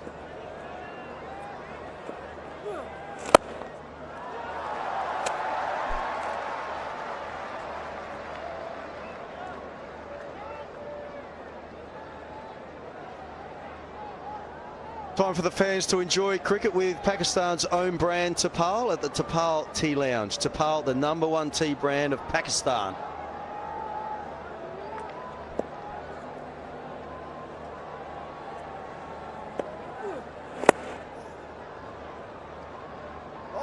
Just hasn't quite got his length right yet. Matt Kuhneman, who bowled, I thought, really well in the first ODI. I thought in the second one he wasn't quite as good. And just, as I said, a bit full so far.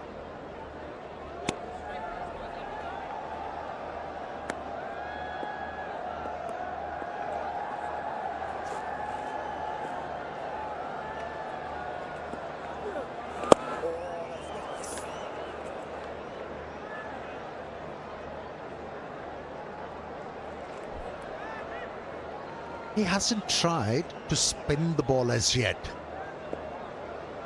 He's starting the ball in. Oh, this one. Better. Slower in speed. The surface did react to that.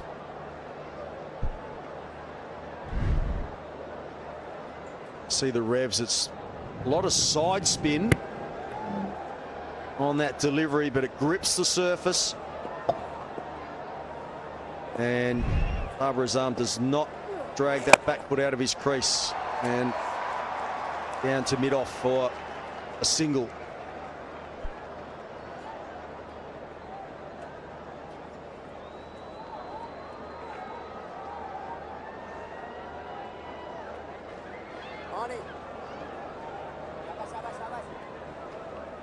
Come square, please again.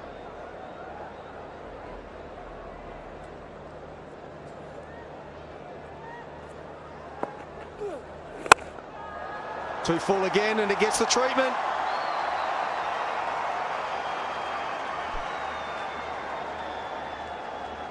It's 41 for 1.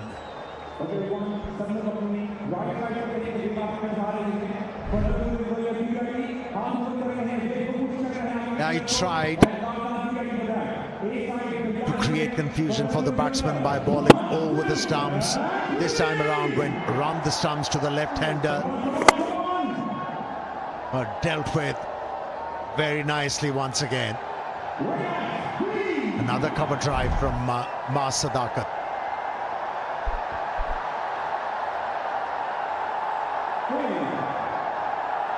Babar Azam versus spin. I mean, there's that question mark left arm. Generally off breaks is, I thought, was his problem, but left arm wrist spin 31.75. But look at the rest. I mean, it's just frightening.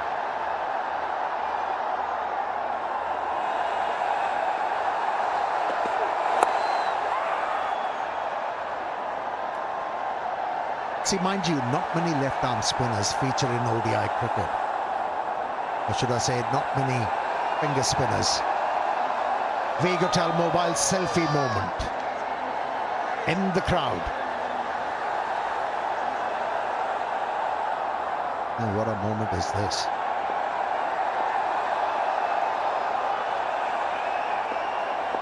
Energizing this crowd. There's that delivery. Well played by Babar Azam. It's just about a full house now here at Gaddafi Stadium.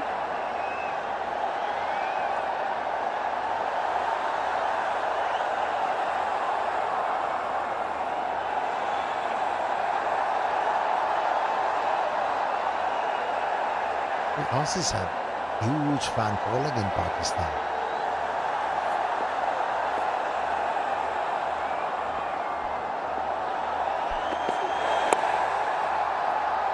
Again, that same delivery, well played. Super Saft Premium Detergent Powder, clean like a dream.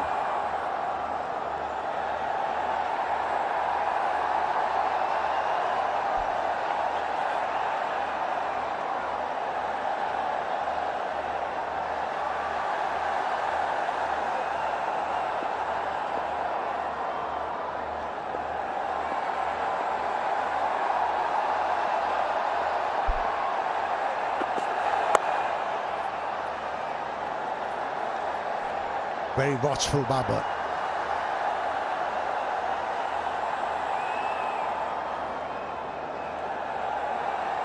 He's looking at the ball very closely, playing it very late, making sure that he doesn't commit that mistake, which he did in the second ODI when he was cleaned up.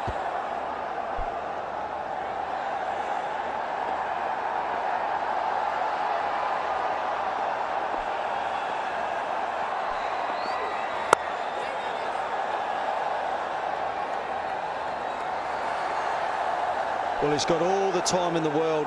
They only need 2.5 runs and over, so he can really assess things and work out who the main threats are.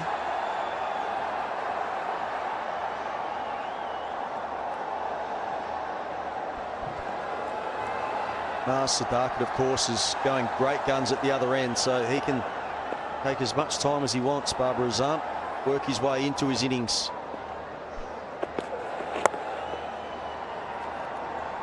$41 for 1.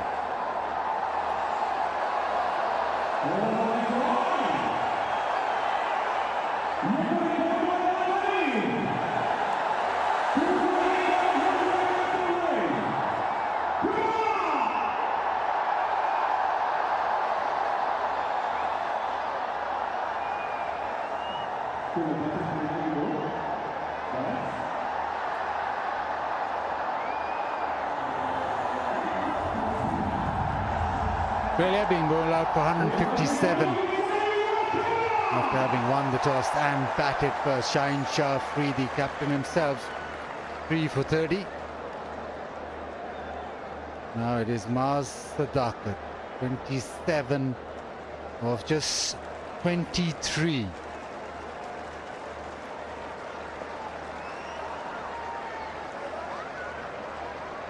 Not too short. Into the attack round, the wicket is slip in place for Sadaqat. Oh, Shorty, that's a lovely start. Been out of the blocks in a flash. And on this surface where the ball is quite difficult to hit towards the fence or get your striking rate up, he started off fabulously.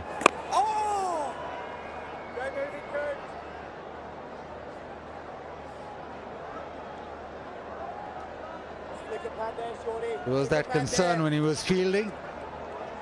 Had to go off for a bit, but no concerns when he's batting. Lovely sight. Walks across, there's a huge appeal and given. And Sadaqat think he's outside off. Goes upstairs. TV umpire to director. We have a player review for LBW. Original decision is out. Bowler's feet checked. It's a fair delivery. Spin vision, please.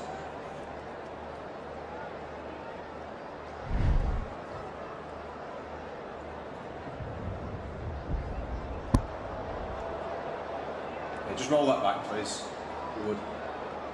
Roll it through now. Roll it through. Roll it through. Roll it through. Keep it going, Alvin, please. Okay.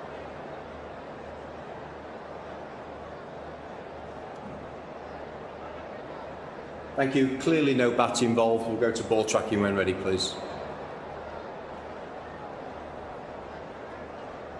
Ball tracking coming now. Pitching in line, impact in line, wickets hitting. Kumar, you can stay with your original decision of out. You're on screen, signal now. Kumar Dharmasena had no problems with that decision. Masadaka's just walking across too much, missed the sweep shot.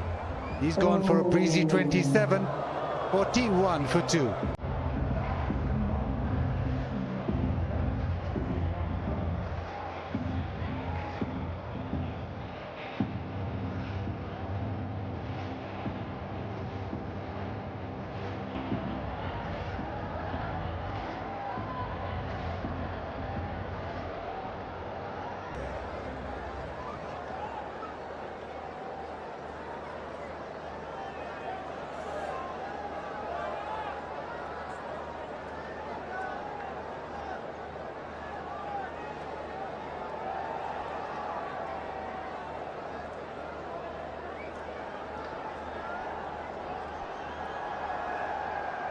Kazigori, who's had a good series with the bat.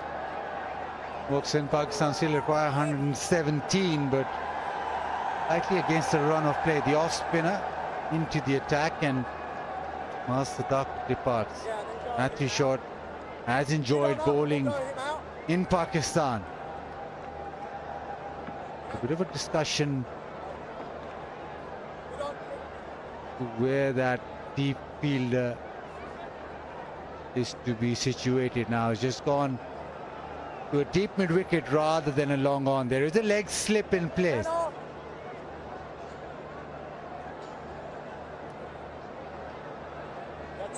Kazigori likes a sweep.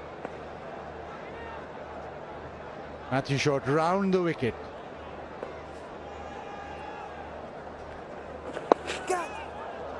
Turns it leg side, gets off the mark.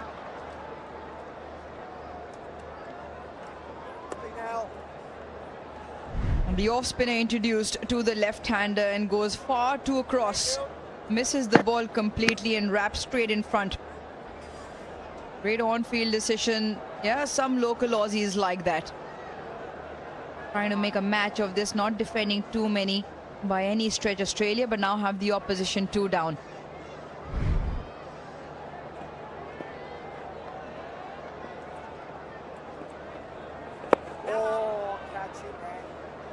And from round the wicket, the off spinner will keep that LBW in play. The ball is turning. The square leg gully. And a short mid wicket. Actually, you want Babar to hit down the ground, try and clear mid off, or just past the bowler.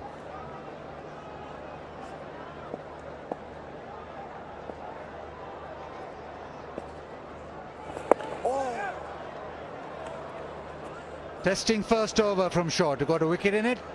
It's 42 for 2.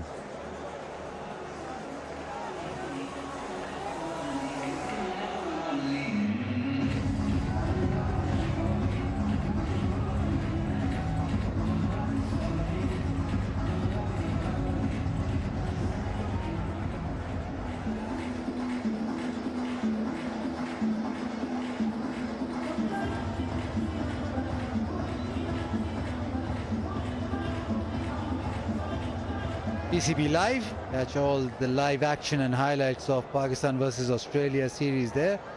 Download the PCB Live app from Apple and Google Store, or log on to live.pcb.com.pk.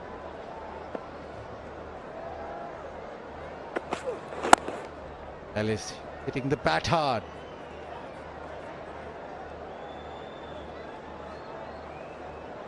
In that one bowler for Australia who's just bowled a slow one really well, but also gets the ball to nip off the surface. That's what Australia are looking for. Back-to-back wickets right now to put a bit of pressure more on Pakistan. We saw that with the Australia innings.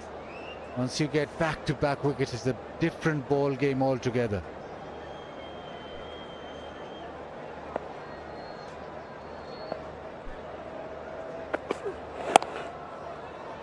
There's that slow one.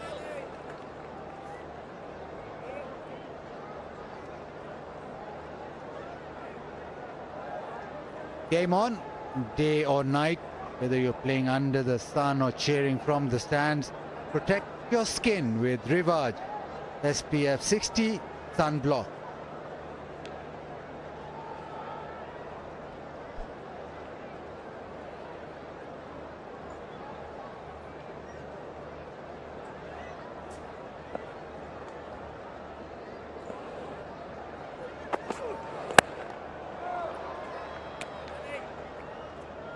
Nathan Ellis coming off a career best in the one-day format, a 4-for to get Australia over the line. It'll take something very special from him, but more importantly, he will need support from the other end.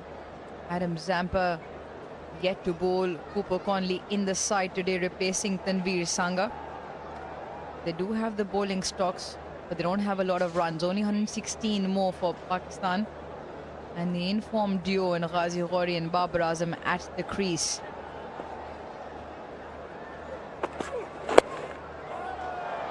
Worked away leg side, brilliant fielding. This is exactly the desperation Australia need. Yeah, terrific effort. The ball was flying off the bat as he's rolled his wrist onto this one. A flick into the leg side. Renshaw does well. A great outstretched right hand and a shy in the stumps as well.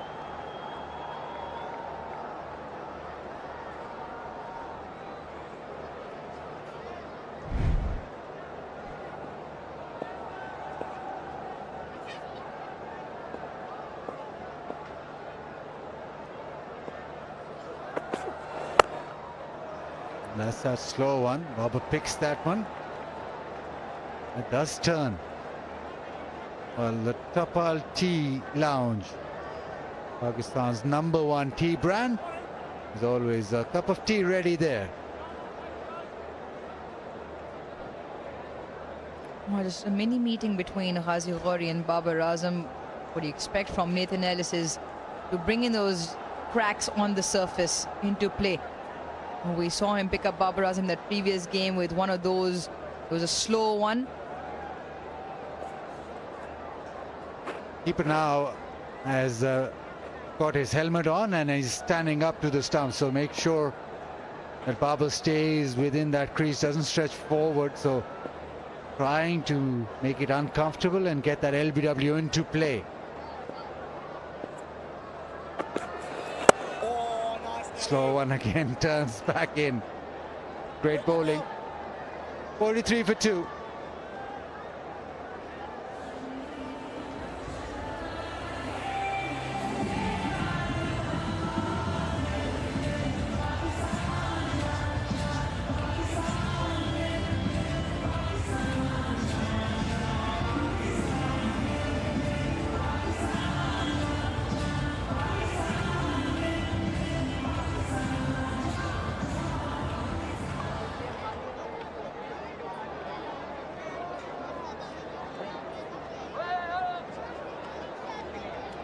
Got to get them in young.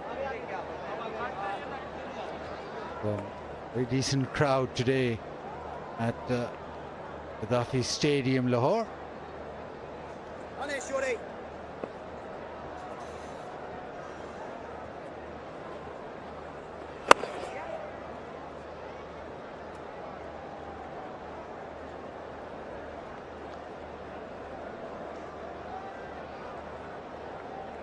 Super Asia inverter air cooler, बर्फ जैसी ठंडी हवा saving के साथ।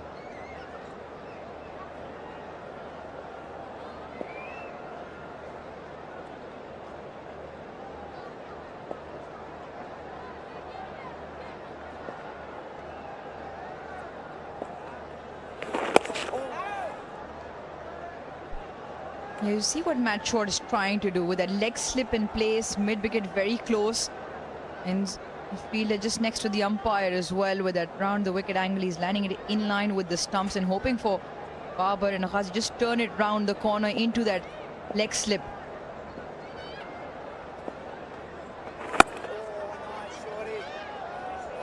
So for the batters to carve anything through the offside, they will have to give themselves room, or just open up that offside by giving themselves room by moving into the leg side.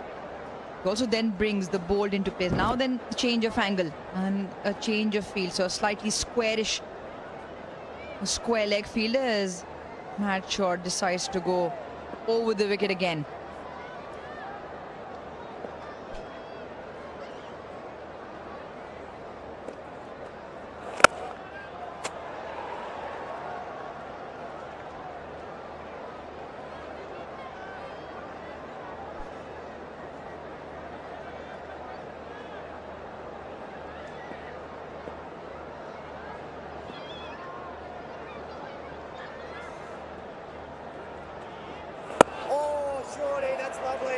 Yeah, this is the length he's after, just outside off stump, getting Babar forward. The attacking length and line from the off spinner. There is turn. You need to be spot on with your length if you're bowling just outside off stump. Works it away. Get an easy single towards deep square leg. 45 for 2.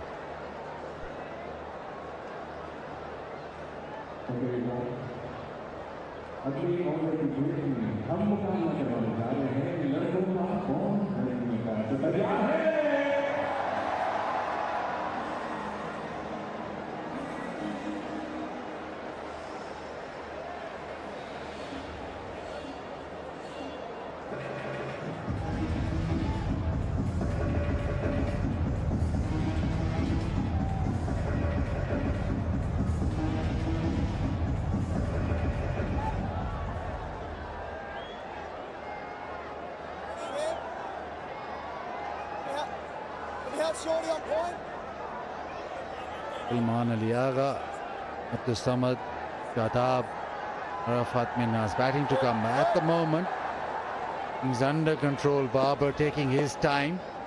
Kuhneman into the attack. A slip and a short cover.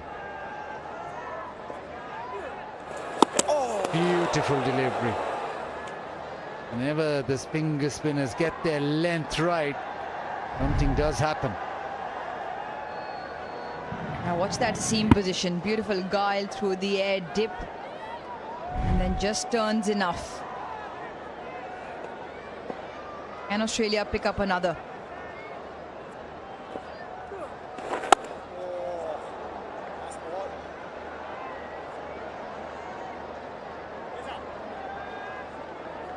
Babar Azam 23 deliveries, just the 4.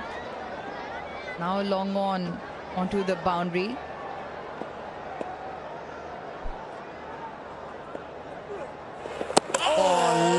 Yet again, there's a shout, a delayed shout from Kuhneman.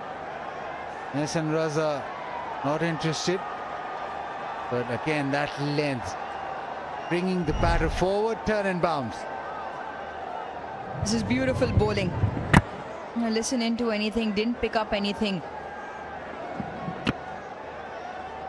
Fresh air through, but very close to that outside edge. Maybe just setting up for the arm ball, the one that just stays on with the angle. A little bit of adjustment in the field. Mid-wicket now on the boundary. Square leg moves inside and close to the umpire. Just too full, so worked away. A couple of balls to go. Very close to the bat, but the bat just, as it rolled on, bat hit the ground. That was the noise. Sorry. I thought it was left hand. Now with Ghazi Gori. Ghazi Gori likes a sweep shot, so there's a deep square leg in place. 45. Long on has come up. Now there's a little change with a short fine leg. Long on now going back. There's a short fine probably for the top edge sweep. Does that well, just turns it into the leg side. Inverex Solar Energy, Pakistan's most trusted brand.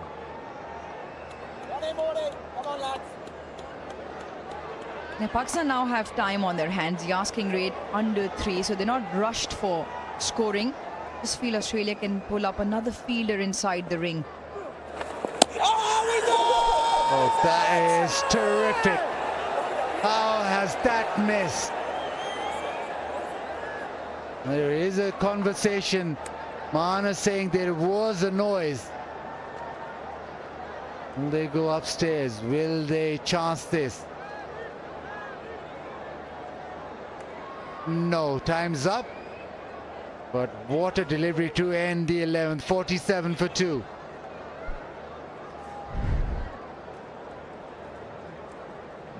How close was this? Very, very close. Maybe just the bat hitting that pad was whiskers away from the outside edge, and then very close to that off stump as well. So once again got the ball on a string here. Matt Kuhneman is asking the right questions. 47 for 2.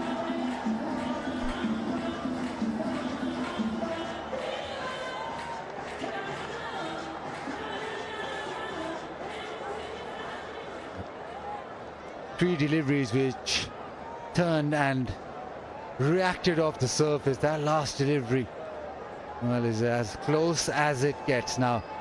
And Matthew Short, he has a knack of picking up wickets. He's done that throughout the series. Can he get a wicket here just to break the partnership? These two bat well together. We've seen that.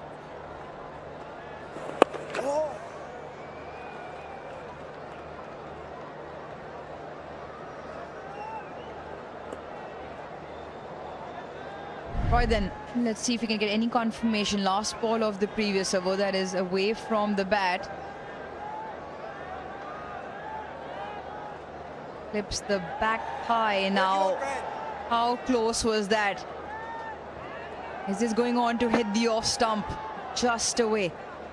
Just away. So in the end, you can call it a good decision from Australia not to go for the review.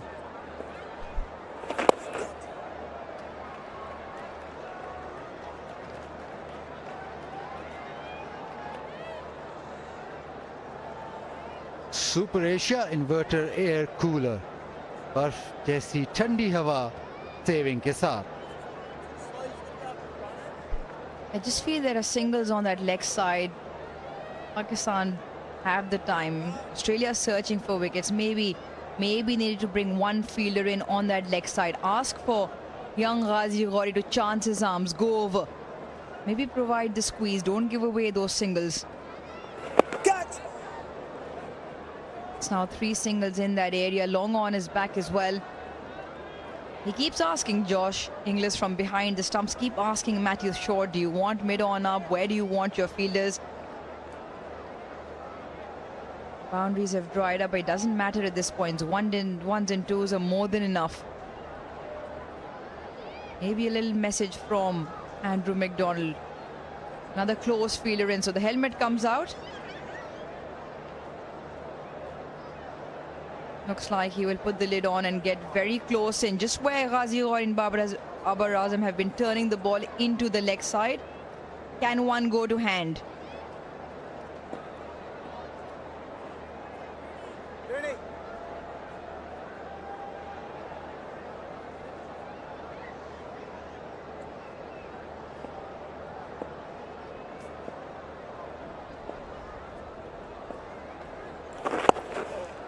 Goes back, works it away, under control.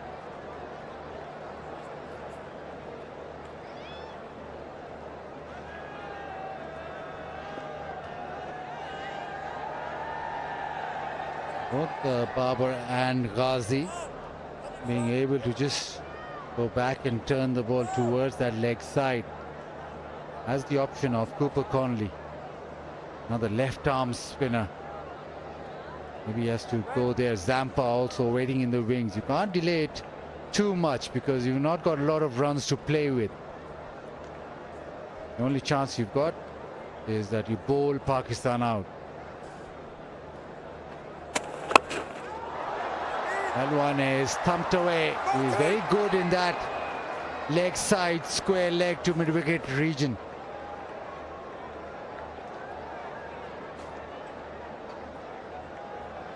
Game on, day or night, whether you're playing under the sun or cheering from the stands, protect your skin with Rivaj SPF 60 sun block.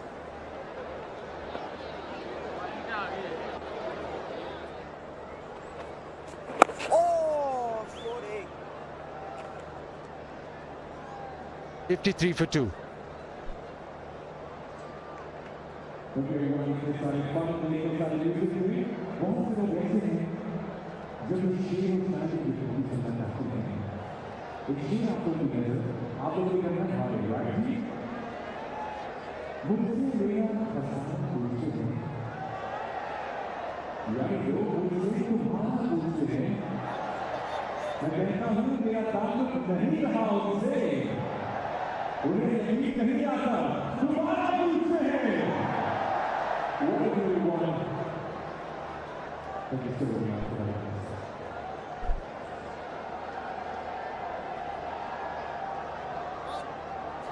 Kuhneman again, that last over was right on the money with the ball turning and just beating Babar's bat. Goes again. Babar will want two. He's just got that into the gap, offside.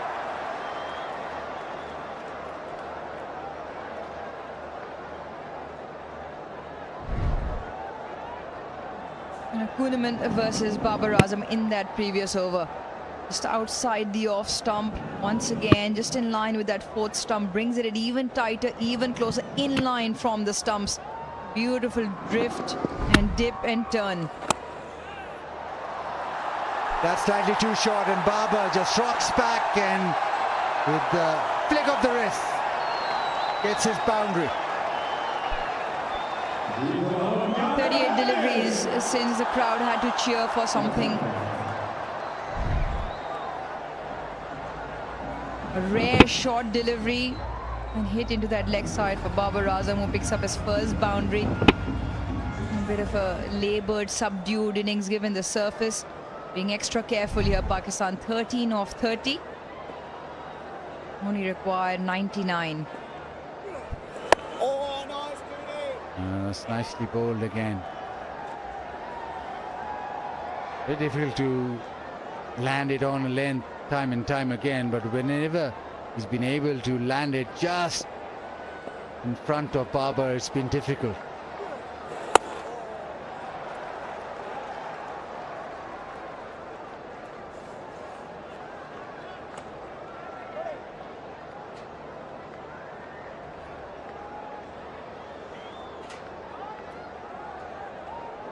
Maybe it's time for Zampa.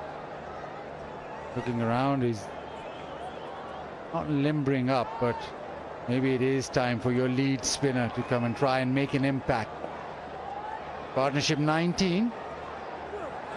Oh, beautiful, huge appeal, Edson Rosa. Yes, this time Kuhneman. It is not Babar, but Ghazi Gori. And reviewed after consultation with Babar Azam. So let's have a look. Looked very, very straight this. TV umpire to director. We have a player review for LBW. Original decision is out. Bowler's feet checked. It's a fair delivery. Spin vision, please.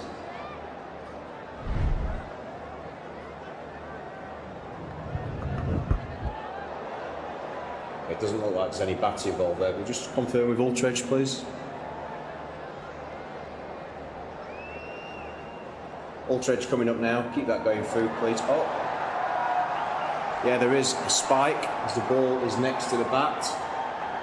Going to go back to Hassan on field. Hassan, going to get you to overturn your original decision to not out. Stand by.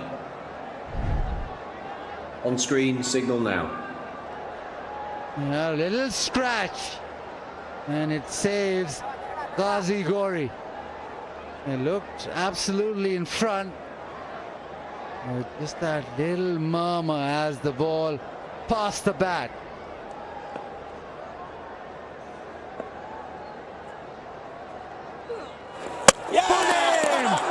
That's done for that. Ghazi Gori trying to smash this mid-wicket. Kuhneman finally has the wicket. Well, no reviews required for that. The inexperience, the youthfulness in that shot. Well, you couldn't have scripted this better for Kuhneman. He, in his wildest imagination, would have not thought that Ghazi Gori, after that great review, would have a blind swipe. And the youngster just did that. Only the 8 in this third game, 60 for 3 Pakistan.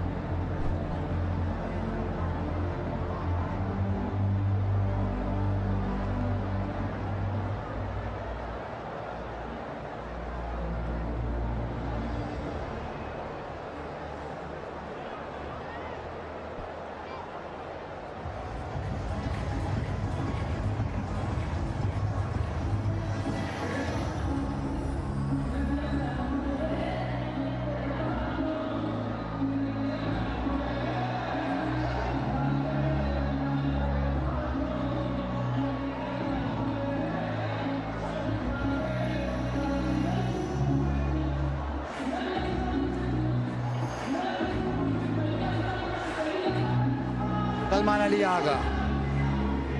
Pakistan losing their third.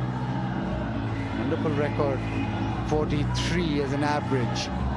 Strike rate 96, but this is a situation where they need to pull out his defensive batting skills and also skills against spin.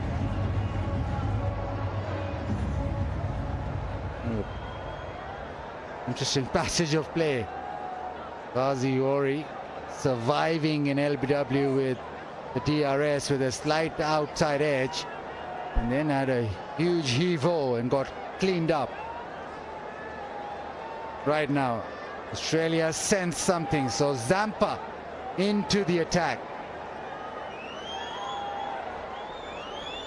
Right now, trouble is Coach Mike Hesson. Concerned faces. Zampa to Babar. He's got a slip and quite a close mid-wicket. Drives it through the offside. Just a single, but that previous over, Kuhneman applying the pressure, got one to turn, but quite a strange shot. Ghazi Gori after having survived a DRS with a slight outside edge.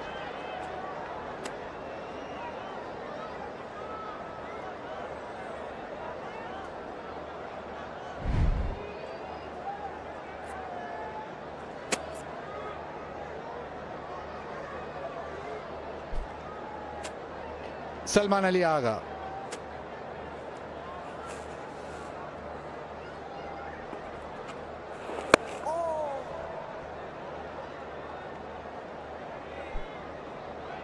I just look at the sequence of events leading up to Ghazi Gori's dismissal. Yes, Matt Kuhneman bowling a brilliant spell, and in particular to Babar Azam, who was finding it extremely difficult to get him away. There was that one short delivery that Kuhneman bowled that Babar Azam put away to the boundary.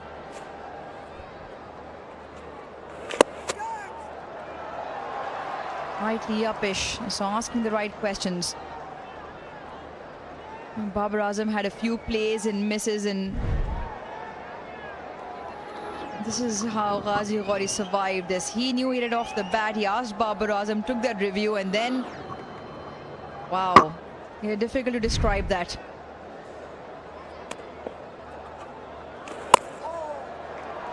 You look at Babar Azam's innings, it's 15 of 34 now, a strike rate of only 44 with the one boundary.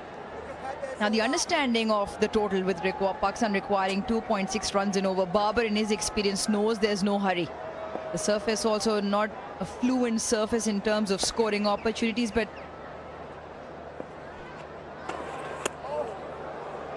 the youngsters are coming under the pressure. Ghazi Gori maybe found it a tad bit overwhelming that the runs had dried up. It was 6 overs when that first boundary came, and again they did dry up. Maybe just a steep learning curve for the youngster.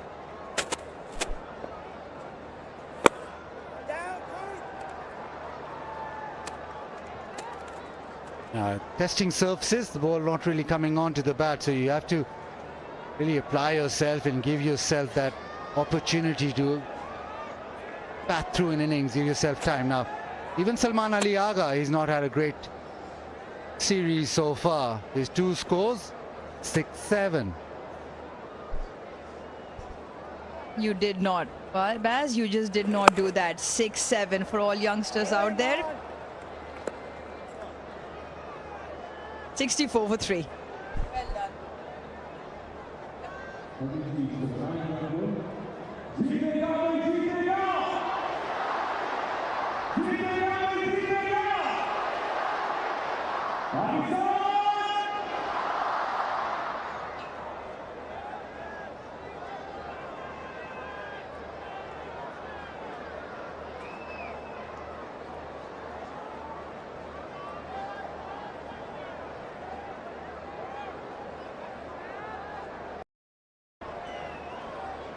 Getting some pressure off Pakistan. It's a bad ball, put away. That's more like it. He picked the length up very early, and so that's smashed into the fence.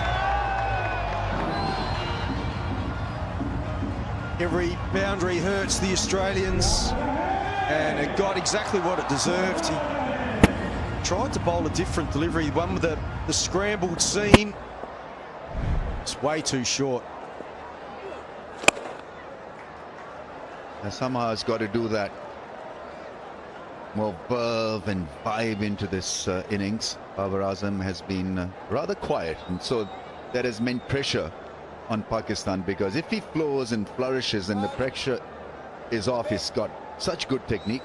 I think he's steadied himself, Louis, to play out the innings, you know, go out, not out, maybe a 60 not out or something like that.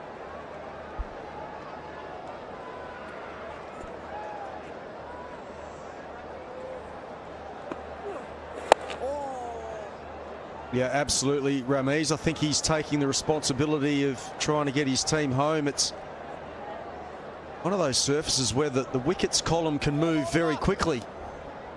You know, it feels like, you know, the batters are in control, and then all of a sudden there's one breakthrough, and then there can be really 3 or 4 that happens quickly. As was the case in the Australian batting performance.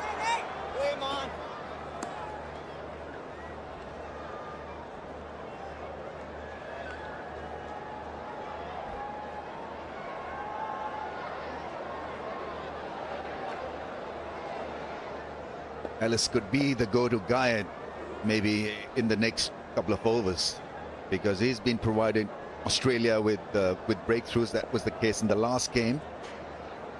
Came in and uncoupled the pair. I remember it was, he broke the partnership quite a few times actually. 70 for 3.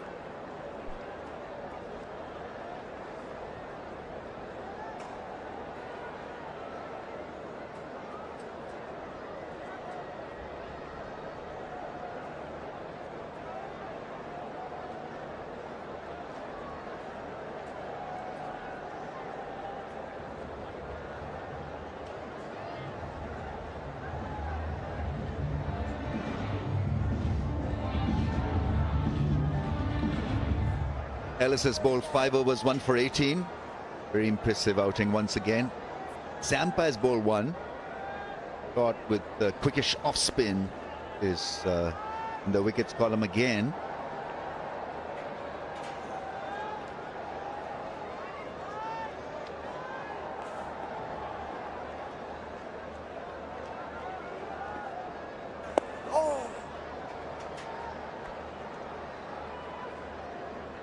Interesting that Adam Zampa just had the 1 over.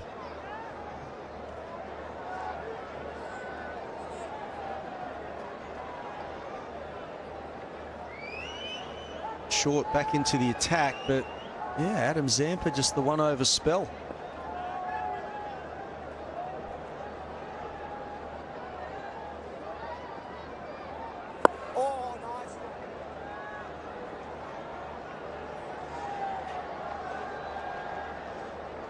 he's not looked to drive against the spin to short, so maybe let him go for that adventurous shot.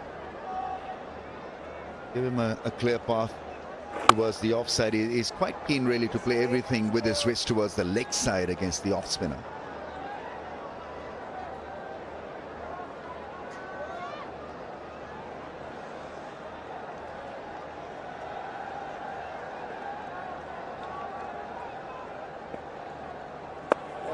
Once again moving across the stumps, trying to play it with the spin, so that short cover fielder can be removed.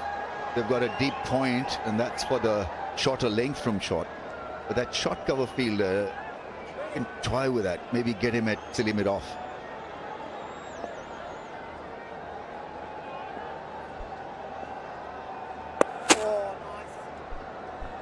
I really think, Ramesh, the next 2 or 3 overs will determine the outcome of this game. I think if they can get Babar Azam out in the next 2 or 3 overs, I think it's game on. But if not, Pakistan should win this easily.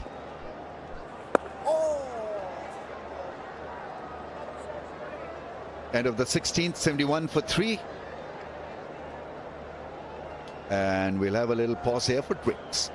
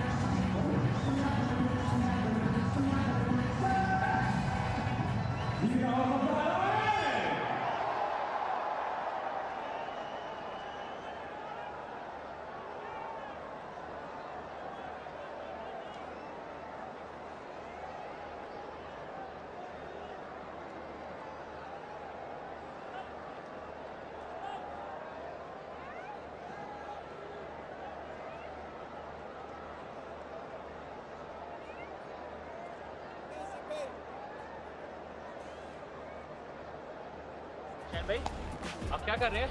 मैं PCB की app download कर रहा हूँ जिससे आसानी होगी कि domestic cricketers को देख सकें और तमाम जितने भी क्रिकेट के फ़ैन हैं पीसीबी की ऐप डाउनलोड करें और क्रिकेट का लुत्फ़ उठाएं।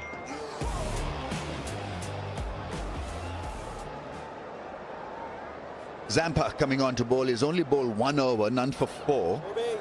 So you got to get your best options in right now before it's too late. So you got to treat this as maybe a 32 over battle. It's not going to go till the 50th. And the key wicket is going to be Babar's. So let's see what happens. Salman is a bit low on form. But he's an excellent player of spin bowling. Can play all kinds of shots, the sweep shot and the inside out drive over cover.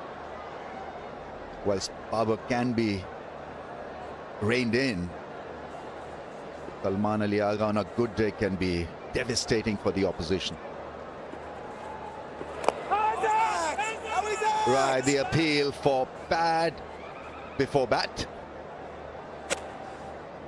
And the DRS timer is on.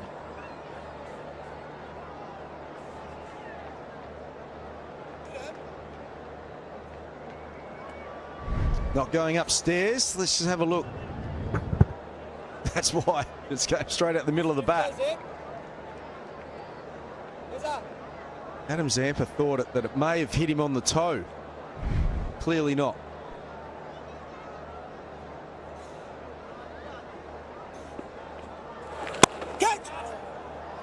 You can certainly bowl for a cotton bowl on this surface as well, because if you break your wrist and look to play a little earlier than required, you can get holed out. Cotton bowl.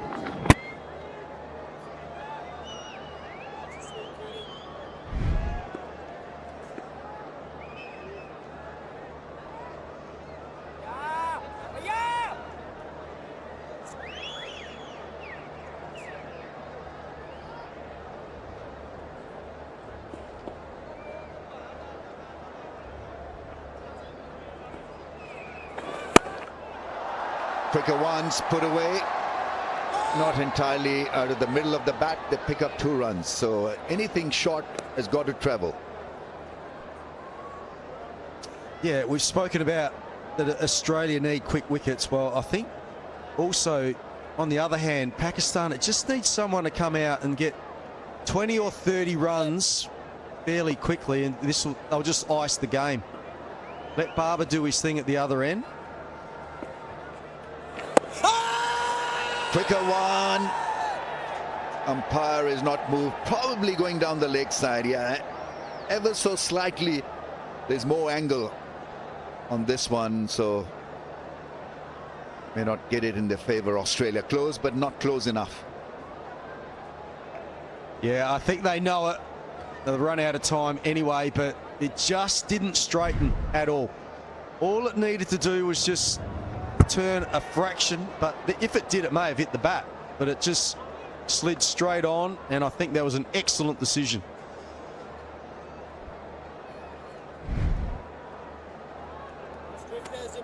Very tight, and Salman Ali Agha very lucky in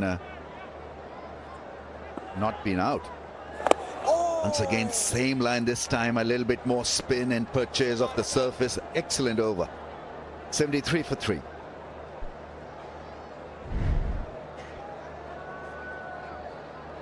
Yeah, just confirmation. It was definitely pad first, but if anything, sliding past the leg stump, was it? Or was it just nicking that leg stump? So if he had given it out, it would have stayed. So, yeah, fine margins.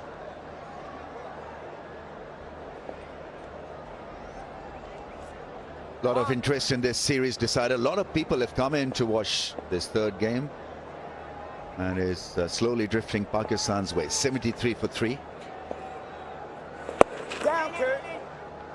That's a good feel, because most of the angles have been created through the leg side against the offie, so that's a good one for Babar Azam. Just get him on strike for most part of the over.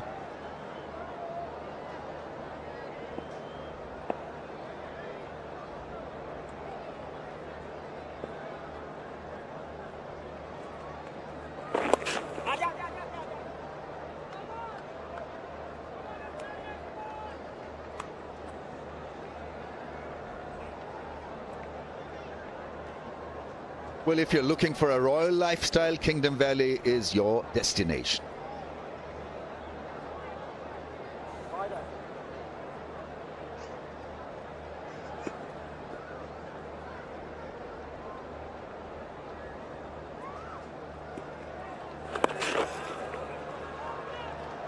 A little too much on the leg side. I think it's an art really to bowl on a spinning track also. You get a head start as a spinner, but then you've got to know, your angles from where to spin the ball back into the stumps. Yeah, I think with Matt Shaw, his bowling arm is so high, it's almost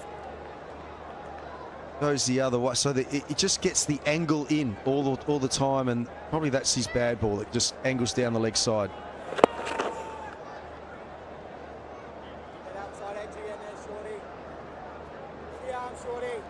Maybe that's the reason why there's no slip in place, because it's kind of one-dimensional. You know what is on offer, but because the variation of the surface, he can be a bit difficult to tackle.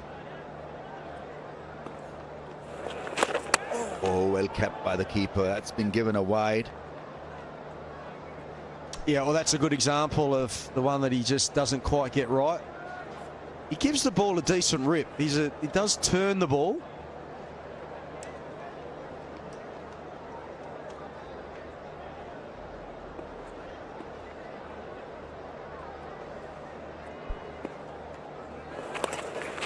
Nice. Beautifully played into the fence for 4. Lovely piece of timing and placement. And just a tap, nothing more than a tap from Salman Ali Agha. And the overcorrection from Matt Shaw. The previous delivery was the one down the leg side, and then he goes too far outside the off stump, and yeah, just tapped it on its head, opened the face of the bat and let it run off towards that fine third man. Excellent batting.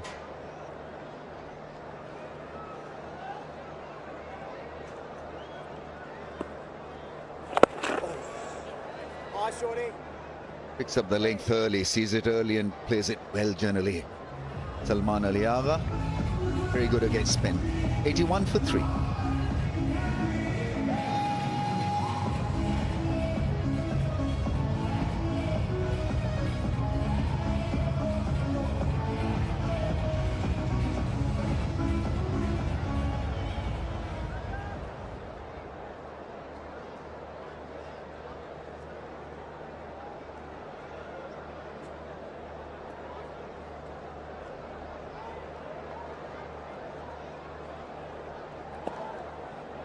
This is a good contest. Babar versus Zampa.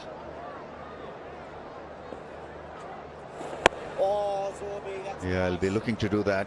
Attack the stumps and hope that one will spin more. There's a slip in place. Maybe he looks for that extravagant drive, gets an outside edge. Let's see what happens. 22 is of 47.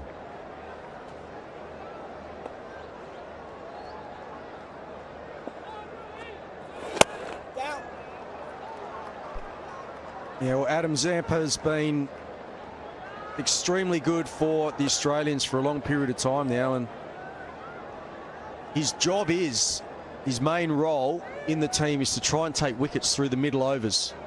It's where a lot of the good sides, the good batting sides, just control the middle overs, and if teams can take wickets regularly through those at time, and that's Adam Zampa's job.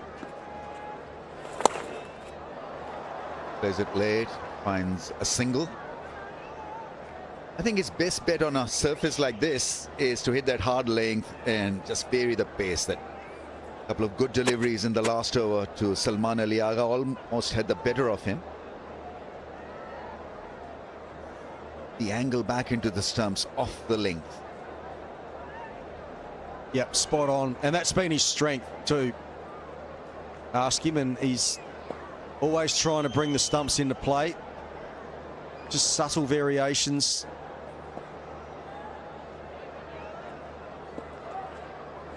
Oh, down. Easily done in the end by Babar. I think he's clearly more at home in a situation like this, because he's got a tight defense, Babar Azam, and he likes to bat like this. Absorb a lot of pressure and take this game deep into the innings. So far, so good.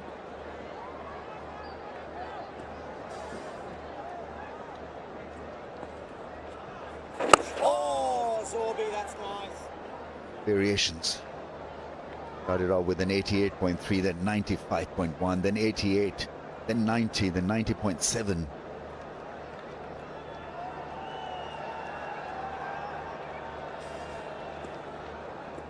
Going at a good economy, but I think it's the wickets column that needs looking after. After 1985 for 3.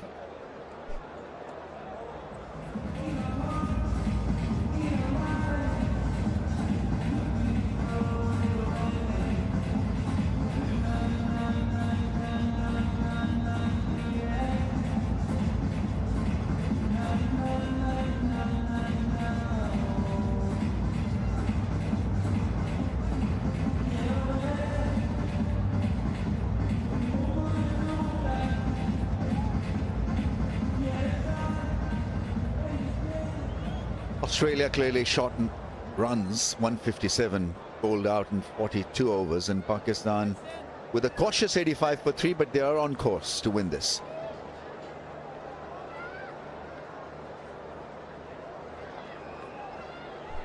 Yeah, the Australians identifying that this is now crunch time, as this partnership now is 25, and they really need to get rid of Babar Azam somehow, and they turn to the guy that's done it twice already this series.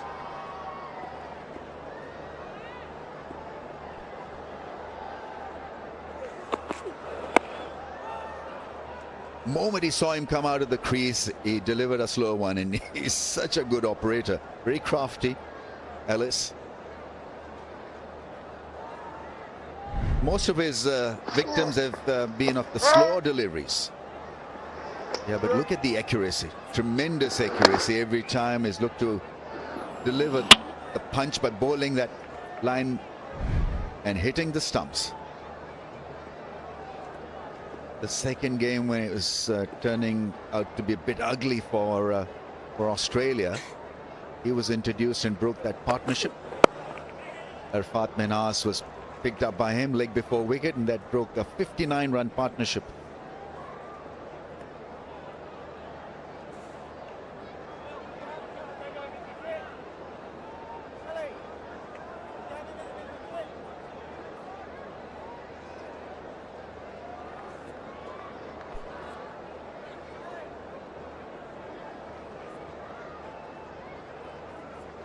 Fielders are in, so obviously Australians feel that the best chance for Pakistan is to continue in this fashion, pick ones, not worry about the big shots. So this is a good read of the game by Australia. Extra man comes in from deep square leg to square leg. 6 men in the circle.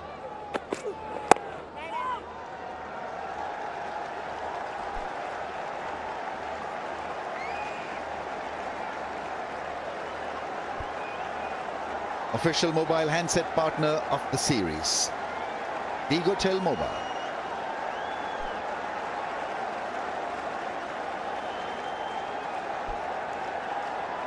I think that fast off cutter is being the delivery that's done the damage, but he can't be too predictable, Ellis. He can't bowl it too much.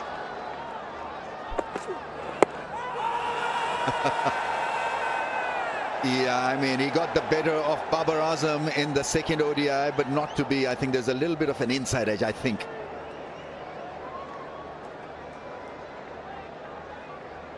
It's just that he's so good with these variations, the slow balls, the back of the hand slow ones, especially, and the off cutters.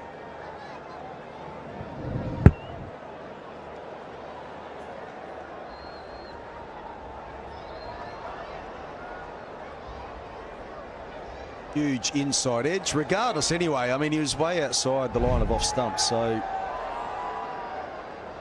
if there was no bat, he couldn't be LBW either.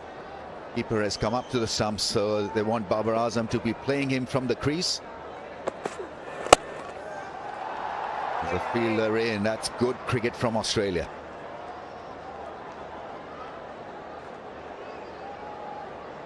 Let's see if Babar Azam wilts, whether he goes over the top, whether he gets a bit frustrated.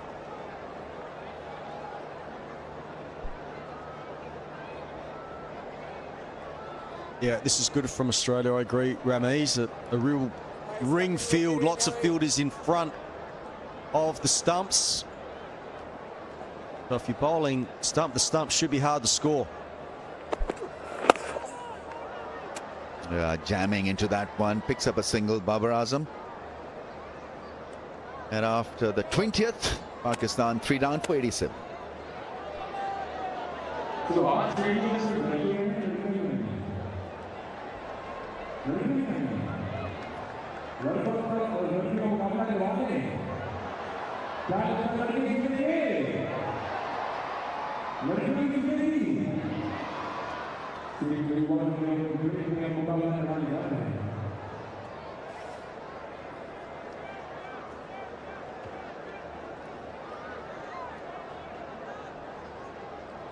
Pakistan just 71 runs away from wrapping up the series 2-1.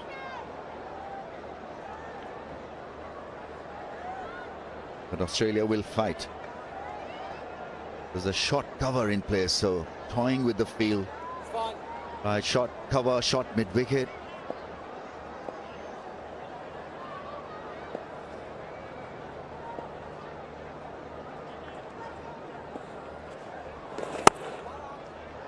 Forces him to play off the back foot. I think that field short cover is for that straight drive. Babar Azam pretty keen to just milk that single through long off. Need to stop him from doing that.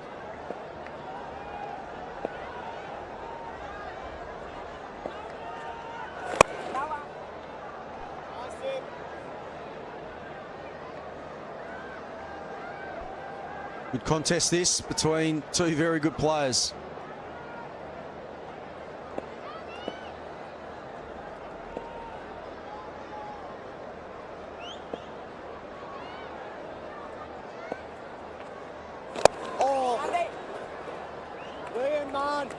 The difference here is for Zampa that he's looking to bowl to pick wickets. He's not waiting for batsmen to make a mistake. I think the strategy has got to be a little different. So he's toying with the field set. Obviously, he wants the batsman to take a different route. Maybe, you know, play with a different angle of the bat.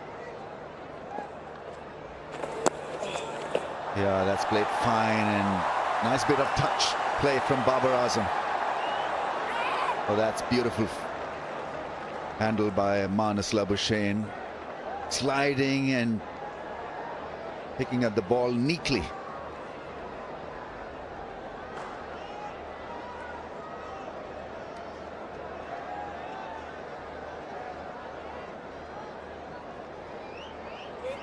Right, here are the winners of brand new Vigotel smartphones. Scan the QR code or download the PCB Live app and sign up now for a chance to be the lucky winner.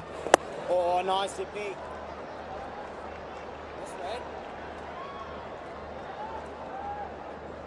He's set him up with flighted deliveries. What about a quicker one off the length?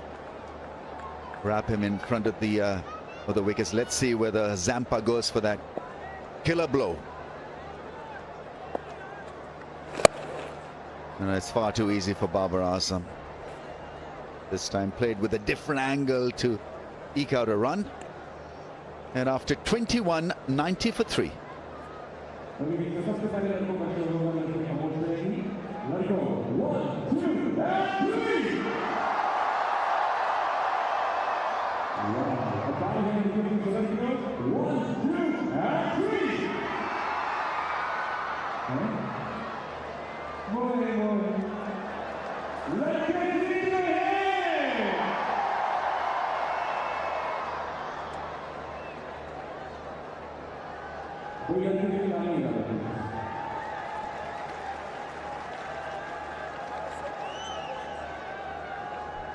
Slipper, you want 2 points?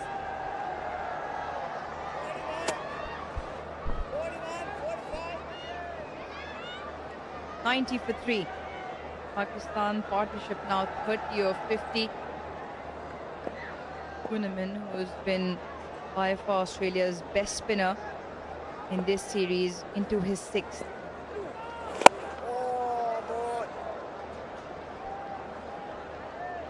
Amir Sohail joins me in the commentary box. Amir, they need a strike here. Australia definitely need a strike. That's the only way they will hold Pakistan back.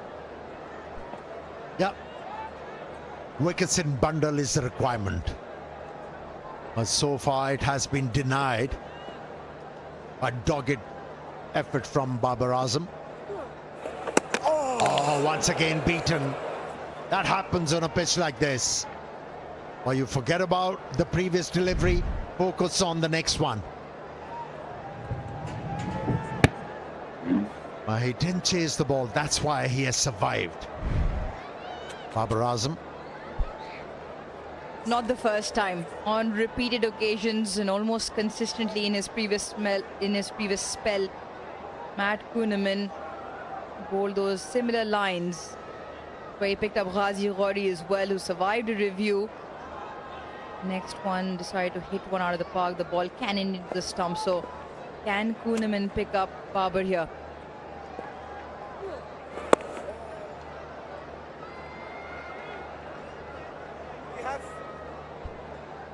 Yeah, what you want is not to be hanging your bat outside your front leg. So play late, play within yourself. Don't be pushing at anything. Because he does have the arm ball as well. So brings both edges and that front pad into play.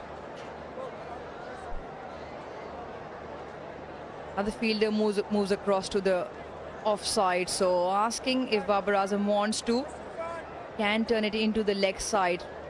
Maybe bring the top edge into place.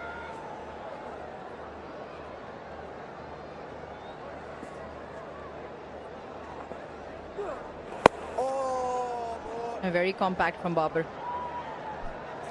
It was that arm delivery you were referring to, but nicely negotiated by Babar Azam. Now he's learned the art of dealing with the left arm spinners. Initially, he used to play outside the line of the delivery, and he was picked up so many times and frequently. Was there any edge involved? Umpire is not interested. Conferring. Should it be reviewed or not? The way the appeal was and the enthusiastic nature only meant that he would send it upstairs, but eventually, the keeper, the captain does. Director, player review for caught behind. Original decision is not out. Bowler's feet checked. It's a fair delivery. Spin vision, please.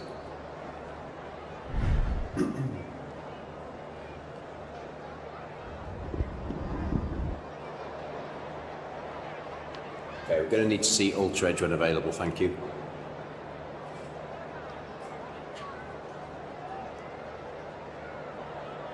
Rolling through, please. Rolling through. Thank you. Clear gap between bat and ball. Kumar, you can save your original decision of not out. Stand by. On screen, signal now. You can only afford to have a giggle after that. Josh Inglis was the most excited. Closest to the ball, he heard something. Maybe one of those clicky bat handles. Review lost by Australia, not even close to that edge from Babar's bat. But Babar did look to play that ploy from Australia, who'd left leg side open behind square, and he went down for the sweep to access that area. Now they've plugged that. And he picks up a single from exactly where the bowler had moved the field. So quick single gets the over done. 91 for 3.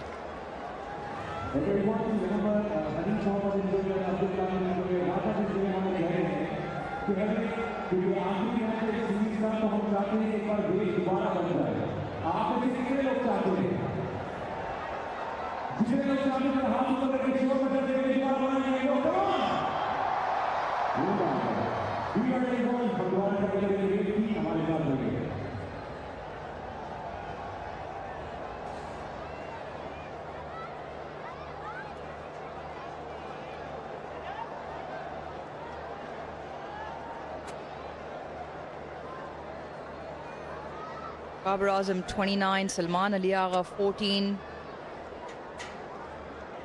Quiet ODI being played here in Lahore as the series decider. coming to a close. 67 of 28 deliveries is what Pakistan require. Looking for a little bit of magic from Adam Zampa.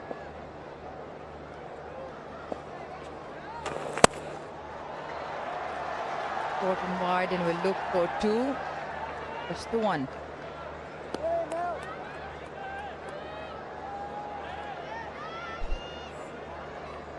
Yeah, the winners of the Vigotel smartphone. You can scan that QR code and or download the PCB Live app.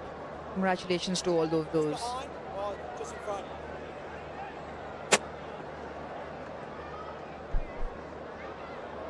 You expect great things from Adam Zampa because of his guile and experience. But he hasn't come to the fore for his side in this particular series. And that is concerning, especially with the fact that he's operating on surfaces that are very conducive for spin bowling.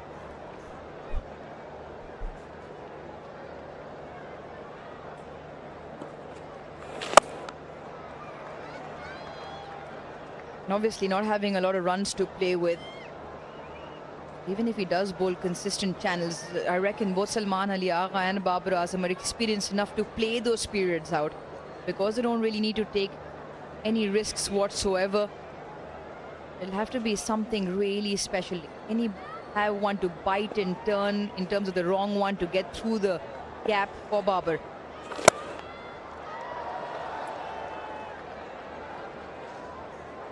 I remember Australia were 98 for 2, and then they lost 3 wickets for 18. In the end, they were bundled out, and they lost the last 7 wickets for just 38 runs.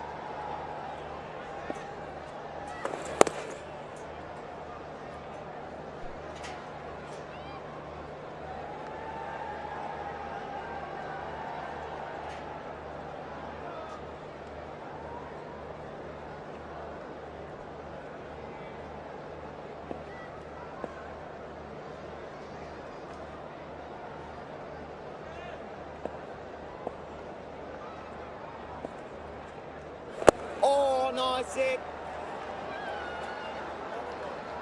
93 for 3.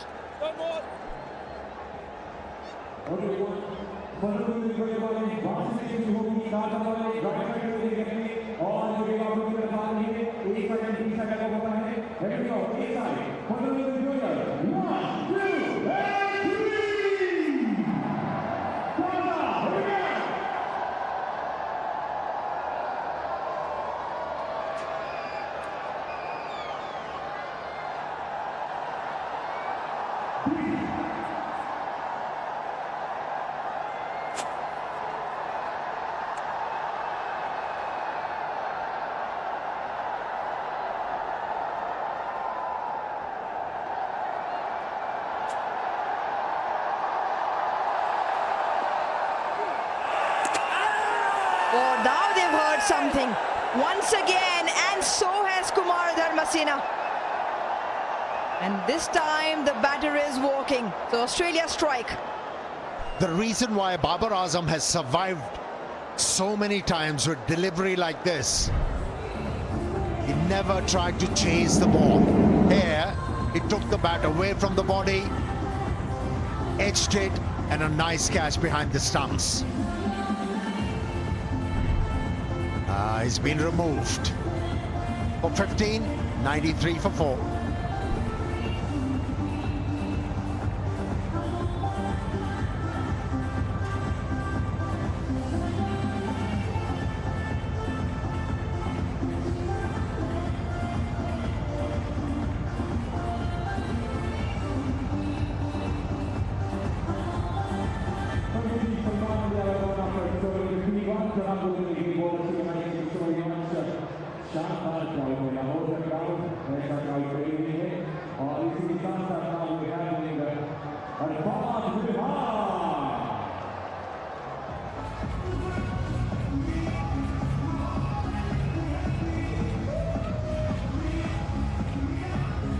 Proud father. watching his son, the oldest of three, in Arafat Minhas, take strike in the middle. Made a debut in the ODI format in this season. He's made a mark for himself with the ball. Now he walks with the side 93 for 4. Australia just managing to pick up a wicket and break that partnership of 33 runs between Babar Azam and Salman Ali Agha. Now the left and right hand combination to the crease. So Kuhnemann, who also has a very good record against left-handers, just making sure he's got the field spot on to the new man in. Yeah, never looked impressive, Kuhnemann. When he started his first spell, he was pitching the ball very close to the bat. Ever since, he has dragged the length back. Looks a different bowler. More threatening. He's already picked up 2 wickets for just 28 runs into his 7th.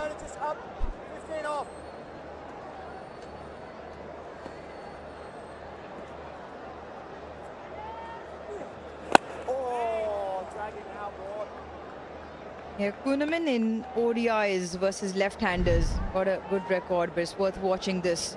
Once again, a really good delivery, but what Salman Ali Agha just pushes at the ball. Look at how far away from the front pad he's placed it. That has just got the edge on the way through to the keeper. Great take as well. Josh Inglis behind the stumps.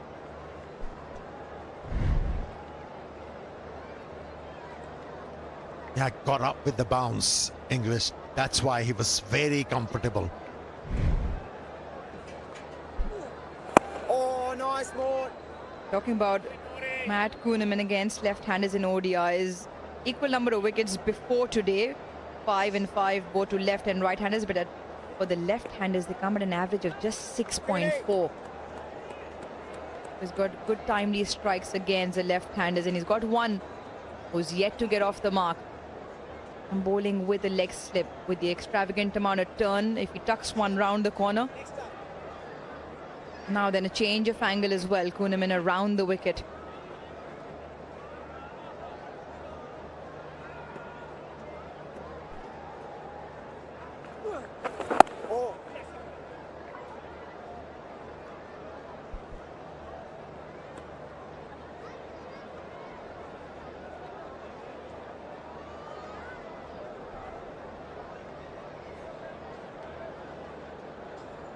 Since he's a senior statesman, Babar Azam, he knows how to deal with the left-arm spinners on a pitch which is offering plenty. And looks to play the ball close to the body, close to the front pad.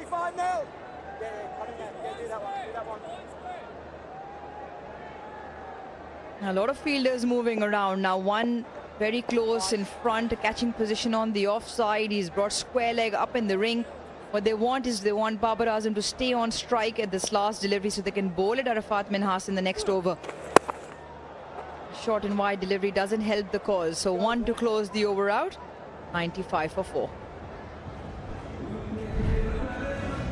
Yeah, we were discussing about how close Babar Azam is played. Almost like a box around him. Look at where he's placed the ball. Bat face straight, not pushing at it, not chasing where the turn is taking the ball. Salman Ali Agha right off screen decides to chase it and eventually plays away from his body and loses his wicket to that.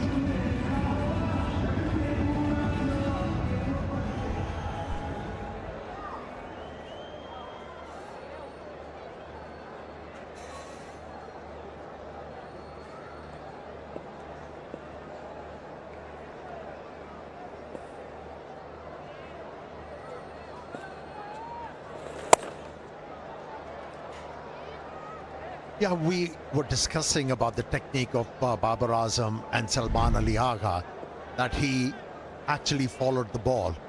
But for me, the major part was the head position. Babar had both the eyes on the ball, whereas Salman Ali Agha's head was towards extra cover. And that was the major thing about that dismissal and Babar Azam surviving. Really good from our team. Hawkeye, graphics, all of them. Tight ship being run by the director. There is a team sport up here as well, along with the cameramen who've had their work cut out in sweltering hot heat during this series. So a massive thank you to all of them.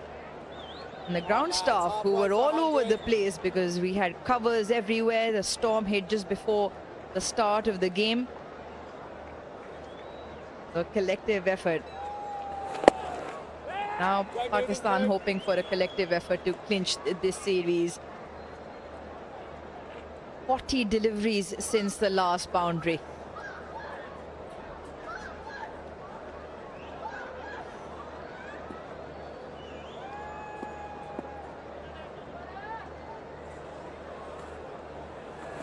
Oh, catch it, ran just a little inside edge onto the pad.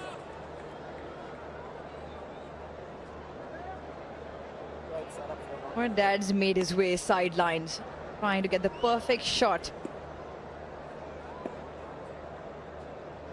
Kashif Minhas, the father of Samir and Arafat Minhas. They've got a younger brother as well who's 15. Dad reckons he's better than both the other boys. So Dad's wish is to see all of them represent Pakistan at some point, and even better if they can all be together.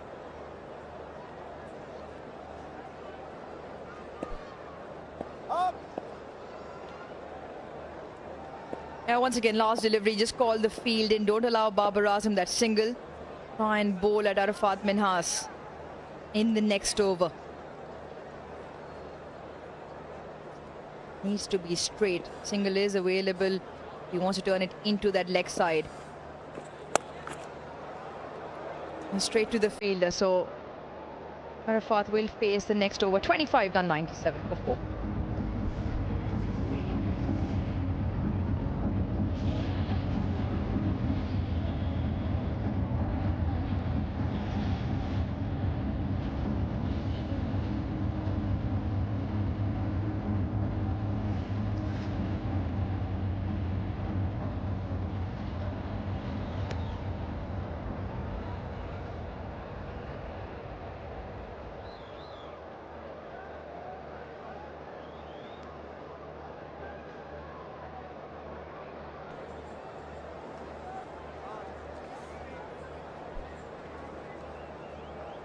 Yeah, 61 runs required from 150 deliveries. Well, Inglis has decided to introduce Mutt short because the left-handed batsman is out there in the middle. And this move has a potential. Now remember, in the previous outing, he picked up 3 wickets. Starts off well.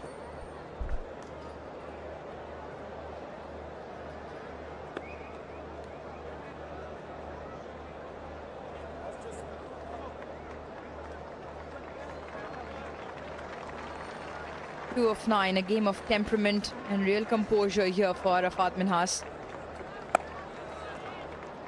Needs to back himself and rely on all those preparation processes he's gone through to play out this period.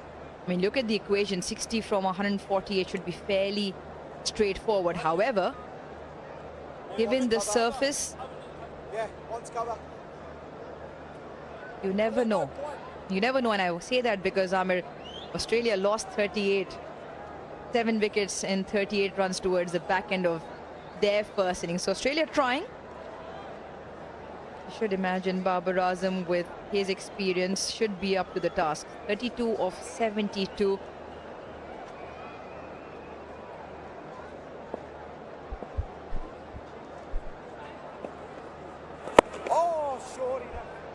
See, he's come out with an aim, Babar Azam, that he's going to get his side over the line no matter what. He's been fighting with the opposition, he's been fighting with his instincts. He's gone in a defensive mode. Not a bad idea from him. As long as he finishes the job well done. Doesn't have to be fancy, does he?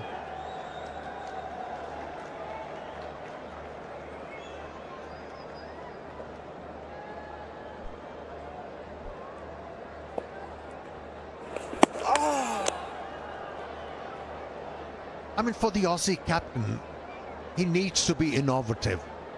I mean, yes, Zampa has bowled 7 overs. He might pick up a wicket here, but he hasn't been able to bring any impression on Pakistani batters. It won't be a bad idea to introduce Renshaw, because in the previous game, he was getting the ball to bite. And here, there's something more in this surface for the finger spinners. 98 for 4.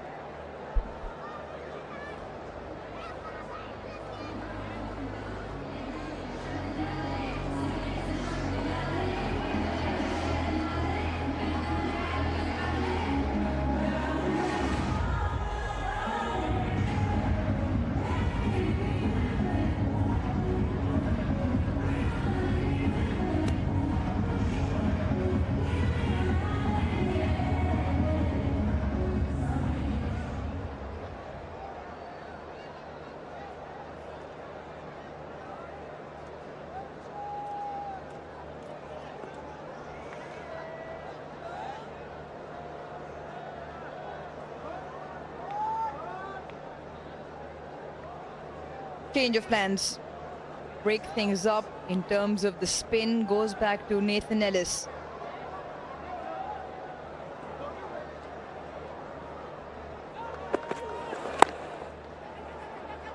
And a quick sneak into a single and comfortable.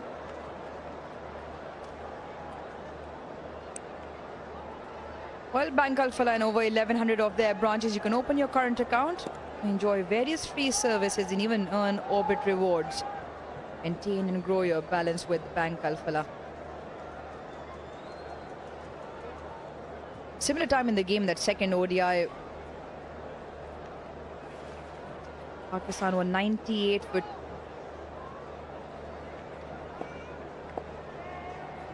around the similar runs. A confirmation on that when Nathan Ellis picked up Babar Azam. And there's something similar. It was a slow one, just held one of the cracks and darted back in sharply. And on review, the decision was in favor of Australia. So that's something what Josh Inglis will be hoping for from Nathan Ellis.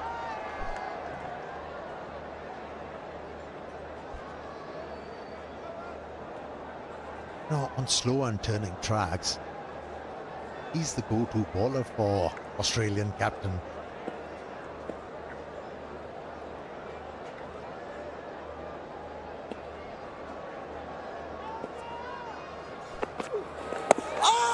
Oh, again. Got the ball to deviate hugely.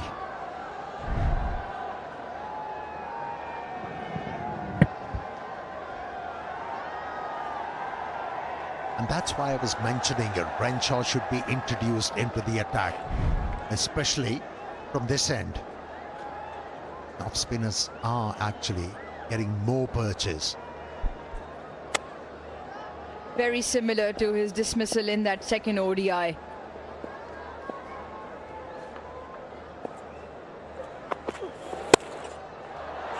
Short and wide and spanked away through that offside. A boundary after 52 deliveries, and Nathan Ellis is disappointed with himself. 100 on the board. Now this is the hallmark of an established player. Even though you get into a defensive mode, but whenever the opportunity presents itself for the ball to go towards the boundary line, you have to stay alert. And Babar Azam was. Passed on that particular delivery, which was wide and short.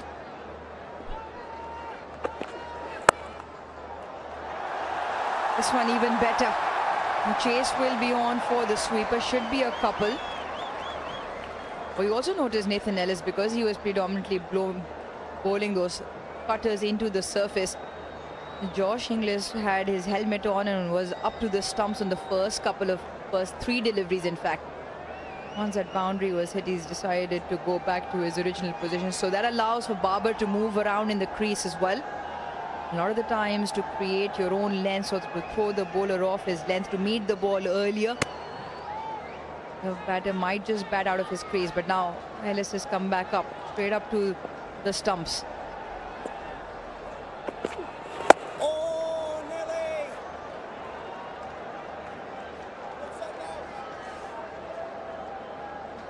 105 for 4. This is what we're talking about. The one on the left today with the keeper up on both occasions. Very similar in where it's pitched. A slow one. Hits one of those cracks and darts back in sharply. The one on the left today may be just doing a touch more than the other day. Babar Azam did review that, lost that review, and it was a good one from Nathan Ellis.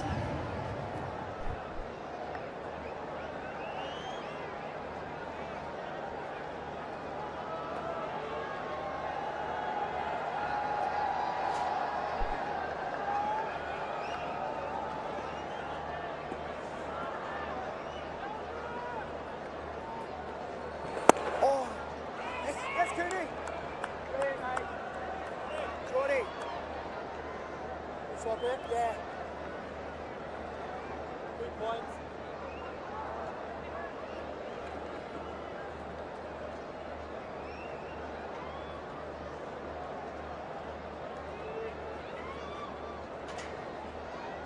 A bit of a tweak in the field, just adjusting the 2 men square on that offside.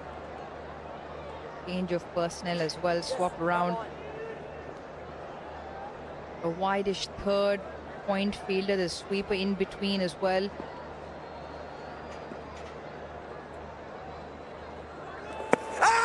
That is straight. That is very straight. Is it continuing too much with the angle? Where was the impact? That was the question. And that's what they are discussing. Was it outside the off stump? And they have already decided it's not worth it.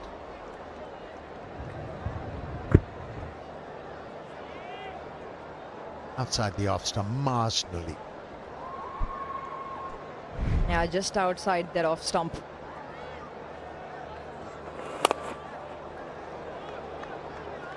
Just put a little bit of question mark into Arafat Minhas. That Matt shot does have the one that continues on into the left-hander. That one did not spin. Just mind to watch out for something that is in front and in line with the stumps. Inside edge on that as well. So is why the bowler did not encourage the captain to go for that. Yeah, the reason why Dharmasena is enjoying a very good series here, because it's a normal thing for him to umpire on turning tracks. Hails from Sri Lanka. But the pitches have improved there.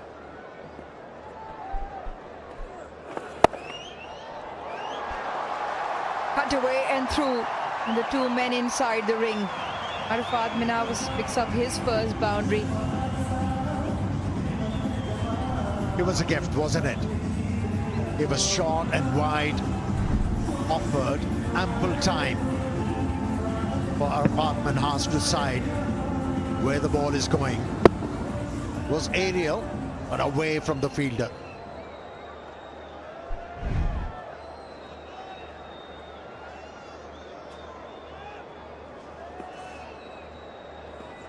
Boundary just releases a little bit pressure on Arafat Minhas. Short and wide.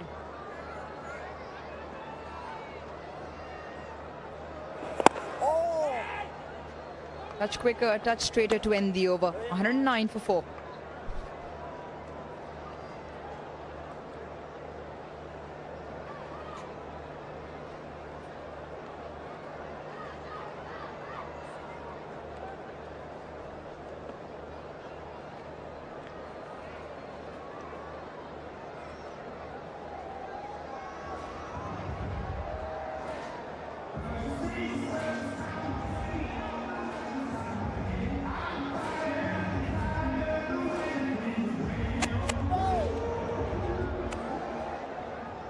Pakistan within touching distance now, 49 needed. Plenty of wickets in hand. Babar Azam, the guiding light in this run chase, on 38. I think he's played the variations superbly. And he's been so switched on regarding the defensive technique, and that's the way I guess to bat on this surface. And a big test for Arafat Minhas also. His technique is being challenged, his temperament is being challenged.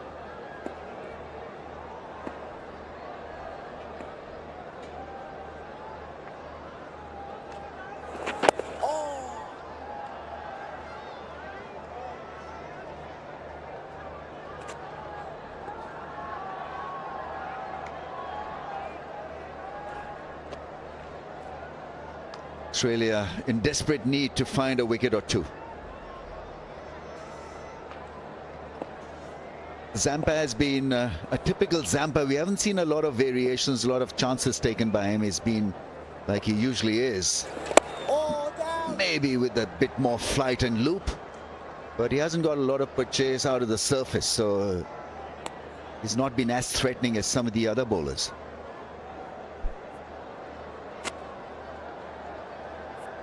Modern day white ball cricket, you're expecting to score quickly, expecting to get boundaries and make a play. But these surfaces haven't allowed that, and today, especially with pace being a modest one, you have to really rein yourself in. Babar has done that. Arafat Minhas also will be told that not a problem if you don't get a boundary, it's not a problem if you're not scoring quickly, because everything is under control.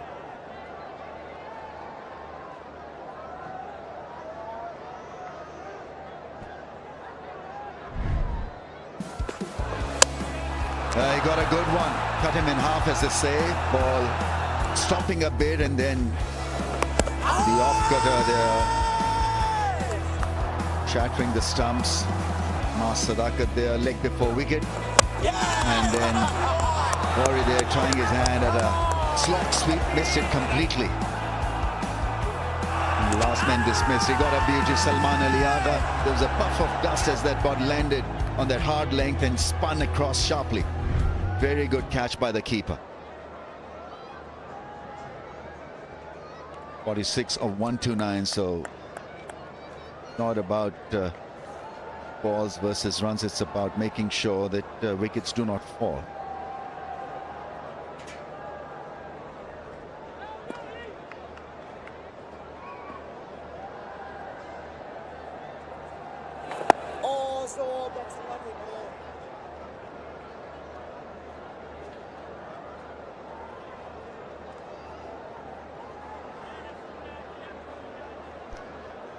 The one change that Australia had in the 11 was Cooper Conley. Interesting that he's not had a ball yet.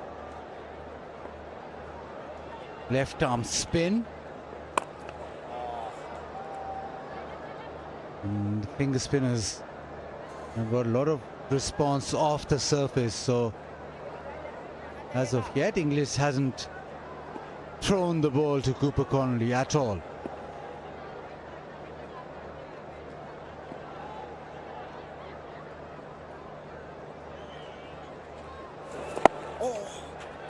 A bit more flight, just wanting the batsman to take an aggressive route. Not to be. He defends again, Arafat. 112 for 4.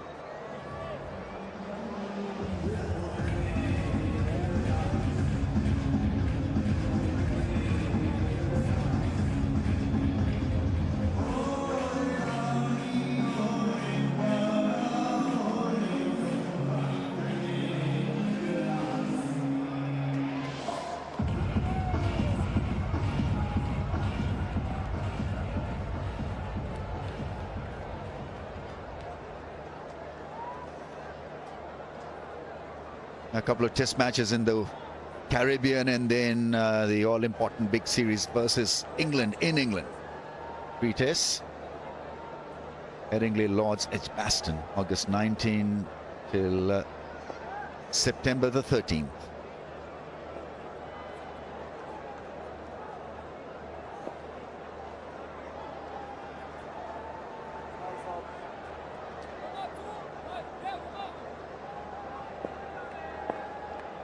Letting that fielder come in. So we've got a straight shot cover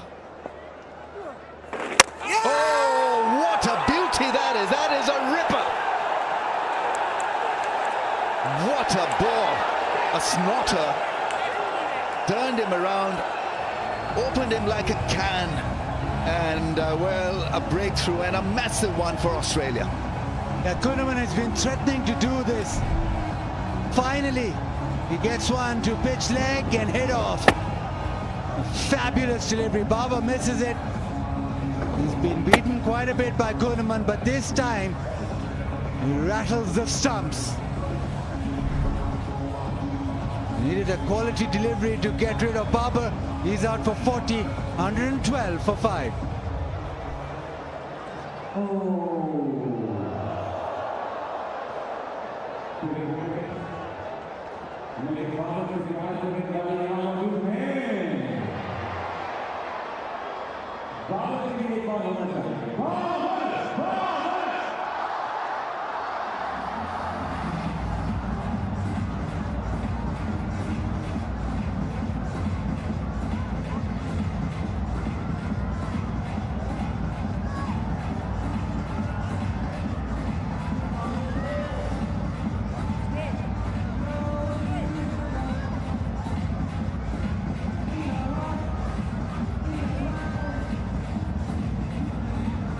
Abdul Samad is in, and that last dismissal has got to play in his mind a bit, because it really was a terrific ball that spun from leg to off. So 46 runs still needed. Australia have struck, but they need to continue to strike and find success.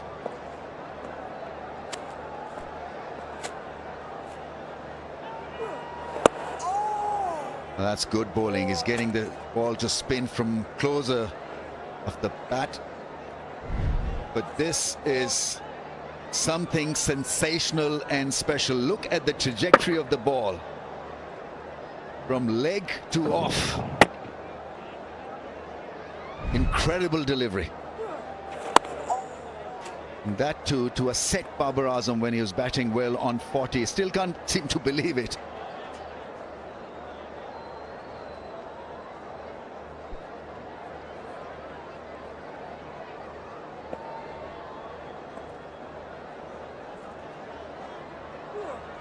Oh, that's nice. Australia would want Pakistan to feel the remaining runs as a ton of pressure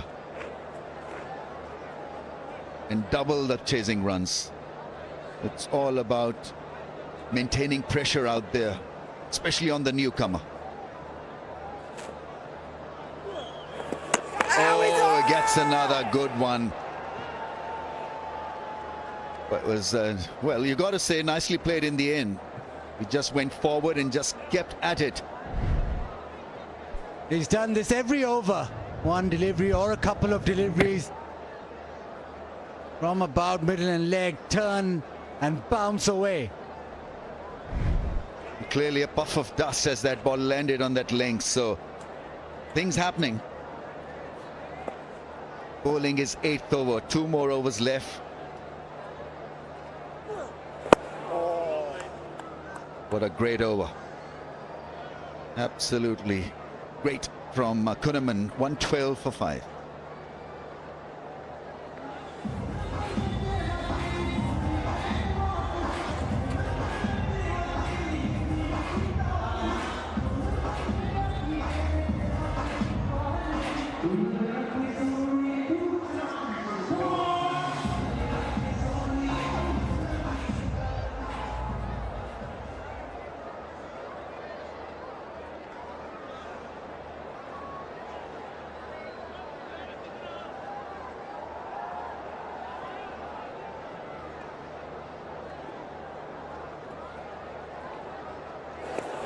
Oh, that ball is now spinning like a top. And so this has now certainly become a bit of a tester for Pakistan. Look at that. Impossible to play. Matthew Renshaw into the attack. Left arm batter, left-handed batter, so right arm round the wicket.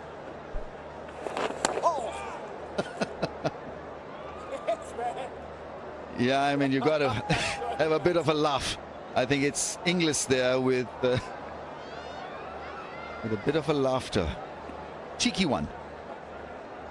And he goes again. So straight away, batsman is on the back foot, and that's what happens.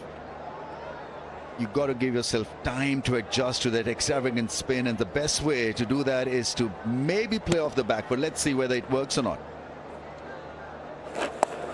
Edge and taken. Brilliant piece of catching. It is happening for Australia, and Pakistan certainly going down. That is unhappy and a bit disappointed. But this was getting tough and tough now. First Babar Azam, and now it's Arafat Minhas who has been held beautifully in the slips by tall Cameron Green. Yeah, turn and bounce, plenty of bounce. A little juggling act from Cameron Green, but he holds on. At Renshaw with the ball turning sharply. First wicket for him in international cricket. Minhas out for 912 for 6.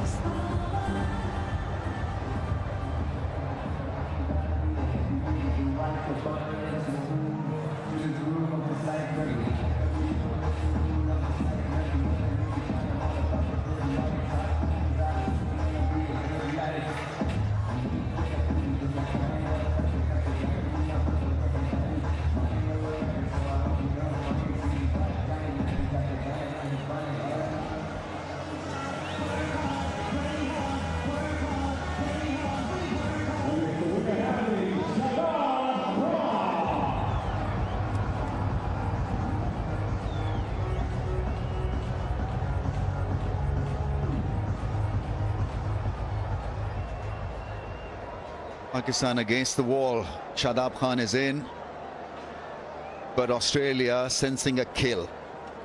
The ball is spinning a mile suddenly.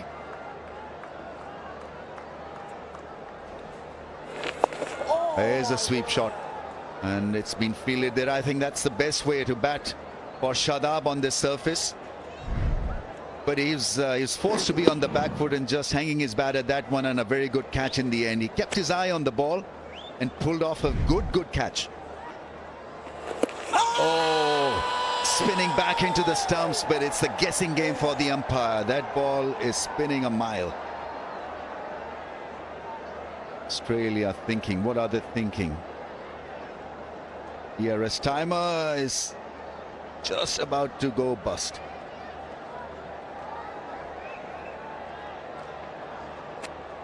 They'll let it go. 6 down for 112.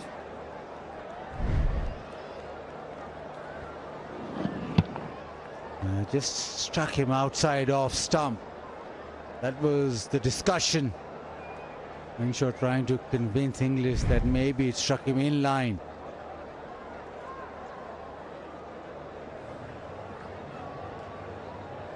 Back-to-back wickets. Babar and Arafat.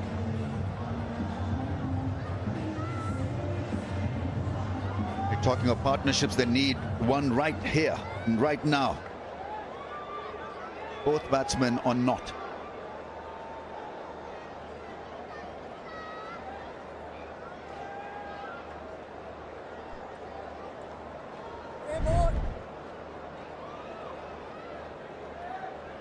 Struck him outside the stumps, would have been umpire's call. If it had given it out, it would have stayed out. So close thing. Gunnaman 3 for 30.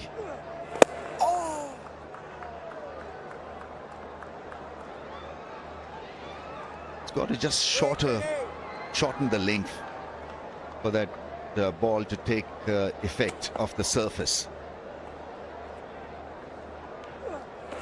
Yeah, there's got to be more there.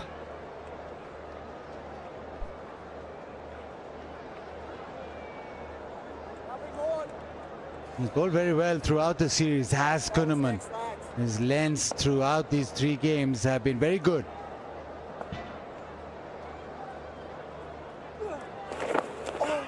Yeah, that's played quite nicely in the end. It got big on him, but he didn't really push hard at it. Labuschagne, excellent work in the field. The dugout is getting just a wee bit restless. Right, so there's a little phase of Kunaman versus Babar Azam. Have a look at the links and the turn and the angle. Beautiful piece of left arm spin bowling. Beating him consistently, and then he got a great one in the end. Turned him around, and what a beauty that was.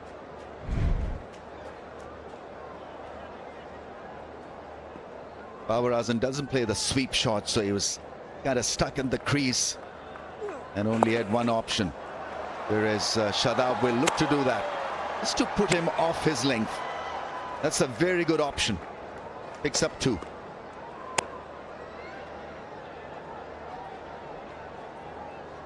Yeah, we just push forward with the way that Kunaman is bowling. There is that opportunity with that outside edge. But Shadab, good form, batted very well in the previous game, so he's got confidence with runs in the previous game, so might just play the spinners better. Can they have a fielder round the corner for a top edge? There's a little bit of discussion, and I think the deep square leg fielder is coming into the circle. It's a much better field set now. Australia reading this quite well.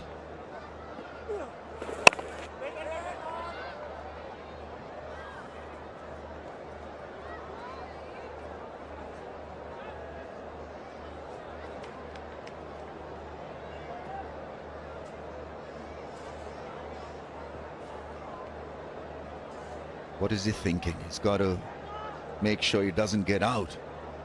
Get a partnership of sorts. Oh, that is extremely well played in the end. That really is terrific from Shadab. Somehow managed to squeeze it away from the stumps for a run. Have a look at this one. Oh, he somehow managed to keep that one away from the stumps and the pads. Even Kumar Dharmasana felt there's a lucky break. And it's drinks time here at Gaddafi Stadium, Lahore.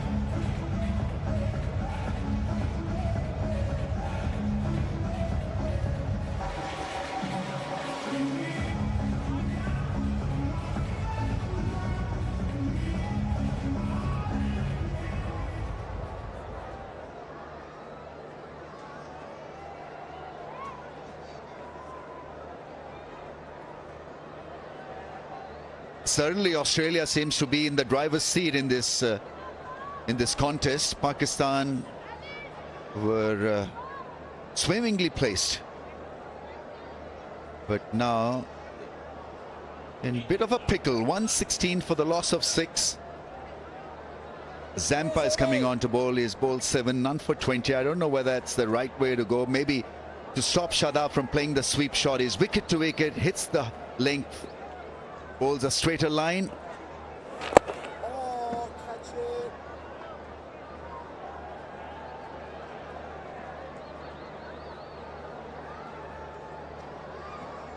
This change could be batsman specific. Let's see whether it works or not.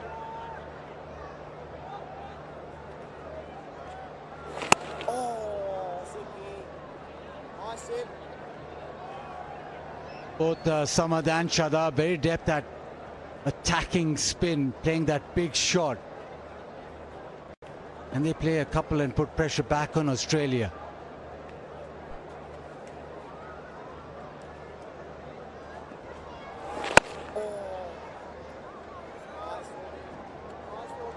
Good that Shadab is in a bit of a form, because they need him to be out there and get a partnership and maybe get Pakistan over the line. 42 to win, 4 wickets in hand.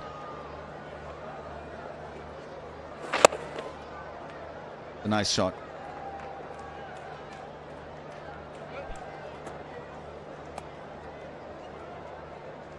Yeah, we've reached that situation where even a single has to be appreciated. I mean, Pakistan have got themselves into such an awkward position. But credit to Australia. They've played, once again, a wonderful hand, especially with the ball.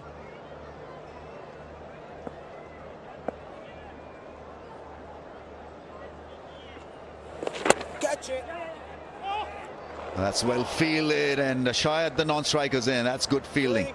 Cameron Green from 6-6-6-7 fielded that one quite nicely. Yeah, bending low and bring the presence of mind, back flipping it at the non-striker stumps.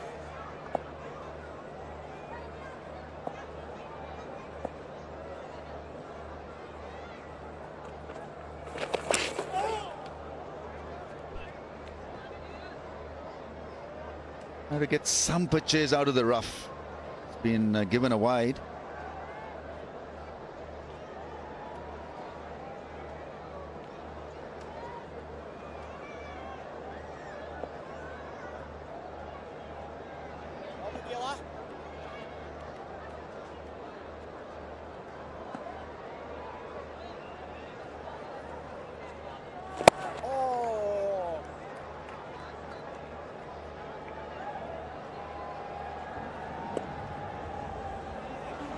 Six down for 119.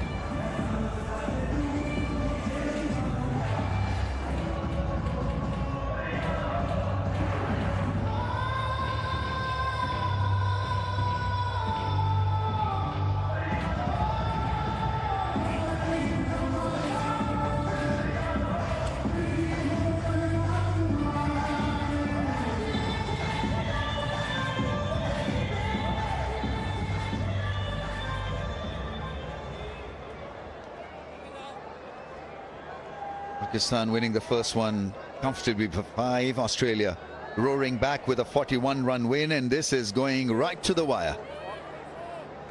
Can't pick a winner at this stage. 39 of 102 balls, so on a goodish surface this would have been walk in the park, but the ball is turning a mile,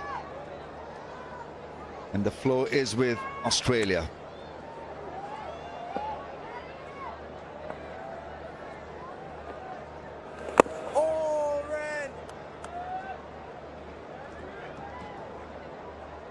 Quite funny that the tail enders batting prowess certainly is scrutinized in such tight games.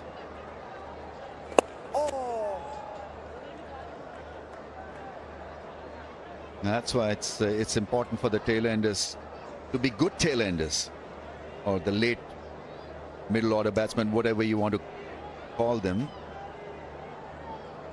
Must be 10,000 things going through his mind, Shaheen Afridi.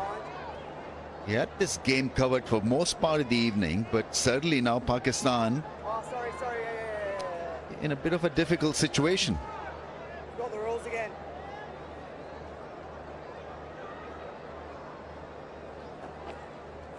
Oh, nice, Ran. The one thing that English will have his eye on is that he's only got 1 over from Kuhneman, and he's got a couple of overs for Zampa, so he'll have to rely on not his mainstream spinners. Oh, that's a nice line, man. And he'll probably be waiting for a little bit longer, ideally to get a wicket and then bring Kuhneman on, or just slightly longer before he gets him to bowl his last over. I think Ellis could be handy as well. Still got 3 overs left, Ellis. And that could be critical phase of bowling as well. So Pakistan got to play out the entire innings quite cleverly. 6 down for 120.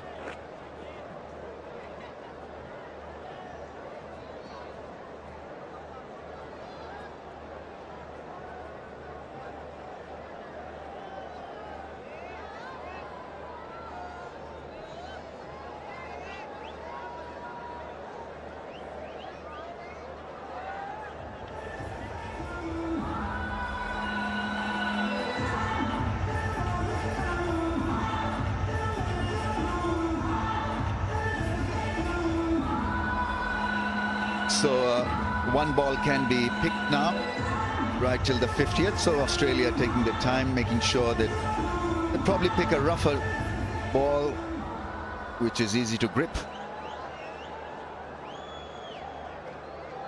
I think it's Manas Labuschagne who's going to roll his arm over. If different to Zampa, he's got more loop and maybe more spin. And so Australia thinking out of the box. They're introducing a half bowler at this stage. Let's see if he can bowl the channel, bowl the length.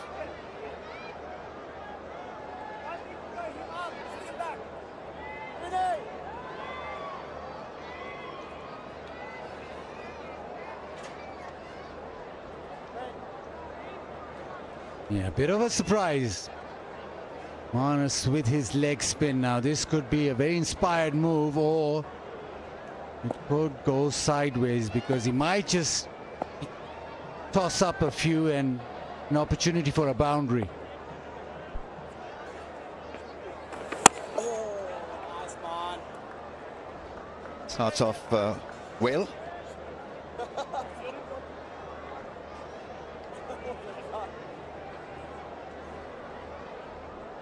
Australia looking for a bit of spin from Manas Labuschagne. So how can he get the ball to tweak? Maybe a bit more flight. Oh, it's a beauty. Engaging him into a drive. Somewhat missing that one. But that's the ball to bowl. Good revs on the ball, and that was a good one actually. It spun quite extensively.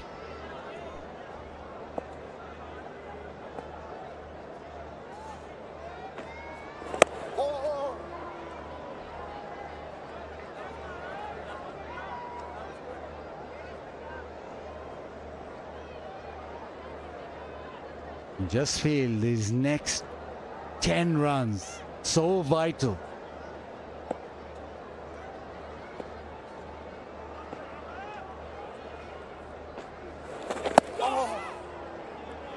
Could have a man in the slips. I don't know whether they're looking for a catcher right now. It's just allowing Manas Labuschagne to get into some kind of rhythm, so giving him a bit of security in the field. But I think slipper is needed. The ball is turning sharply. That's an excellent over so far.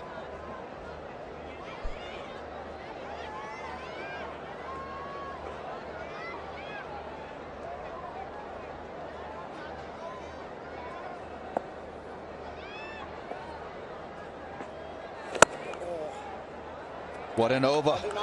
Brilliantly bowled by Manas Labuschagne. It's a maiden and 6 down for 120 Pakistan.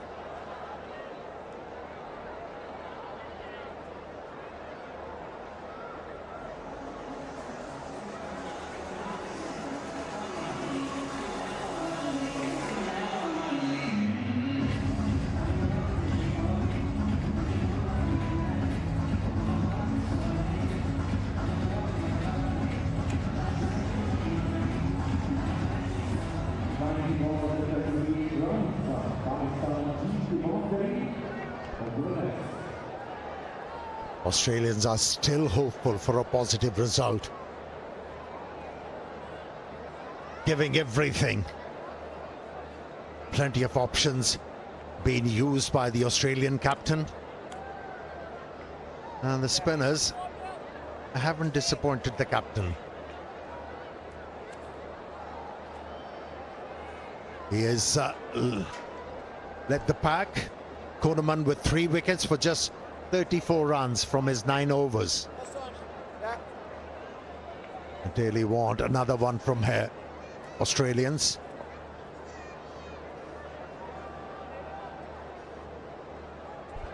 Oh, wicket to wicket. Got the surface to respond to his style of bowling. Oh, nice ball. Shadab is one batsman who knows how to handle the pressure, making sure that he gets to the pitch of the ball, smother the spin. And this might be just the most important over of the game. Last 5 deliveries in the spell of Matt Kuhnemann. Oh! How watchful and how close is that? Shadab looking confident after a good knock in that previous game. Wasn't able to get Pakistan over the line. Now 38 of 88. Australia making a real game out of this.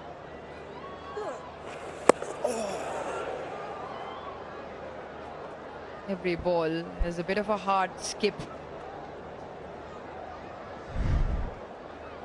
Yeah, no protection for the left armour behind the square on the onside. That's why he tried his luck, Shadab Khan, to release the pressure.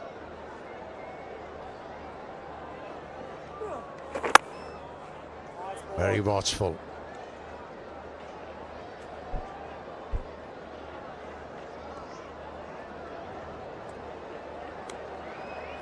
Nerves, tension, fingers crossed as to which way the final turn this game will take. Matt Kuhnemann, once again a phenomenal spell. Latest wicket, that of Babar Azam. Rank long hop and gets the deserved treatment. That boundary will allow Pakistan to breathe. Well, let me tell you, any batter batting in this situation hope for such a delivery. That was a dream delivery and dealt with. Pressure releaser. I wasn't expecting that kind of a delivery from Kuhnemann. Mid-wicket goes to the boundary for the final delivery. Oh, what a delivery. What a retort from Matt Kuhnemann. He completes the spell. And a good one that is. 38 for 3. Pakistan 124 for 6.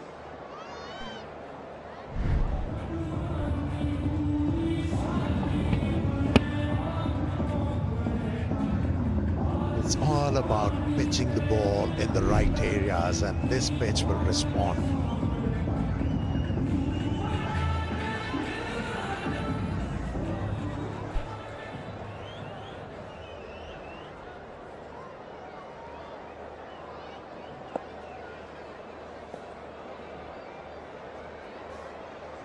Manas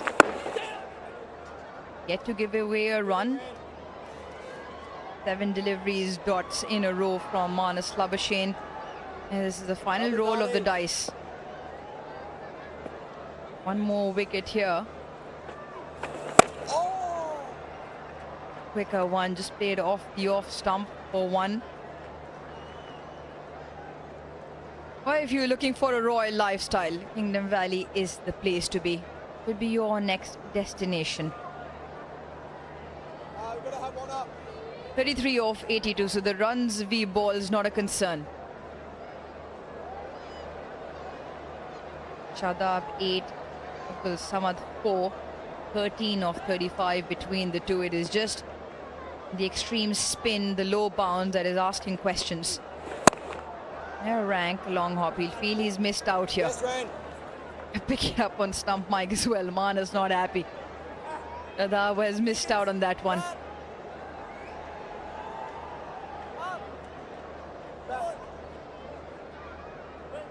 Well, it's fair to say it's become a low-scoring thriller, this. Pakistan bundling out Australia for 158.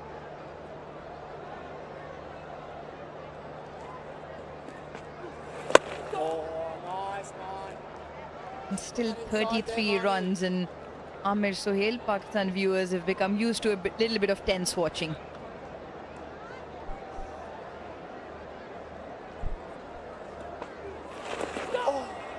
That's nicely swept, running hard, but only a single available there. Now, one must admit, cricket has been absorbing and engaging. We're so used to see boundaries and sixes hit, but this kind of a cricket has its own flavor. Oh, come on.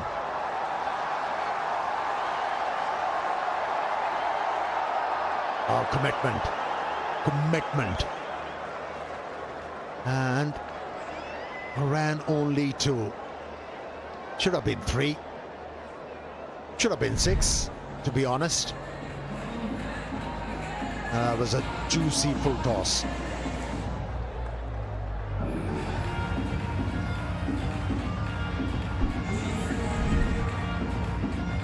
It's all good with that boundary. Pakistan required 30 of 78. Lowest targets Pakistan has failed to chase in ODIs in the history of the game. 26, 168. So that meddling number of 158 in between that. But it's been a long time since Pakistan has faltered. Last lowest chase back in 2013 that they couldn't get over the line. So Pakistan should back themselves. Matt Renshaw.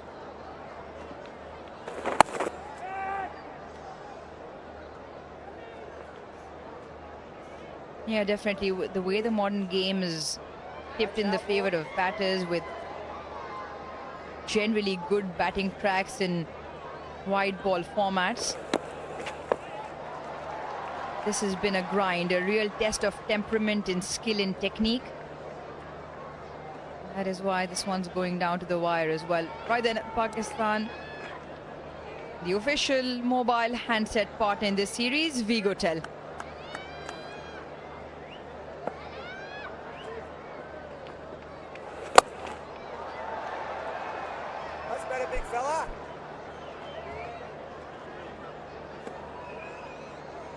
Renshaw is looking to bowl that attacking line outside the off stump, hoping that he'll be able to create a bit of gap between bat and pad.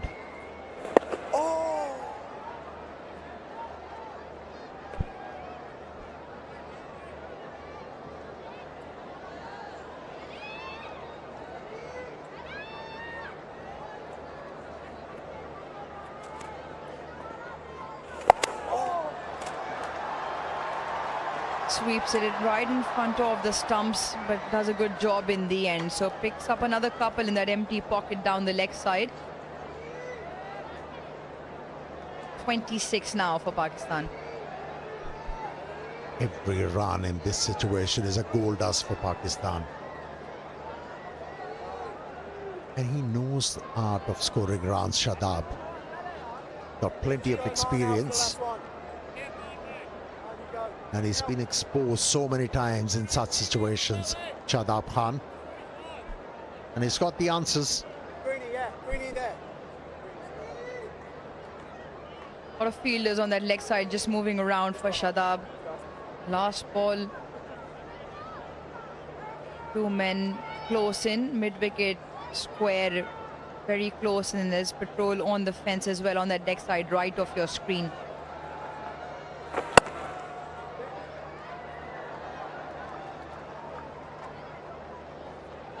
.133 for 6.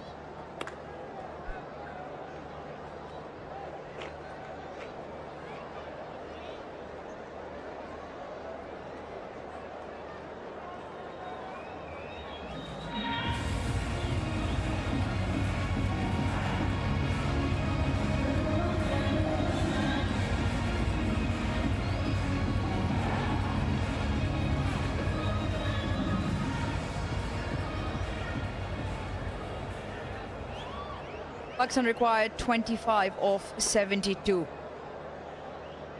What does Josh Inglis throw at Pakistan? His potent weapon in terms of seam has been Nathan Ellis. And there he is. He has 3 overs up his sleeve. Maybe Adam Zampa from the other end, who's got a couple of overs.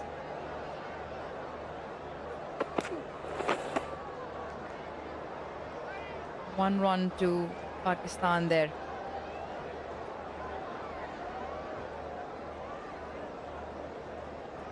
Super soft premium detergent powder. Cleans like a dream.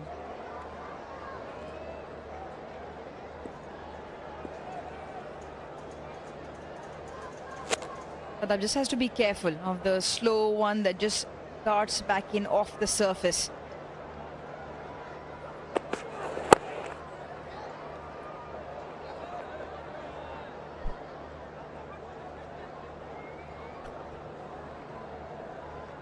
It is intense, isn't it?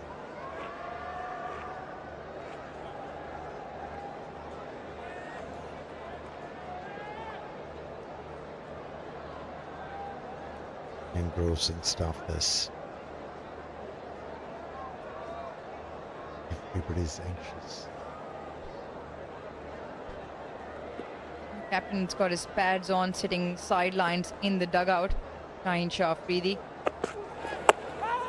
And there it is, the one that just comes back in sharply. More importantly for Pakistan, another one ticks by.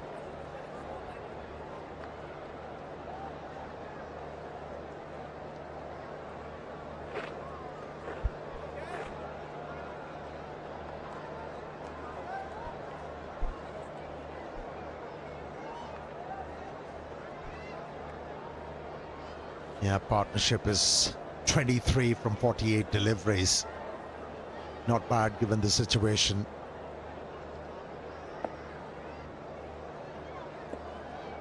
Inching close to the target.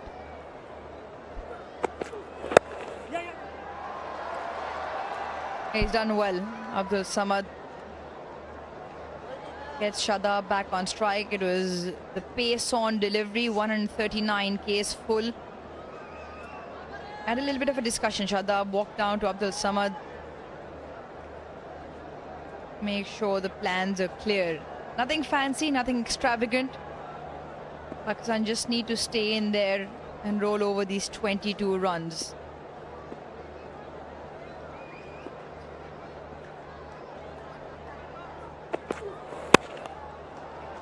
A slow floater.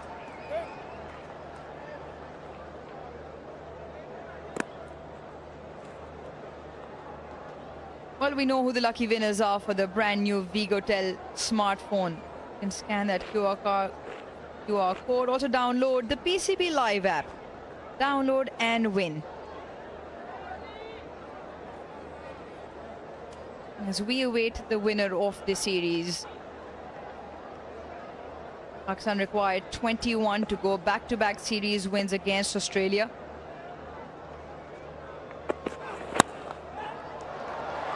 Oh, brilliant. A flick of the wrist, a dispatch into the leg side. And Samad brings up 4.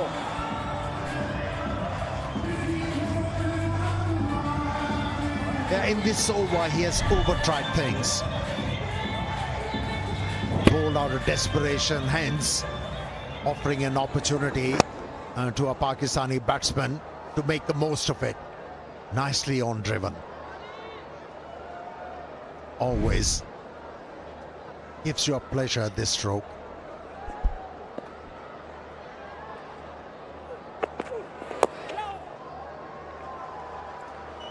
So good productive over for Pakistan, 9 coming off it. They only require 16 now, 142 for 6.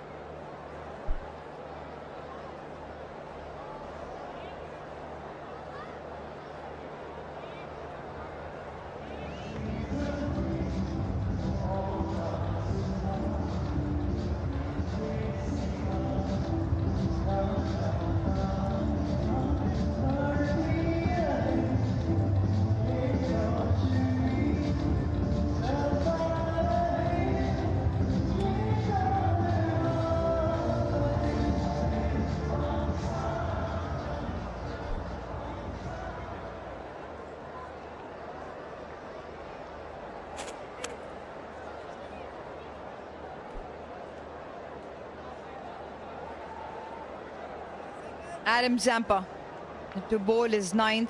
Pakistan requires 16 of 66. And a match-winning partnership being put together between Abdul Samad and Shadab Khan, 30 of 52.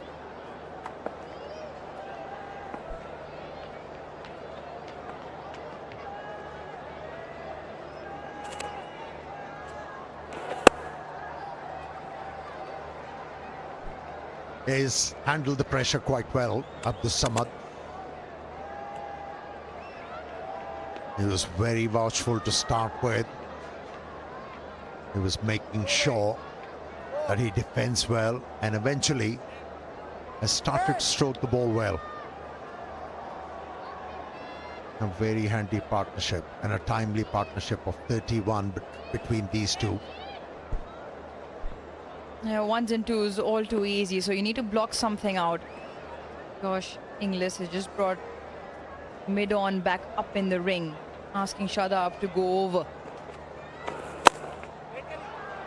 Short and wide, should look to pick up 2 from their offside, and they do that. Probably now time to maybe bring another fielder in. Just make things tough. Entice the error from the batter, because sitting back and allowing for those 1s and 2s, Pakistan will get home comfortably. So only 13 now.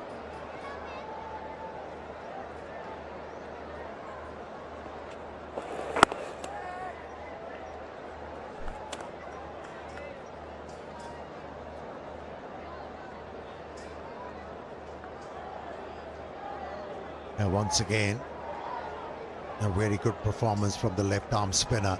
Exploited the conditions quite well. Gave sniff of a chance to his team to win this one. But the problem is you can only bowl 10 overs maximum in this format as a bowler. An all-round performance. A complete quota of 10 overs in all 3 games and bagging 5 wickets in the series. Important ones and important timely strikes, and has really showcased left arm spin bowling throughout the series.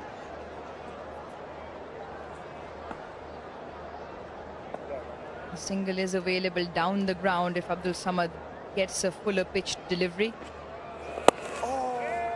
Happy to block it out in no rush whatsoever, Pakistan. And I just feel now mid-on has been brought up. It's probably time to maybe bring long off up as well.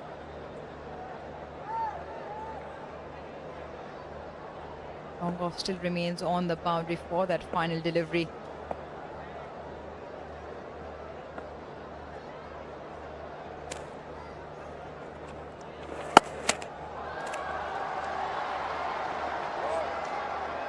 Straight to the sweeper, but big pocket down there on the offside for a couple. Over goes for 6. Pakistan require just 10 now.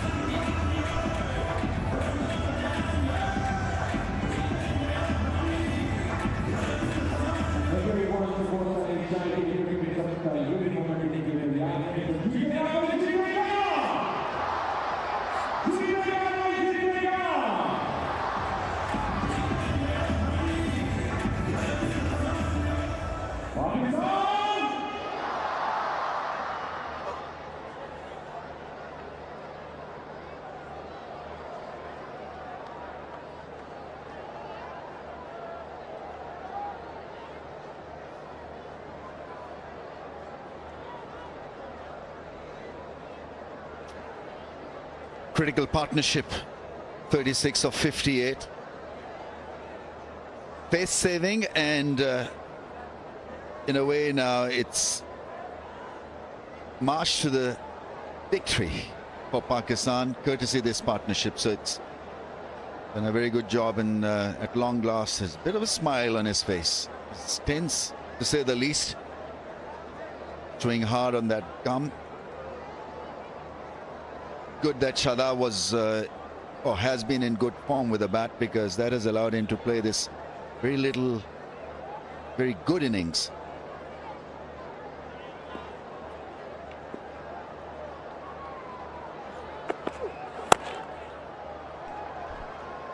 Yeah, the mayor of your selection in the side is how you handle different situations. And Shadab has got the experience and ability to deal with different situations. And he stays calm. That is the plus point when you talk about Shadab. Knows how to handle pressure. And he's been ably assisted by Samad, who in his own rights played really well given the situation.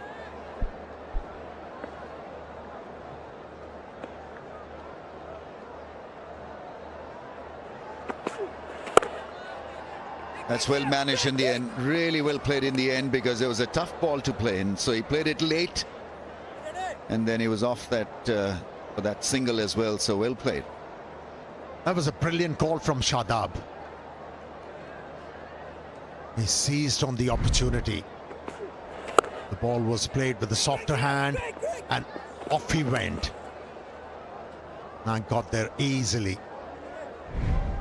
Showing game awareness, Shadab.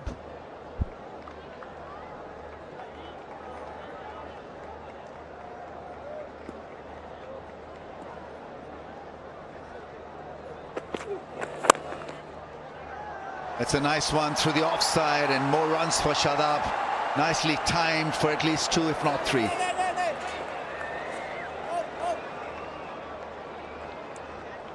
All right, now a strike away from a win, Pakistan. Hard fought and well deserved. Yeah, it's a prerequisite for a batter to be successful on a pitch like this. Play the ball late. And that's what he did, Shadab. Allowed the ball to come close to him and then on the gap for a couple of runs.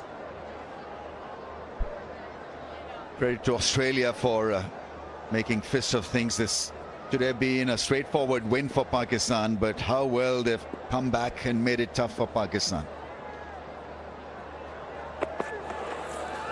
That one kept extremely low.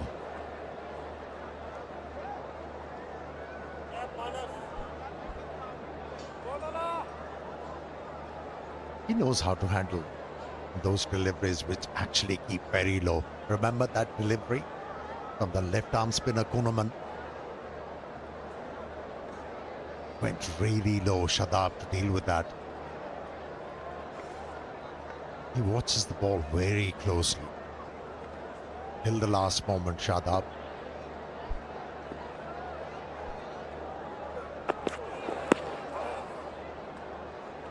Gets one on the gloves.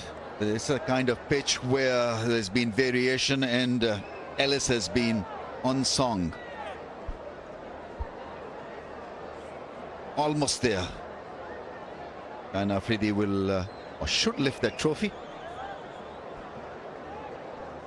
How many times you have seen a shot like plays in an ODI, and especially in this situation? The reason why I feel they've been placed there, because a couple of times in the previous over of Ellis, there was inside edge onto the pad, went aerial.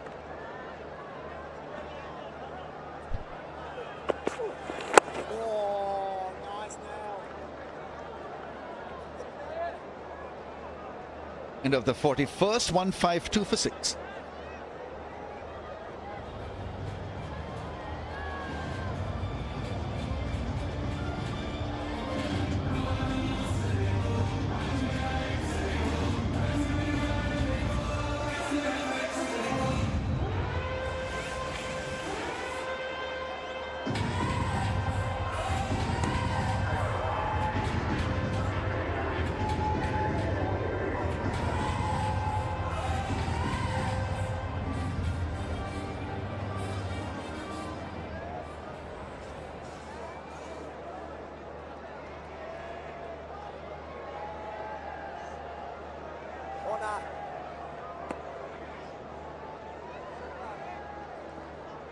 Cock and cheese, the two dressing rooms. Pakistan, just about 20 minutes back, were a bit tense and restless.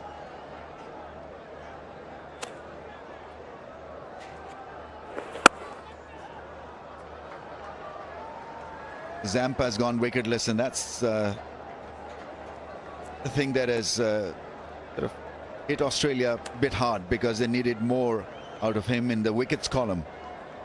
But he's been well managed by Pakistan, so Pakistan on the threshold of another series win against Australia.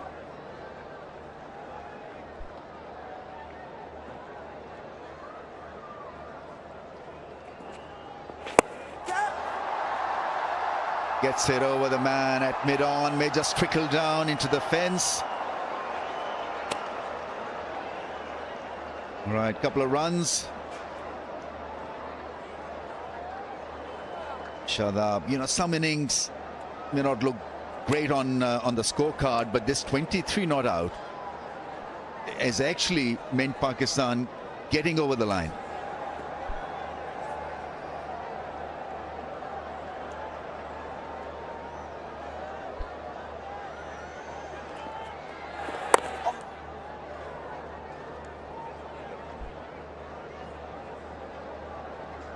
Three needed now. Australia dragging this game into the 41st or the 42nd over.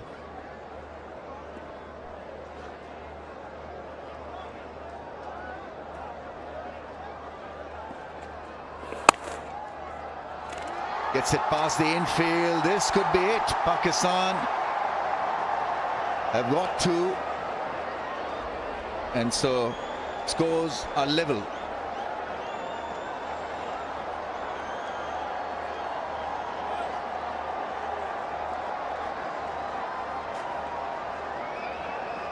He's been the find of the series, Arafat Minas. Showed good skills with the ball, very good temperament as an individual, played those crunch moments quite cleverly. And Shadab is back in batting form, which is good for Pakistan. They need him to be in form, because he allows them that balance with both bat and ball. Right, a run away from a win. Hits it hard over the top. One bounce over the rope. Pakistan has the series. Third consecutive ODI series win against Australia. This is massive, and the crowds are happy. Scraped through in the end, but it is their day, their night, and they were better than Australia. Yeah, people question Shadab's selection, but how well he has answered all the questions. Eventually was able to pick up a few wickets in this game. He has fielded brilliantly, and with the bat, he's been exceptional in this series. A couple of times he was asked to bat under pressure, dealt the pressure very well, and eventually got Pakistan over the line in this game. Good partnership between these two. And not to forget effort of Babar Azam, who played really well in this series as well. Yeah, good to see some of the young faces being part of a winning environment, winning dugout. That is such an important phase of your learning. You want to be in the winners' camp, and as they say, winners are grinners. So Pakistan over the line, but not before Australia, making it tough for them to win this one. The game went deep into the 43rd over, and it's Shaheen Afridi and his men who were better than Australia on the night when it mattered. And a very good win for Pakistan, because they needed this after a bit of a disastrous outing in Bangladesh, something for the fans to cherish. And on the other hand, you have to give credit to the Aussies. They did fight well in alien conditions. Fought really hard. At times stifled the Pakistani team. And they learn a lot from this tour, the Aussies. Yeah, how to bat and bowl on low bouncy surfaces.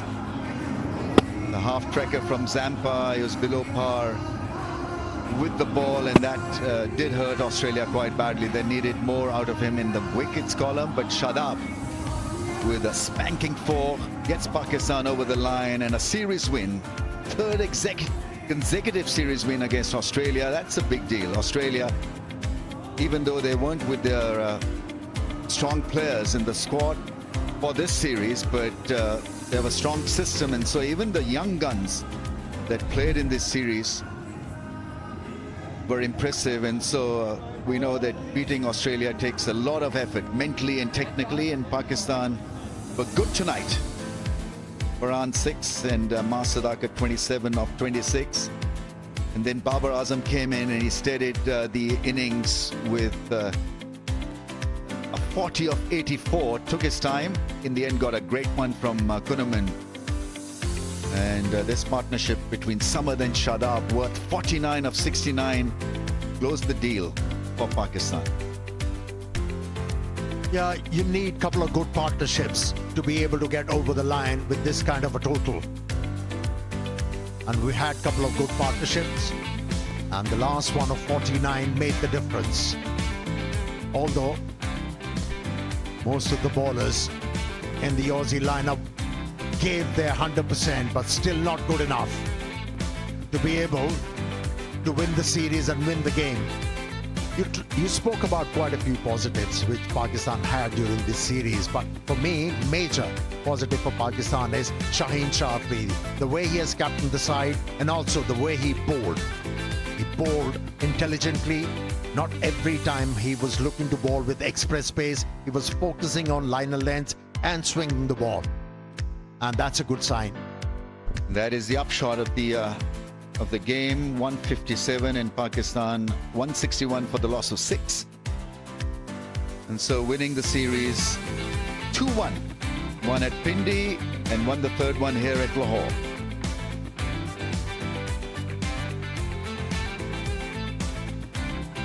Time for a break, and on the other side we'll have more fun for you.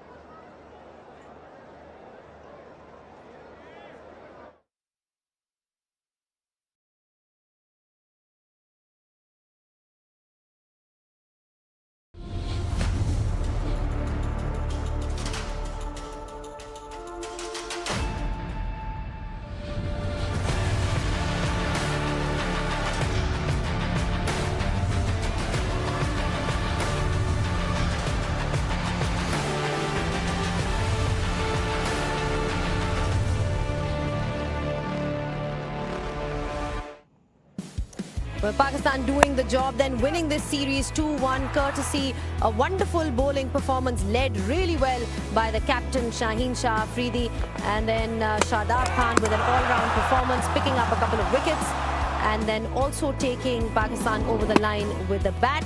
It was never going to be easy in these trying conditions, but they needed someone to stay out there, and it was in the form of Shadab Khan. Babar Azam in the middle also scoring some runs. Pakistan winning it in the end 2-1.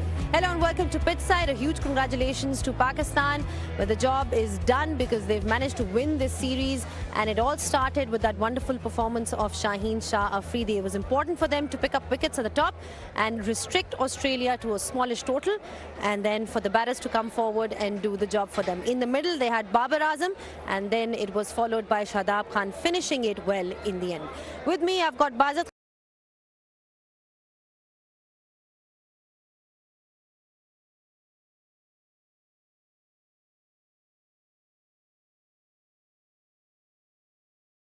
and I've also been joined by Greg Blewett. Bazit, the job done, like we said, Pakistan winning the series, that's what the scoreline looks like. And you've got to talk about that bowling performance, because it was important to restrict Australia to a smallish target. Considering the conditions out there, we saw that 230 was tough in that previous one-day international, so it started well for them.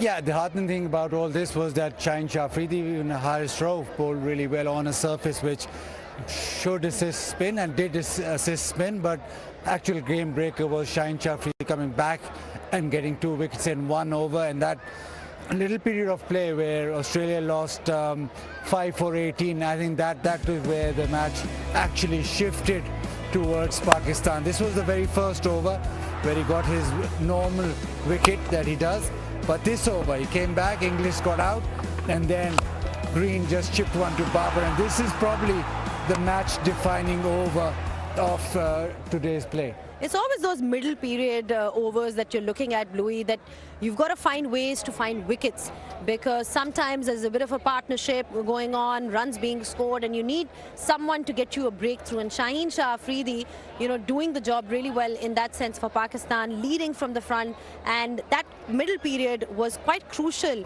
in the context of the game. Absolutely. Australia were coasting, and they're looking like probably getting a score of around about 250 at that stage. The score was about 2 for 98, and then all of a sudden Shaheen Shah Afridi comes back into the attack. Inglis batted beautifully. He was 65 not out, and he looked to attack and hit him back over his head, and that forced the wicket, and then the wicket of Green straight after that, which completely changed the momentum of the game and the match. I mean, there was lots of fluctuations throughout the game, but certainly that wicket of Josh Inglis changed the game. How does Pakistan then look at this series from an evaluation perspective? I mean, what do you think are the learnings? What do you think are the gains overall? Look, they wanted tracks which turned, and they got exactly that, and they've been tested with the bat, especially how to go about playing on these spinning tracks. I think they would have sort of looked at who will stand up in pressure situation. Ghazi Gori batted well, his keeping still has to come on, but he batted well through those 2 games, and today you would look at Samad as he closed out the game. It is a small little innings, but it was under pressure, so you look at those particular occasions where the pressure comes on, who is going to stand up. Shadab again bat with the bat, so the involvement of Shadab now as a batting all-rounder, now they'll have to structure the side around that. So maybe they've already identified the fast bowlers as Shaheen Shah Afridi and Haris Rauf will play, but looking at players who can end games or sort of absorb pressure, you've got Ghazi Gori, and I think to some extent Samad today also. Let's not forget the performance of Arafat Minhas, picking up 5 wickets in his debut game, and then, being able to score some runs as well. Overall, just looking at his utility and his role in the side, what do you make of his performance? Yeah, absolutely fabulous. He's been able to deliver at the bigger stage. We always knew that he's got the temperament to be able to get in terms of pressure, to get through the pressure of international cricket, but the bowling wise he's been very consistent with his length, even though the ball was turning, but his length was perfect. Even in the first game where he finished the game with a 6, that will do wonders for his confidence. But you look at him and you think we can develop him as a proper all-rounder in white ball cricket, especially the way that he bowls. Positives for Australia. Kuhnemann was exceptional, but we got to witness today as well that peach of a delivery that we got to see him getting a wicket. So overall, you know, at least Australia's got someone they can groom, and he showed glimpses of his brilliance. Yeah, well, he obviously had the conditions throughout the series to work with, and you know, he's one of those bowlers, a bit like Arafat Minhas. You know, they just try and bowl stump to stump and fire them in there nice and quickly, and let the surface do the rest. Not every ball turns, of course, which makes it even more dangerous. But yeah, I thought he was a little bit off the second game, but overall he had a very good series. All right, then we're talking about this particular series, and the outcome that we've seen, 2-1 is what Pakistan has won. Overall, a great effort from them. Now we're ready with the presentation, so it's over to Ruj Mumtaz.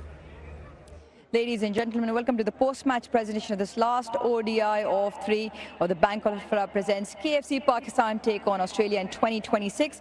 Pakistan win this contest by 4 wickets and clinch the series 2-1. I'd like to start by introducing the presentation party for this final game. Mr. Malik Mohammad Ahmed Khan, Speaker, Punjab Assembly. Mr. Timothy Kane, Australian High Commissioner. Mr. Noor Alam, Chief Marketing Officer, KFC Pakistan. Mr. Syed Mohammad Asif Khan, GM Consumer Banking, Bank Al-Fallah. Mr. Sofan Yunus, Distributor Head Central, Bank Al-Fallah. Mr. Ehsan Javed, CEO Rivaj. Mr. Ghulam Hussain Shahid, Chairman, Kingdom Valley.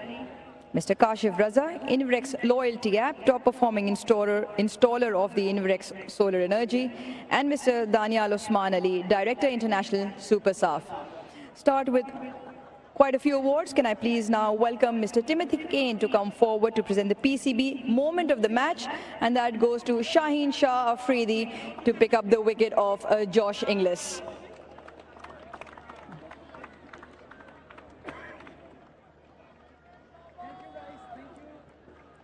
The next award will be presented by Mr. Ghulam Hussain Shahid, and he'll come forward to present the Kingdom Valley all-rounder of the match. That is a cash award of 100,000 to Shadab Khan. All-round performance, a couple of wickets with the ball, and a match-winning knock of 29 to lead the side home.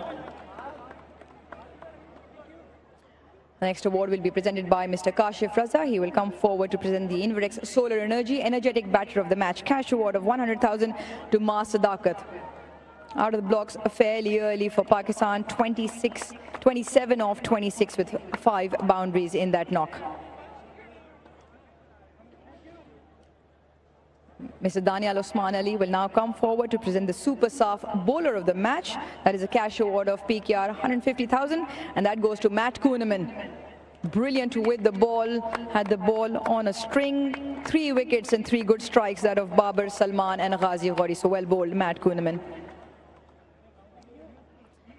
Can I now please ask Mr. Danial Osman Ali to come forward to present the Super SAF Dishwash Striker of the Match. That is a cash award of PKR 150,000, goes to the Australian captain, Josh Inglis. 65 of 71, 1-6 and 8 boundaries in that knock. Mr. Ehsan Javed will now come forward to present the Rivaj Shield of the Match. Cash award of 100,000 to Babar Azam. 84 deliveries faced for his knock of 40. Can I now please ask Mr. Sofan Yunus to come forward to present the Bank Al-Fallah Fielder of the Match. That is a cash award of 100,000 to Cameron Green. Great in the outfield, and this one a stunner in the slips to get the wicket of Arafat Minhas.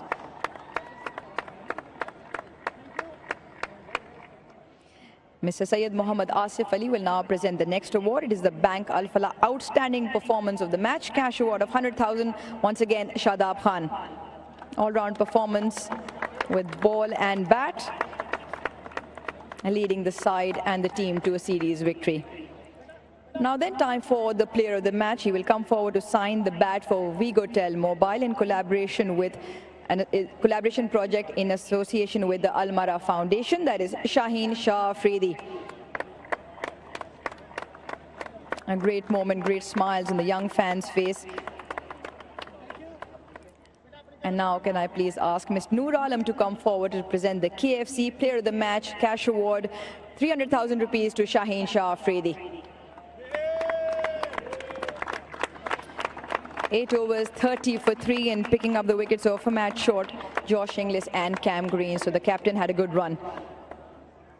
The next award will be presented by Mr. Noor Alam. It is the KFC Player of the Series award, and that is a cash award of 500,000 to Arafat Minhas. And the award was decided in mutual consultation with both the head coaches of the sides and Arafat Minhas, the deserved winner with 7 wickets in the series.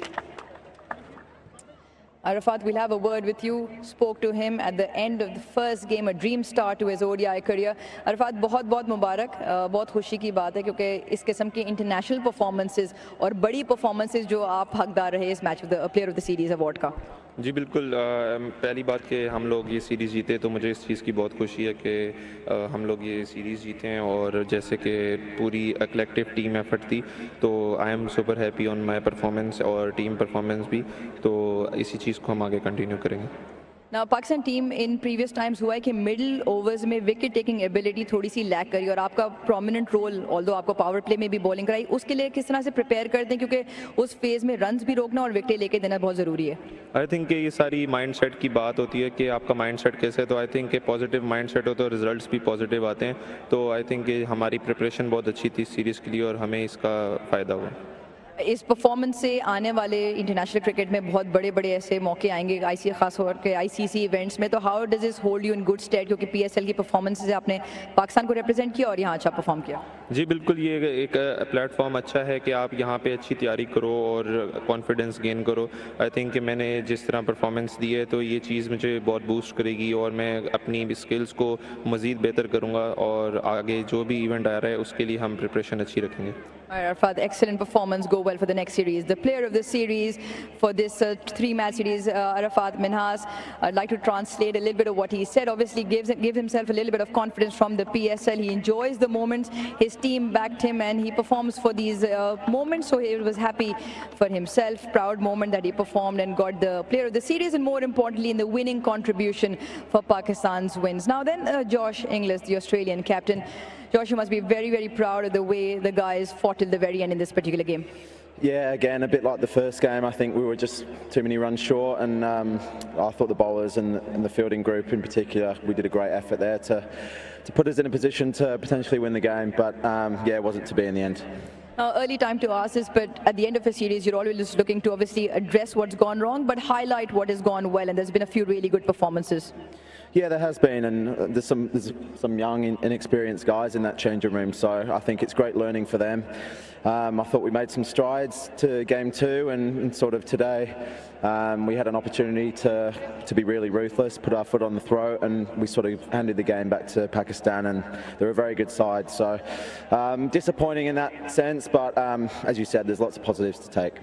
Positives to take as the team heads to Bangladesh as well for a series there, so it must hold all of you guys in preparing in subcontinent conditions, and they might be emulated in Bangladesh. Yeah, we might get similar over there, so I guess we'll wait and see, but yeah, it has been nice to get some different conditions here, put some plans in place, and as I said, it's been a good experience for a lot of the guys. Thank you very much, and enjoyed watching go well in Bangladesh. Josh Inglis, the Australian captain, will be followed by the Pakistan captain Shaheen Shah Afridi, who's also the player of the match.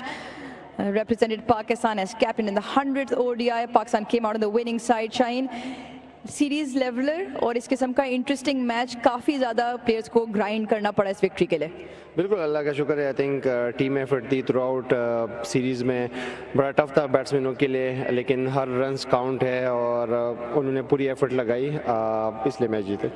आप लोगों का ये plan था obviously spin heavy conditions prepare करने का, उसमें batsman की technique temperament काफ़ी ज़्यादा जो है टेस्ट होती है। ये जाहिर सी बात है, जब आपकी अपनी कंडीशन होते हैं आप उसको यूज़ करते हैं। जब हम ऑस्ट्रेलिया भी गए थे तो ऑस्ट्रेलिया में जब सीरीज़ जीते थे तो वहाँ पे कंडीशन फास्ट बॉलर्स को सूट करती थी, बट आई थिंक हमारे बैट्समैन ने काफ़ी अच्छी फाइट की और थ्रू आउट जब बॉलर्स ने अच्छी एरियाज़ पे बॉल किया, अरफात को क्रेडिट जाता है, काफ़ी अच्छा सीरीज़ रही उसकी और अल्हम्दुलिल्लाह इस चीज़ का। और बॉलिंग यूनिट की आपने बात की कि जहाँ स्पिन फ्रेंडली सीरीज सर्फेसेस थी वहाँ उनका एक्सप्लॉइट करना या उनको यूज़ करना भी ज़रूरी। So as a bowling group Australia को कम टोटल्स में रिस्ट्रिक्ट करना, उससे आप बहुत खुश होंगे। बिल्कुल, एक दो पार्टनरशिप इनकी सीरीज़ में लगी है, लेकिन हमारा प्लान यही था कि हम जितने डॉट बॉल क्रिएट करेंगे उन पे प्रेशर रहेगा, लेकिन सारे बॉलर्स ने अपने प्लान्स पे बॉल किए, क्रेडिट उनको जाता। अपनी परफॉर्मेंस के बारे में आपको लगा कि आप और बेहतर से बेहतर रिदम फाइंड करें क्योंकि पेस आपकी डेफिनेटली ऊपर नजर आई? मैं कोशिश करता हूँ कि जितना मैं अपनी टीम के लिए बेहतरी कर सकता हूँ वो करता हूँ, इंशाल्लाह आइंदा भी करूँगा। All right, Shaheen, many congratulations, and I'll now not hold you back because Mr. Malik Mohammad Ahmed Khan is now ready to present the trophy along with Mr. Noor Alam. They'll come forward to present the KFC winning trophy to the victorious Pakistan captain Shaheen Shah Afridi.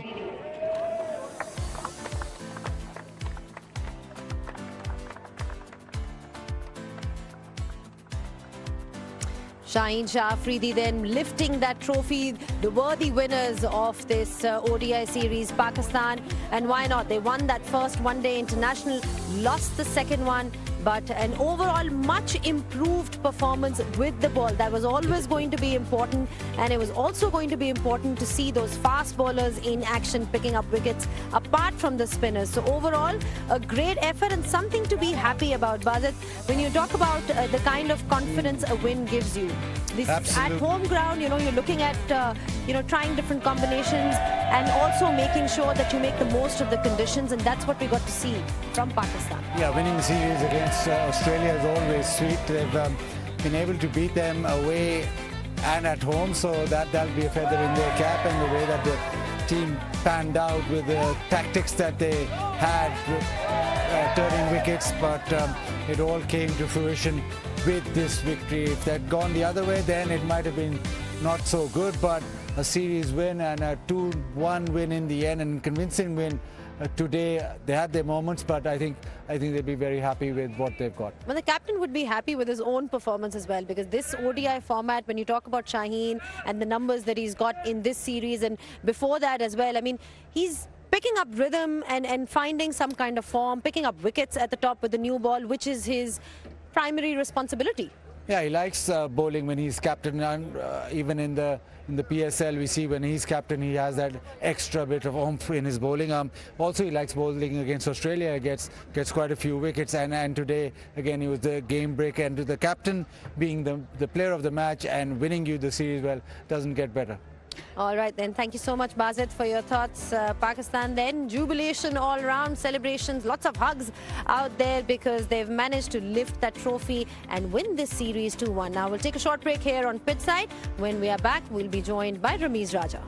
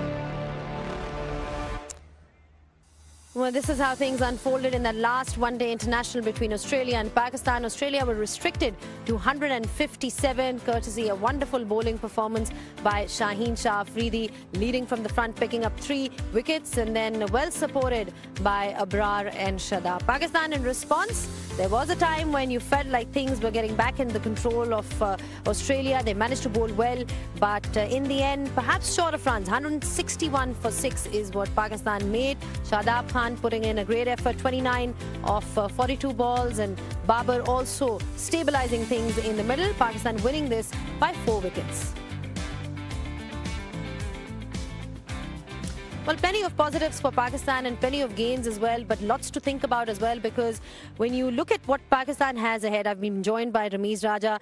They've, of course, got the ODIs now after a couple of months. So there is a bit of gap in there. And in that time, they can reflect upon things that they need to improve on. How do you look at the series overall for them? I mean, what are the key takeaways? The key takeaway, obviously, is the win, because after Bangladesh, they needed something for the fans, you know, and they would have gone back home feeling just a little bit more comfortable regarding Pakistan cricket team and Pakistan cricket in general. But obviously, I mean, you know, they need to think outside the box, maybe, you know, what happens when they travel to West Indies, for example, in a test match series, because, you know, the performance in test cricket has been quite low for a very long time, and then they go and play England in England, which is going to be another massive series. Now, how to convince the fans, the test cricket fans, I think that's going to be the key. Whether they have the ambition to be the best side in the world in test match cricket, I'm not too sure, because right now the emphasis in Pakistan generally is regarding white ball cricket, whether it be 50 overs or T20. But Pakistan need to be more aggressive in test match cricket with a better frame of mind. I think what we see as a test team is a mindset of the captain and the think tank. And I think that has to shift massively. Because look at Bangladesh, what they've done. You know, in the last series, they had a couple of bowlers, spinners, that had taken 250 wickets. Yet they prepared pitches for pace bowlers because they believed in the pace, and they defeated Pakistan 2-0. And I think moving forward, I think that's going to be the major call for Pakistan cricket. How well they prepare for test match cricket, or whether they are able to change the mindset, shift the mindset and win.